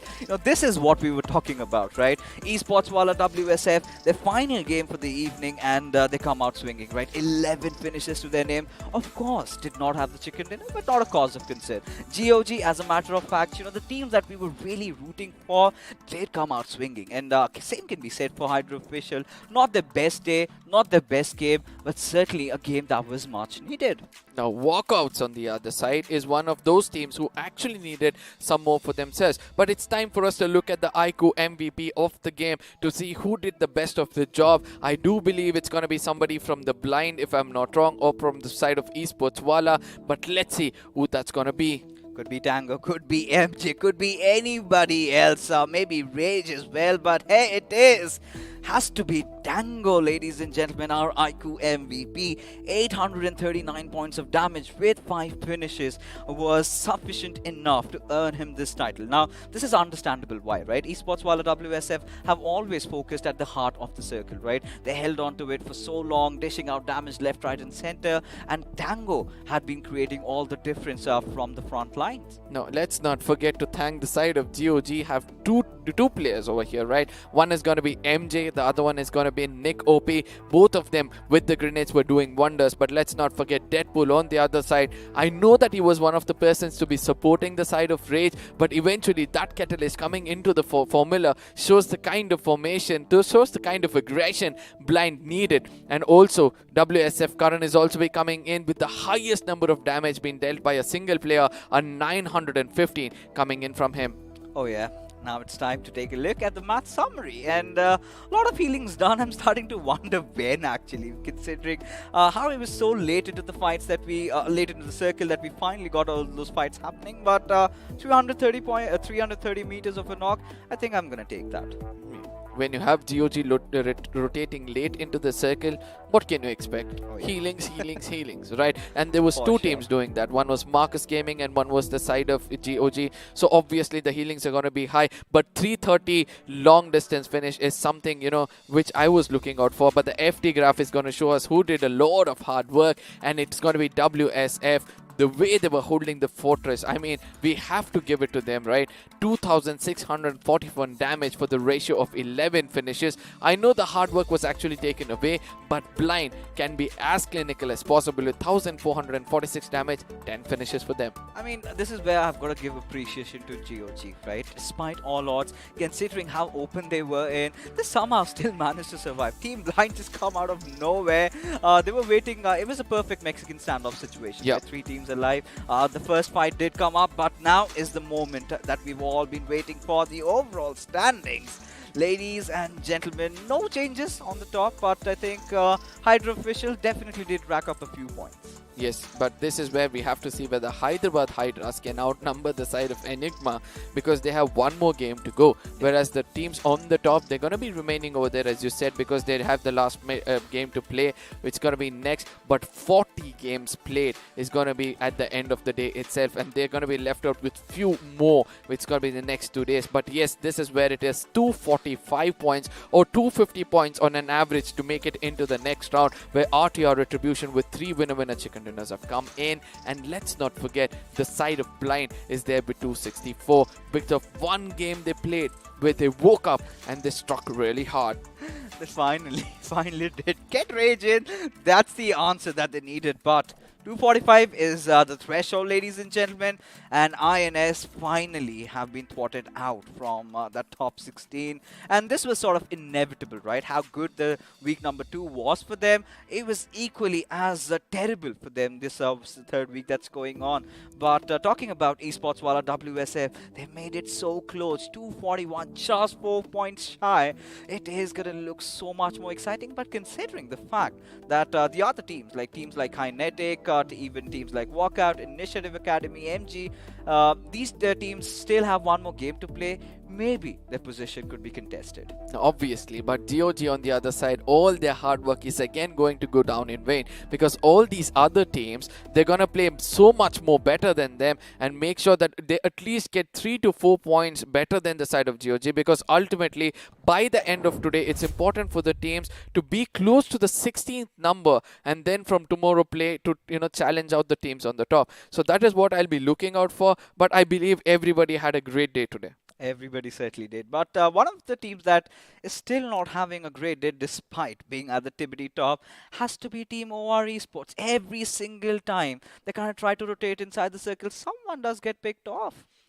It's not going to be easy, right, with such a tournament, with such a game where everything is come to the neck. But yes, ladies and gentlemen, it's time for us to thank our sponsors for what they've done so far. But yes, this Neo 6 is going to be one beauty in your hand, and I know that iQOO smartphones will have a beautiful promo for you guys. So please go ahead and enjoy this promo because it has a lot of information.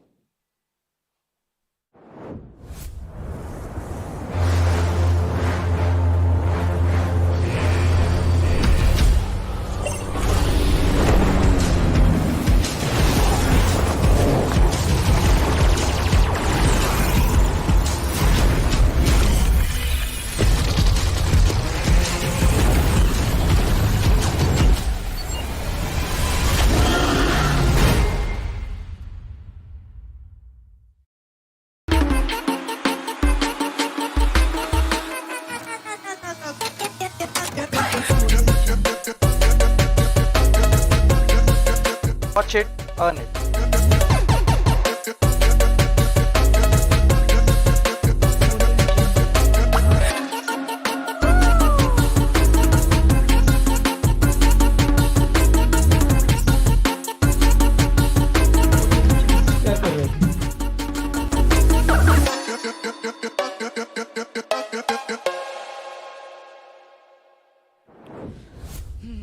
Watch, stream, play, repeat. I mean, it Plus cannot on. get better. Yeah, obviously. That is where, the big daddy keeps telling plus on, plus on. This is the kind of business mind you need to have to sustain in the industry, I guess. Hey, you gotta put food on the table, and Loco certainly helps you doing that, right? India's biggest gaming and live streaming platform, ladies and gentlemen. We have discussed about them, right? And moreover, you also do get UC. Head over to Loco. Of course, you've got all those quizzes going on now. If you've been watching the English stream, I'm pretty sure those analytics will definitely help you get those UCs. And if you're lucky, you'd certainly can get it. But I think it is time to take a look at the highlights and see how the entire action did unfold in front of us in this beautiful map of Miramar. Walkouts starting it off against the side of INS, who did survive for a long time within the game, but ultimately, they ended in a bad note. They needed a good game, but yes, I do believe they raked up just a few points in this game. And same goes for Global Esports, right? Couldn't see much of an impact from their side. And Autobotz, I really felt they kind of got clustered, right? Especially when you kind of tend to drop down on the Los Leones areas. You should have taken either the Eastern Highway, maybe come down there. Going directly inside the zone, well, that was definitely not happening. Now OR on the other side with those grenades were doing wonders, but this was the moment where MJ capitalized on, right? He knew exactly when to push in with the grenade, got a knock, and then he was like, I'm gonna get the job done with that ump. The broken gun rushes in and ends the story. This is out. Look at this. Walkouts, they were doing so well up until now, right? Everybody just clustered with that little broken heart. Those grenades keep coming down and kaboom, they go. Jackson making good work. But the next moment, they wanted to rush in at the Esports Wala WSF, which I feel was the right decision. But little did they know that they were being overwatched by GOG.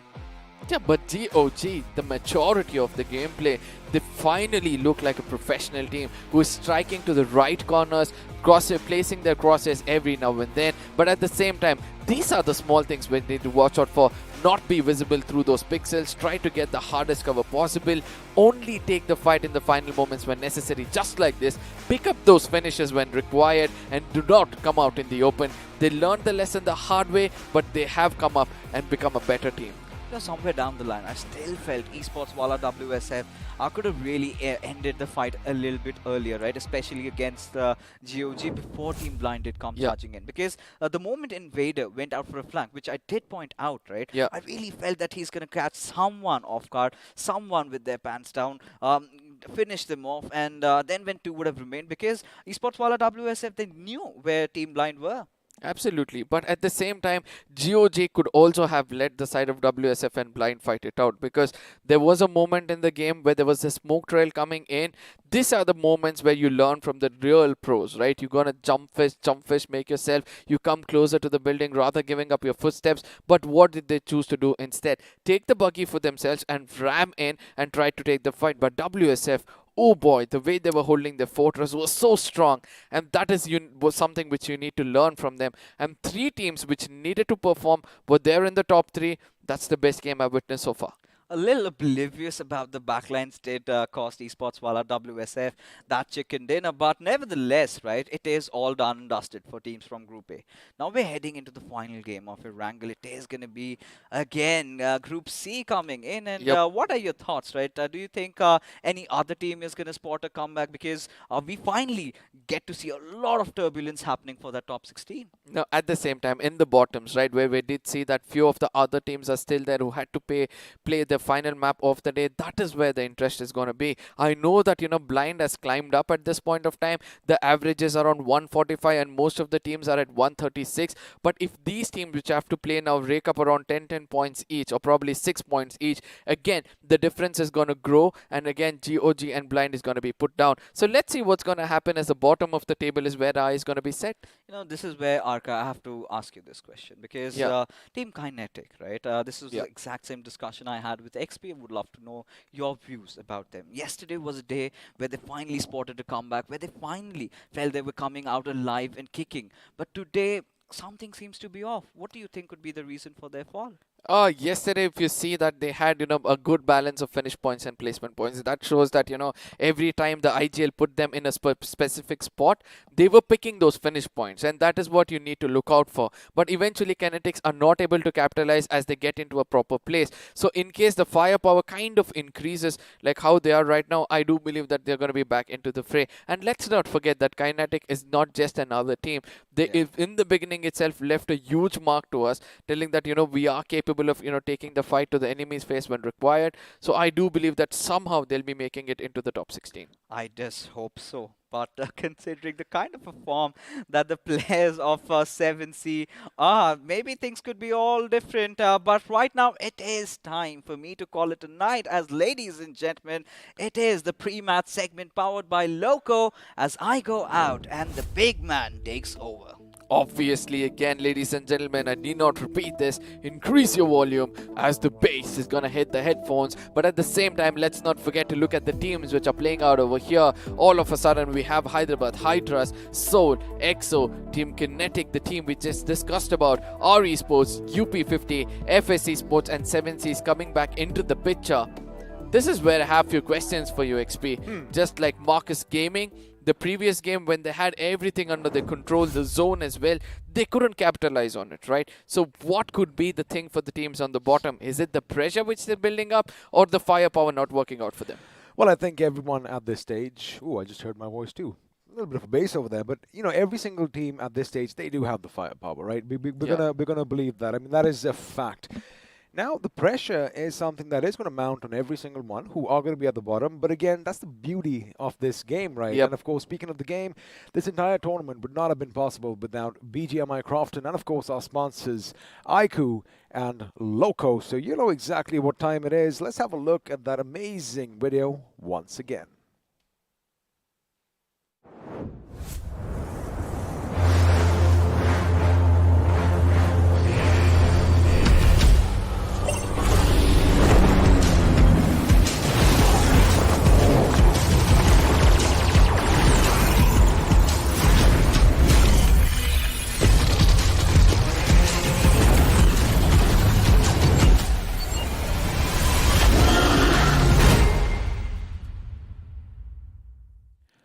Man, I can't wait for that. I can't wait for, although, I mean, we've already played a few games on this. The 90 FPS is something that, of course, is a game changer along with all the other features that you've seen so far. But again, are you ever going to get over this video? Because the way it just describes the device in your hands, of course, I'm talking about the iQOO Neo 6, is just brilliant. You've got the charging and the cascade cooling system, which for me stand out amongst anything else in the market.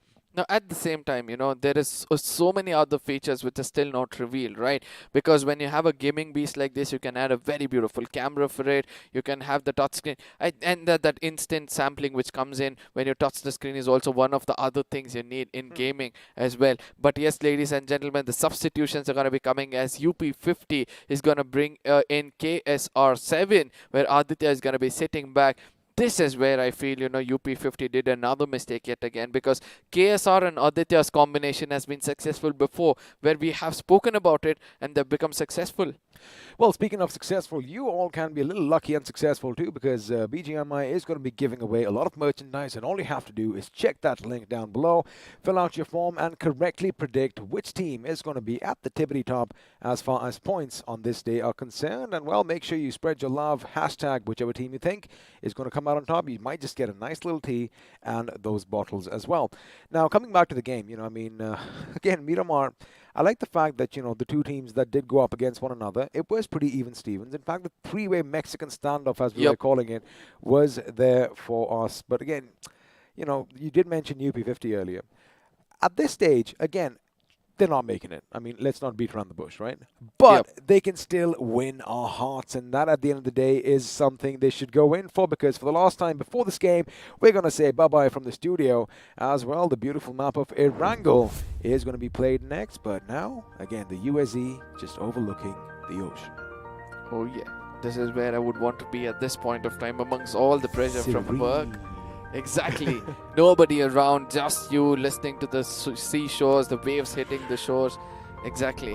And then having a peaceful sleep for yourself. But yes, coming back into the game, a lot of teams are in the fray right now, right? We have ACBC, you know, who might quit. Let me be a little more precise, looking at who all are playing over here, so that, you know, we do not do much mistakes.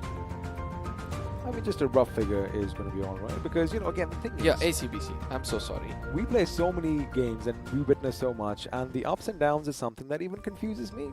Yeah, absolutely. Now, we have ACBC coming into this game. Let's not forget the side of Initiative Academy, again playing it out. We have the side of Team Kinetic as well. These are the teams in the bottom three which I'm speaking about at this point of time. We have our Esports in the 15th position by the end of yesterday. So most of these teams are actually playing this out. I know that, you know, UP50 are also over here, but in case UP50 will have to come into the picture, they need a huge miracle, like 50 plus point a 30 game. finishes or something higher than that. They basically need to go on a little bit of a hunt. But again, you know, chances are we might actually see a few teams just, you know, going out for a nice little boat ride. And again, okay, we've seen a lot of action around Gatka and the irrigation canals.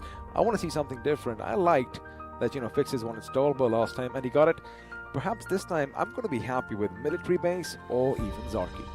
Oh yes, oh yes. I want a Zarki one, you know, amongst that lushy green as well as, you know, all those games. But ladies and gentlemen, with all these things, the big bird is going to be hitting the skies. As we can see, the flight path is kind of going to the dead center. We can see the big mountains of Giorgio Paul on our screens at this point of time. Nope. Somewhere I always get, you know, proven wrong. Somewhere I'm not a better pilot, you know. I'm just a co-pilot every single time. Yeah, you were saying. The best thing is we are going to be heading down south, right? It is going to be a southeastern trajectory as far as the plane is concerned, and even the flight path is a bit skewed to the side. Now, what you did get confused with, because it kind of started somewhere center of the map, you know, of course, you can be forgiven for that, but even for a second, I was like, wait a second, we might just be heading dead center. But now what this tells me is that A, the circle might have a little bit of a southern shift this time, and B, I wanted to have the entirety of the Sosnovka military base in the first zone. But as the teams are going to be dropping down, of course, as expected, they are going to be heading over to their preferred drop spots as Initiative Academy. Well, they're going to have Primorsk all to themselves. And Team MG, well, they are going to do something a bit different this time around. They're going to be dropping down at the ferry pair and all those surrounding areas. But the thing is, the question on everyone's minds, where is the first circle going to form? Now, oh my goodness, that's going to go to the eastern side of the map. Eventually, Sarkar is interested to take down the big birds flying in the air. I'm meaning to say the players was going in for the late landings. But let's not forget one other thing over here. The side of UP50, which has nothing to lose at this point of time on our screens, could actually go in and ruin the party for many other teams, right? Is it the healthy sportsmanship they're looking out for at this point of time? Well, see, at this point of time, it's not about sportsmanship that I would be concerned about, because you've got to look at it from two sides. Like, every single coin has two sides. Now, on one end, yes, we are saying positive things that, you know, go out swinging, boys. Let's go. Let's have a little bit of a show. But on the other, you've got to look at it from the player's perspective, because trust me, I've been there. You feel so demotivated at this time because you know chances are you aren't going to make it, and you know, sometimes you might just think, hey, what's even the point of playing? But then again, this is where that healthy sportsmanship comes in, because even though you may be down and out, like I said, you can win a lot of hearts in the process. But as the circle is up on your screens, as expected, teams are going to be scattered around where they love going best, and well, since INS isn't going to be in this game this time around, Team MG are going to have pretty much the gas station, ferry pair, and the surrounding areas all for themselves. Now, the northern side of the map, yet again, being abandoned completely. Nobody going in towards the side of Stolberg, 70 and shooting range, where most of these teams actually need to go in over there. I like the thinking coming in from the side of Kinetic as well, right? They're going towards the side of Yasna, yeah? Trying to get the center of the circle itself. In case there's any kind of drastic shift, they will be at least in the corner of the next forming circle. But at the same time, towards the side of, talking about the side of Blind, towards the side of Pochinki, what a comeback coming in from them as soon as Rage comes back into the game. Again, you know, we said this before. He is one of those gentlemen who has been instrumental in their success so far, because, again, his firepower is second by none. And, you know, once you do get a few knocks, once you get a few finishes, that is when all that confidence is infused and you feel good about yourself. So with Rage coming back in, they are going to be climbing up the leaderboard, and of course the few shots are going to be fired, making sure the guns work properly. They have been oiled, they have been cleaned, and well, there are going to be no jams as far as Blind Esports is concerned. No, I believe this is the best playing for the side of Team Blind, you know, where they have Rage, Shadow, and Deadpool coming in. Shadow is going to be playing in the shadows, literally living by his name. We have, Lurker. It's going to be Williams coming in as a backup with Deadpool. And, you know, they shift every single time there's a formation. It's going to be Rage leading the fight as soon as he gets knocked. It's going to be Williams coming from the other side, trying to take the lead when it comes to the thing. And it's going to be Deadpool coming in and try to play a little different. I just love the team from 1 to the 4 they have standing. Of course, and you know, Deadpool, crowd favorite, I'm pretty sure, and not just the player, but of course the franchise on itself as well. But the thing is, he doesn't have those regeneration abilities, because if he did, every single time he got back down, he would get right back up. But for Team EXO, it has been a little shifty today, I'm not going to lie. But again, since they are at the tippity top, it isn't going to hurt their little venture as they try and make it to the top 16, which again is one of the reasons they can kind of take a little step back and have a good time, as are the boys from OR Esports, because that is exactly what they are doing. They know the lead that they have surmounted for themselves is massive, and no one is going to be touching them, probably not even on day 3.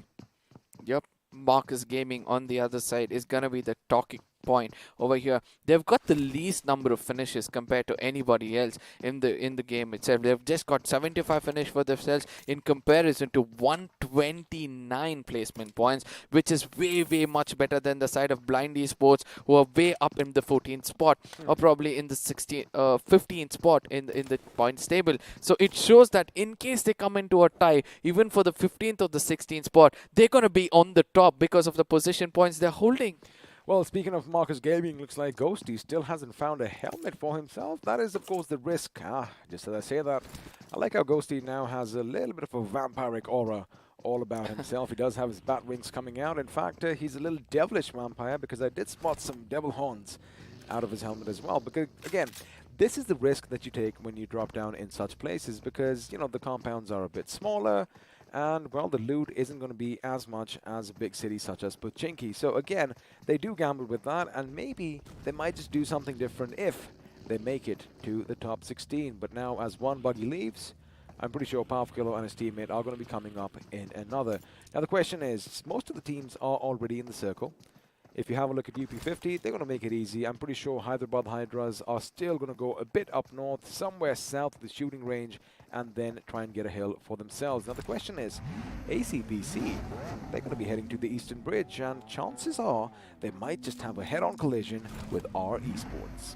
Somewhere I feel that, every single time ACBC has tried to cross that bridge, they have done it successfully. Nobody has restricted them. Whereas our Esports on the other side, they come in late inside the circle. They do understand when the second circle comes in, everybody going to prioritize the zone. Nobody's going to be gatekeeping them to the other side of the bridge, and that is where they try to come into the circle. But let's not forget to see which other team is on the northeastern side of the map, or northwestern side of the map, sorry. That's going to be Hyderabad Hydras as well as UP50 who are coming into the circle.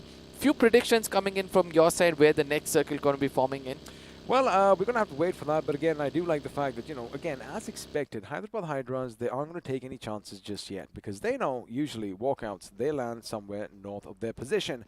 They know UP50 are going to be landing on the containers right next, so they've done what we kind of thought. They are going to be heading up north, they're going to take a sharp right somewhere along the shooting range, and possibly take a hill just to the south. Now, UP50, I'm pretty sure they might have spotted a little bit of movement as they were traversing across the map, because, they are going to have those compounds all for themselves. And speaking of ACBC earlier on, and the fact that you mentioned, it's never been an issue for them to take the bridge, they do stagger themselves, right? First of all, one of the gentlemen is going to go forth, making sure that, hey, even if he is going to be shot at, maybe he has the best driving skills, maybe he has the best reactions, and, sometimes they go back and come back the other way. Now, this is the most beautiful thing about this game, right? All of a sudden, when the game comes in and you have little walking path next to those bridges, somebody retaliates from the other side. You're just going to park to the left, get down on those stairs and try to traverse through either by waters or by foot. That's going to be one thing. And the second thing, let's not forget, once you're coming in with the buggy and you get retaliation, you're just going to fly out of that bridge and get into the waters, try to swim back to your team, and telling them that there's somebody on the other side are two different ways of making sure your team is safe. And I do believe they're very successful in that, and that is why nobody wants to restrict the team coming in from the bridges and waste time and resources over there. Well, the circle is going to be imploding in on itself, and looks like the mansion is going to be at the center for now. I do hope, actually, the action does kind of skew a little to the east to Bursley Popka, but have a look at the color on your screens. It's like a kaleidoscope right now, as every single one is going to be driving past one another. Now, this is where shots could be fired. I do believe 7C Esports have been spotted down below, and just going to make sure he gets the right angle on it. He does shoot. Maybe if he was just a bit further up, he could have got a knock over there, but Spray God could be in some trouble. And through the split over there, he is going to make sure his accuracy counts for something. A Scream is going to be brought down, and Hellgod is down on his knees as well. Another thing is, Sarong is going to be pushing up, of course, as expected, because he wants to close the distance as much as he can. Whip out a grenade. No, he's going in for the weapon, because there you have it. The cavalry is coming in. Scream is going to be run over, and now they realize that, well, Beas is going to be the last man standing, and with that, Spray God is still not done. He's going to make sure he positions himself perfectly. Let's lose a few shots with that 4X. It might be trailing just a bit too much, but for now, Big Brother Esports are still going to be live and kicking with one man. But did you notice one thing? Poor old Zenopi just took a massive pan to his face. Now, on the other side, it's going to be the Soul trying to make blind pay at this point of time, as Williams is going to be the next man down on his feet. I do believe that, it's just the HP. He's going to be working it out with the smoke, but ultimately, through those pixels, Goblin is going to be persistent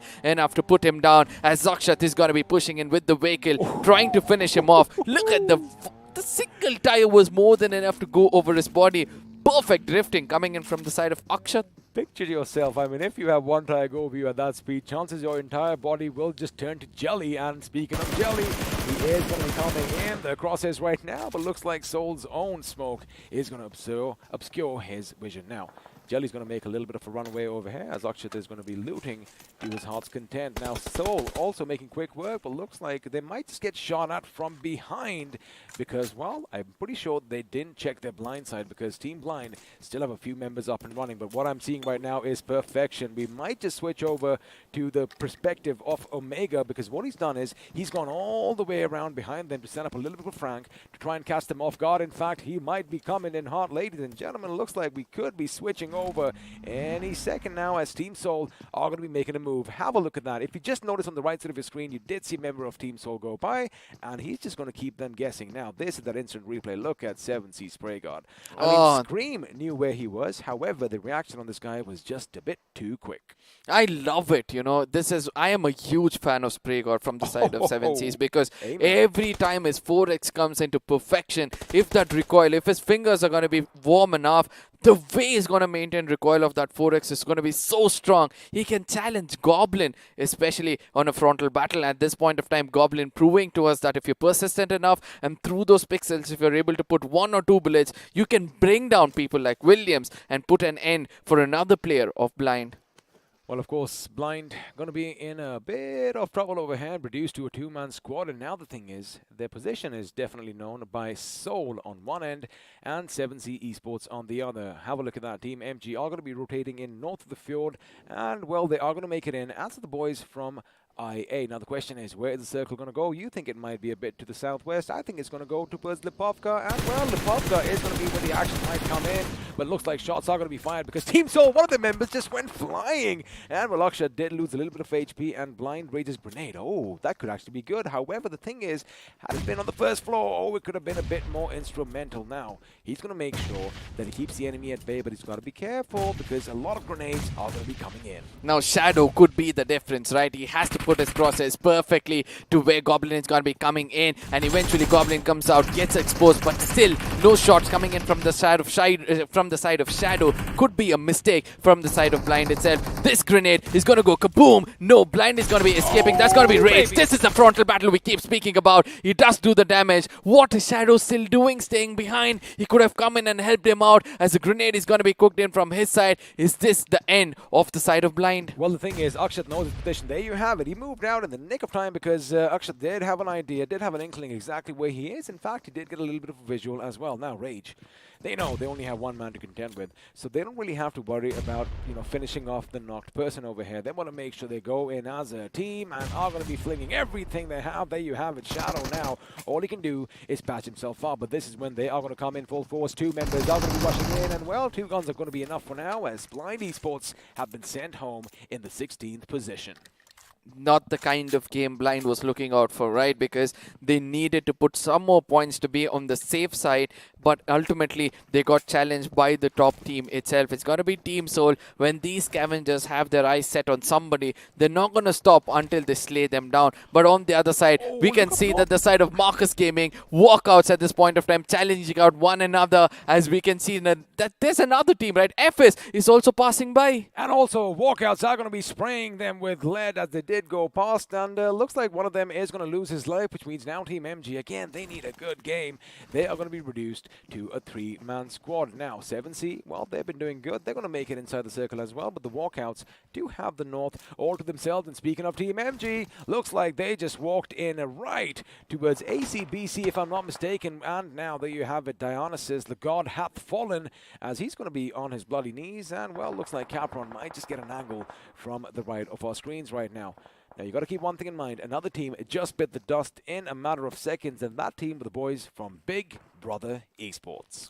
We would have loved to see what happened over there, right? Because they have one of the best assaulters over here, but still 7C Spray God. Look at him. Now he's converted this as the push comes in from the side of Savita. They know that they need to pick up these finish points, and they become wild as the fire goes towards the side of Atanki, as Soul on the other side has also formed them out in this rotation clash. And I do believe the knock came in from someone else, but Team Soul took that finish for themselves, and now Goblin's position has been given away. Spray God, the god himself, he is going to reload. One more bullet might just do the trick, but look at him. They know their angles, and he's expecting someone to come out over the rocks over there. Lucky for Team Soul, they still have a little bit of maneuverability in that zone, and just as I say that, OR Esports are going to try and choke them out with everything that they have. Of course, snuff out, cut out the oxygen, and well, chances are Team Soul might just fall, but I like what they're doing now. They're heading straight from the enemy, and in fact, they're going to catch 7C Esports off guard. And speaking of catching off guard, Team Kinetic take the fight to UP50. Sarkar with the molly in his hand. I don't know what he's waiting for. I know that he'll be trying to be as safe as possible, as silent as possible, not allowing anybody to push in towards him. I know God at this point of time is cooking the perfect grenade, but it has to be placed perfectly because the crosshairs over here could take a player down. But on the other side, it's going to be 7C's taking down the side of Team Soul as Goblin far away is going to be in the crosshairs of Aladdin anytime soon as the location has been compromised. But it's going to be Savitar on the prowl as he's going to be pushing in again and again. Can they take down the side of Team Soul? I love their aggression. They are bullying. They are playing with their prey right now as Soul Hector is going to be blown to a galaxy far, far away. And it's going to be Team XO that are going to be coming in with that little finish. Now, Sarkar, although everything was kind of going against them right now, they are going to keep their fort for themselves right now as that little Godzilla Dino is going to do his thing. A grenade is going to come his way. He makes sure he gets out of harm's way, but looks like with the smoke, it was in fact deployed to confuse the enemy. Now, what Team Kinetic are going to try and do is maybe perhaps go in for the revive. That is why, you know, I like what Sarkar did. He thought, ooh, have a look at that. Bayo is going to make it to his teammates, and now he is going to be all by his lonesome in this house with his AKM, and there you have it. He has an idea exactly where they are. If he gets that molly out perfectly, it is going to make sure that the revive is kind of delayed, but a hop, skip, and a jump by Bayo is going to negate that. Now Sarkar can come out, right? He has a little bit of a open space in the first floor where he can come out and jump in from another angle and take down the side of Kinetic. He's given more time for them to become a pack of scavengers at this point of time as the rush comes in, does the damage. It's going to be God. He's going to show his back and eventually has to pay a hefty price from far away. Retaliation did come in through the windows, but it was not far enough for them to take it home. I wonder if you noticed something when I did chuckle out. Now, the map did come up for a split second, and we did see Soul suddenly head down south past 7C Esports. Now they've gone back up north past 7C Esports once again. They are basically reversing the tables on them, but now Savitar, we know that this is the gentleman who loves going up again. He loves chasing down his prey. He has been knocked down, but he's got to be careful because Fierce knows exactly where he is, and one good grenade could bring down two of their most powerful players. The grenade has been lobbed, it has been cooked, it has exploded. Unfortunately, it was just a wee bit too long. Now Sarang on the other side has got information as to where the enemies are, and we all know this man in a frontal battle is the best, and this is why I love the side of 7C. But Sarang on the other side is just going to wait it out. He knows that Sensei is going to be the big brains. Like if you cut off the head of a snake, it's going to be so easy for you to kill it one by bit. Well, bit by bit, but the problem is now Team Soul are going to find themselves in a similar predicament because they, again, remember, went back up north. Once again, they might be between 7C Esports and OR, but 7C have problems of their own because Team XO are dangerously close by. Now, this fight has been continuing for a long time, right? But also, from the other corner, Nigma Galaxy is also trying to come into the picture. They're trying to spray around them as well. But let's not forget, on the other side, Goblin gets taken down. I think that is the end of Team Soul. Yes, with 5 finishes, gets eliminated by the hands of another team. But let's not forget the damage done by the side of 7C's Ayush, the last man standing for the side of IE. Pretty much closer. I wouldn't say last man. I'm so sorry. Pretty much closer to the enemies. Can actually strike against Canary, but eventually gets detected. At this point of time, throwables will be the key for him. Well, right now, I don't think he can do anything because Loki, his teammate, was run over by a vehicle while he was blown to bits, and it looks like Jadu is going to make sure he puts that final nail in the coffin, and ACBC from the other end is going to come in and, well, steal a few finishes for themselves. Ari's Rockstar making sure he makes quick work, which means then there was just one. And looks like DG's position might just be given away. Of course, a molly is going to be thrown in, which is going to force DG to come out. In fact, I do believe he is going to be on fire. Looks like he does survive that, as another Molotov is going to be thrown in his place. But OR, on the other hand, are going to be at the receiving end. In fact, OR Esports, ladies and gentlemen, have been completely wiped out, and looks like Team Kinetic are finally showing their potential. Now, this is where all of these teams had to prove themselves, and they are doing it. As our Esports are going to be heading into the circle, leaving away the last man of IE. They had an opportunity to strike him with the bullets, but rather they chose to go for the throwables, where that's become a little bit of a blessing in disguise, as now they're going to be walking into the wrong crosshairs, as they're going to be taunting the side of 7Cs, and now Spray God is going to put up the smoke screen to avoid his teammate getting finished off. I do like the position that they have chosen at this moment. They are going to work with this little dirt path because it is going to have a little bit of rise on either side. Now our Esports are going to come under heavy fire, but that is going to be precision shooting from their part as Saurang is going to have to hit the deck. Remember, Savitar is still going to be alive and kicking, but the fact is they weren't anticipating anyone coming in from behind. And speaking from behind, looks like our Esports' position is going to be noticed by Team EXO. However, this is when Team EXO, if they look a bit to the right, maybe 7C Esports might just come and do something. But wait a second, a massive grenade comes in from Saurang, and he lets his bullets do all the talking. Our Esports around. I'm going to come back to that in a second, as Team Kinetic's position is going to be contested by Walkouts. Now, Walkouts are going to be survived by one last man. It is going to be a one-on-one situation. However, it is going to be Onyx, 2-on-1, I beg your pardon, who do win. But oh my goodness, our Esports blown to smithereens by the combination of Savitar and Saurang. Now that is 7Cs for you, ladies and gentlemen. They're still not out of the game. The kind of aggression they're showing, but a good grenade comes in from the side of HH. The Grenadiers of the game is still pushing in. That's going to be Manti, who doesn't bother what kind of resources he has. He's going to be stepping inside. Oh, he's got clutching right in front of him, but eventually jumps down to take down the player. Retaliation comes in from the other side. This is where FS has to be very, very careful. They can eradicate the side of HH, as the final person is going to be in the crosses of 47S, one of the strongest assaulters for the side of FS. Keep in mind, I do believe Manti was taken down by ACBC on the other side, so means it K47 just might get shot in the back, but he is going to go for Ace Black. In fact, he lets loose with that butterfly. It isn't going to be enough. He does go down the ADS way, and now the M4 is going to be coming out, but Ace Black, again, as expected, he was going to be shot in the back, and ACBC, oh boy, they really dug that knife deep in his back. And speaking of Spray God and the boys from 7C Esports, they are not done yet, but looks like their days finally might be numbered, as ACBC once again from the distance could be playing spoil sport, but oh my goodness, Dream finally is going to be in a little bit of a dream world for himself. Now Dream is actually shattering the dreams of the opponents at this point of time. Let's see whether he'll continue to do so, as 7Cs gets another blessing in disguise where they could have been eradicated by the hands of ACBC. Nigma Galaxy have got their crosshairs set to the ACBC at this point of time. They're going to pay the price. They're going to be tasting their own medicine, as Dreams has taken the second man down. Again, remember, smoke can only obscure your vision, not stop bullets, as looks like Snacks is going to be taken up by another vehicle. I'm telling you one thing, we're going to have a lot of vehicle finishes in this game. Spray God hits the deck in the nick of time, and of course he's going to get back, making sure that his teammate is going to cover him. Now, I think he spotted him. Oh, sorry, you might just see something running around in that smoke. There you have it. The visualization is going to come in right about now, but unfortunately, he was still zoned in that smoke. Elsewhere, UP50's K7R is going to be brought down, which means Ranveer now is going to be the last man standing. A grenade has been flung. His position could be given away, but this is going to be ACBC from the distance, once again, being a thorn in the side of 7C Esports. Now Savitar on the other side again gets taken down. It's important for UP50 to play it very safe, as shots are going to be coming in from the side of Nigma Galaxy, who's been dominating to every nook and corner of this map.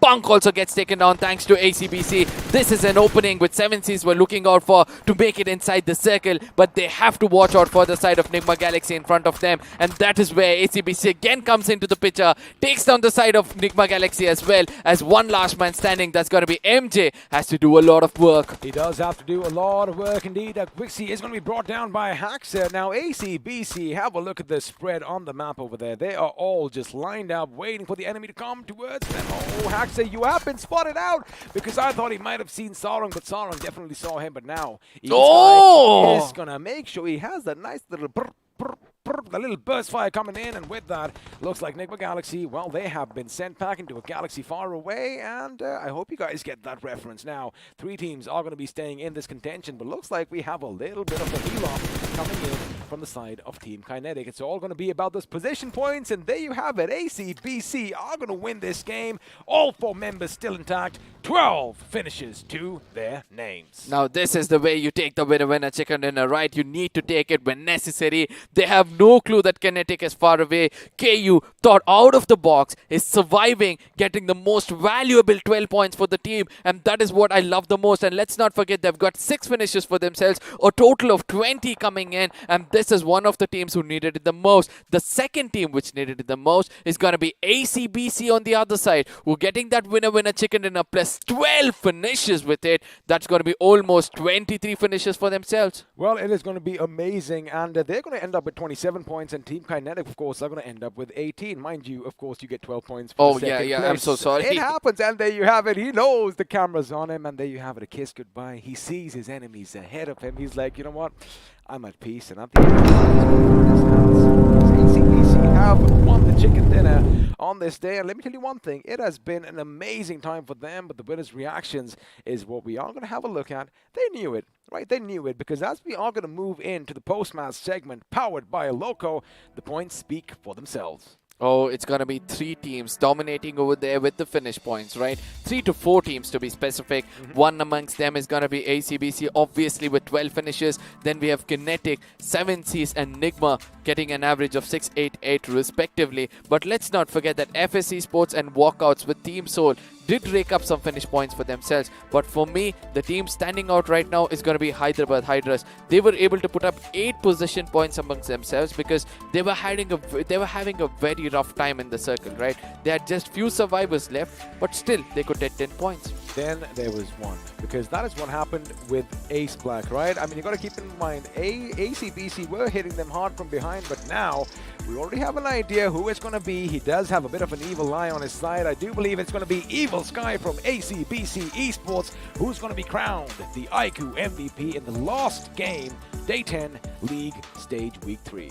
Now, 800 damage for 6 finishes. Almost clinical is what I would like to say. But when does it come? When the team requires it the most. But at the same time, you know, the overall points table is where we would love to look at. But before that, the match summary and the top 5 MVPs is going to show us who did a lot of hard work. Obviously, Spray God, look at the damage. His dish, 933 for 3 finishes. I mean, his hair looks black over here, but his hair is way too white. His color, he's changed it to white and looks awesome in that cam.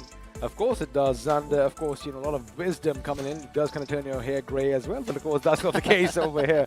Now, of course, you have a look, you know, it's basically 7C. Nigma Galaxy's MJ made a little bit of appearance as well, but there you have it. 4 vehicle finishes are going to be what you see in the match summary, and well, that is something we expected, because I'm pretty sure we caught every single run over on camera. Absolutely. Let's not forget from the side of Team Soul as well. There were many moments in the game, right? But just imagine with grenade finishes and vehicle finishes, you have total of 10 gone away. The rest of the finishes of 48 have come because of those, you know, firepower itself. And 7Cs on the other side doing most of the damage, but not rewarded as much as what they've done, which is going to be 2,378 damage for 8 finishes for themselves. Now, ladies and gentlemen, this is going to be the moment of truth, because we've seen 7C Esports put up one heck of a match as the overall standings are popping up, and there you have it. They've made it to the top page, as now 7C Esports have the 7th position in this tournament. Oh, it couldn't get better, right? 7th position for 7C, where they have almost 336 points specifically. But at the same time, let's not forget that, you know, all these teams from 1 to 8 are the pros who have been playing over here, are the invited teams who came in over here and proving themselves that, you know, they need to be there in the top 8. But at the same time, the second page is where it's going to be a lot of contest coming in, because I know that, you know, this contest is going to be between the few of the invited teams and all those new pros coming in. But let's see which team is going to making it into the next round. I love that he spotted that out, because, you know, I could have been a bit wrong over there. But again, this is what all your homework does. Now, ACBC, buddy, they're going to be climbing up as well. 14th position for them with 272 points. And our Esports didn't have a bad game either. Now, Blind, we saw in the last time around, I mean, Blind did have a good day. However, finishing in the 16th at the end of day 2 is not going to be a bad feat at all. Yep, and an average of 265 points is what the teams below need. And let's see the distance between themselves and the team on the 16th position. Team Kinetic is going to be happy, right? This game also kind of went in their favor, right? So they have played really well, and we can see the chicken dinners until now. Every single team had at least one winner chicken dinner for themselves. There's going to be only one team in this table who's been betrayed with a winner chicken dinner. That's going to be the side of GOG. And in case they get it tomorrow with around 10 finishes for themselves, they're going to jump 30 points, which is more than enough for them. 155 points was the average, and we're going to continue with that. Well, the only team that I am kind of worried about right now, and I'm going to be honest, is Team INS. They haven't had a good day 1. they haven't really had a good day, barring that one match where they did come out with 7 points, and 6 of which came from finishes, which again, now here's the thing, we have 2 more days of gaming left, right? We have 8 more games in store for all our teams right now, and Team INS, well, they better have some answers tomorrow because they found themselves in this predicament, in this situation, time in and time out. So again, I wonder if Joker and the boys are going to be coming a bit stronger tomorrow. I think that might just be the case, but all in all, it was a good end to the day, and I love it. Again, all the teams from the bottom, they're coming out swinging, and boy, they are not missing. I mean, when I said all in all, something struck my mind. All in all, It's you're just well, brick we don't want in the wall. we don't want any copyrights over here, but Oh, again. obviously, we're not going to get one because we're not that well of a singer. But yes, coming back to speak more about the day, it has been an amazing day so far, right? Because all the teams on the bottom who had to perform have performed really well. I find it funny that you say you're not a good enough singer because, boy, if you heard this guy back in the day, oh my goodness, you'd be headbanging all the time. But again, sorry to cut you off. Yeah, you know, every single team which performed over here have, you know, proved to us that, you know, they're still not out of the game. So until the final war horn is blown, we still can say that, you know, there's going to be top 16 not finalized. Again, I love our references because all I could picture right now was the Vikings, you know, just letting everybody know that, all right, either way coming or the deed is done. But that is how it all panned out today. And I love the fact that, you know, again, the action is so close to call. I love it. Yeah. It's going to be a nail-biting finish. But keep in mind, all the action has been done. You all better stick around because you know what you're waiting for. We know what they're waiting for. We have a lot of merchandise and a lot of goodies to give away. So stick around and see if your name is going to be popping up on our screens. But quickly coming back to you. Like you mentioned, Team GOG, they definitely need the chicken dinner, which is still the only thing that is elusive to them so far because everybody else does have one for themselves. Yeah. But again, they did rack up a few finishes today, which is something that I did like. They did have that momentum carried over from yesterday. A little bit. A little bit. But the next 2 days, now this is when the pressure is definitely going to be mounting on your shoulders. But before we talk about all this, before we do all that, you know, I mean, we're not holding these phones for nothing. These bad boys definitely do pack a punch. And once again, thank you for iQOO and Loco for sponsoring this tournament, which wouldn't have been possible without BGMI Crafton. And for the last day, I get it, for the last time in this day, we're going to have a look at once more how to slay your dragon.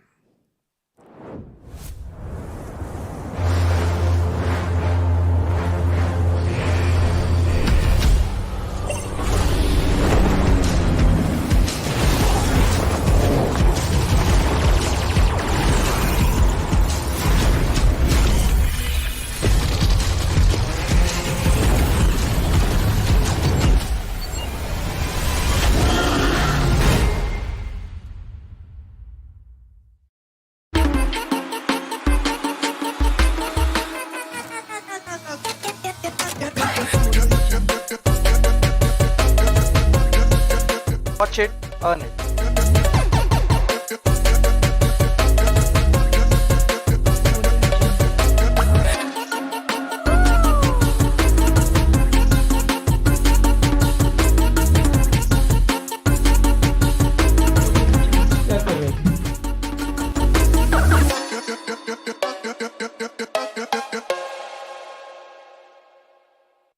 Now, when I say, what are you waiting for?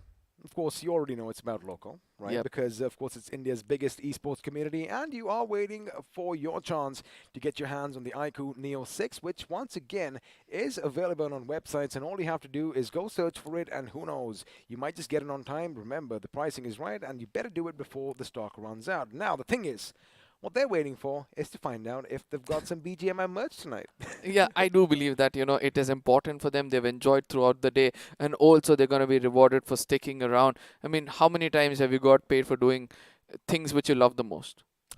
Luckily, I love talking. I love yapping away. And, you know, my mother once did say that you're never going to get anything out of it. But look at us. I mean, this is what we are doing. So, you know, Exactly. dreams do come true. And, again, a massive shout out for all the organizations to let this happen. But now, before we do talk about who's going to be walking away with what, the thing is, we did see in week 1 and week 2, every single day we had 10 lucky winners walk away with some amazing merch.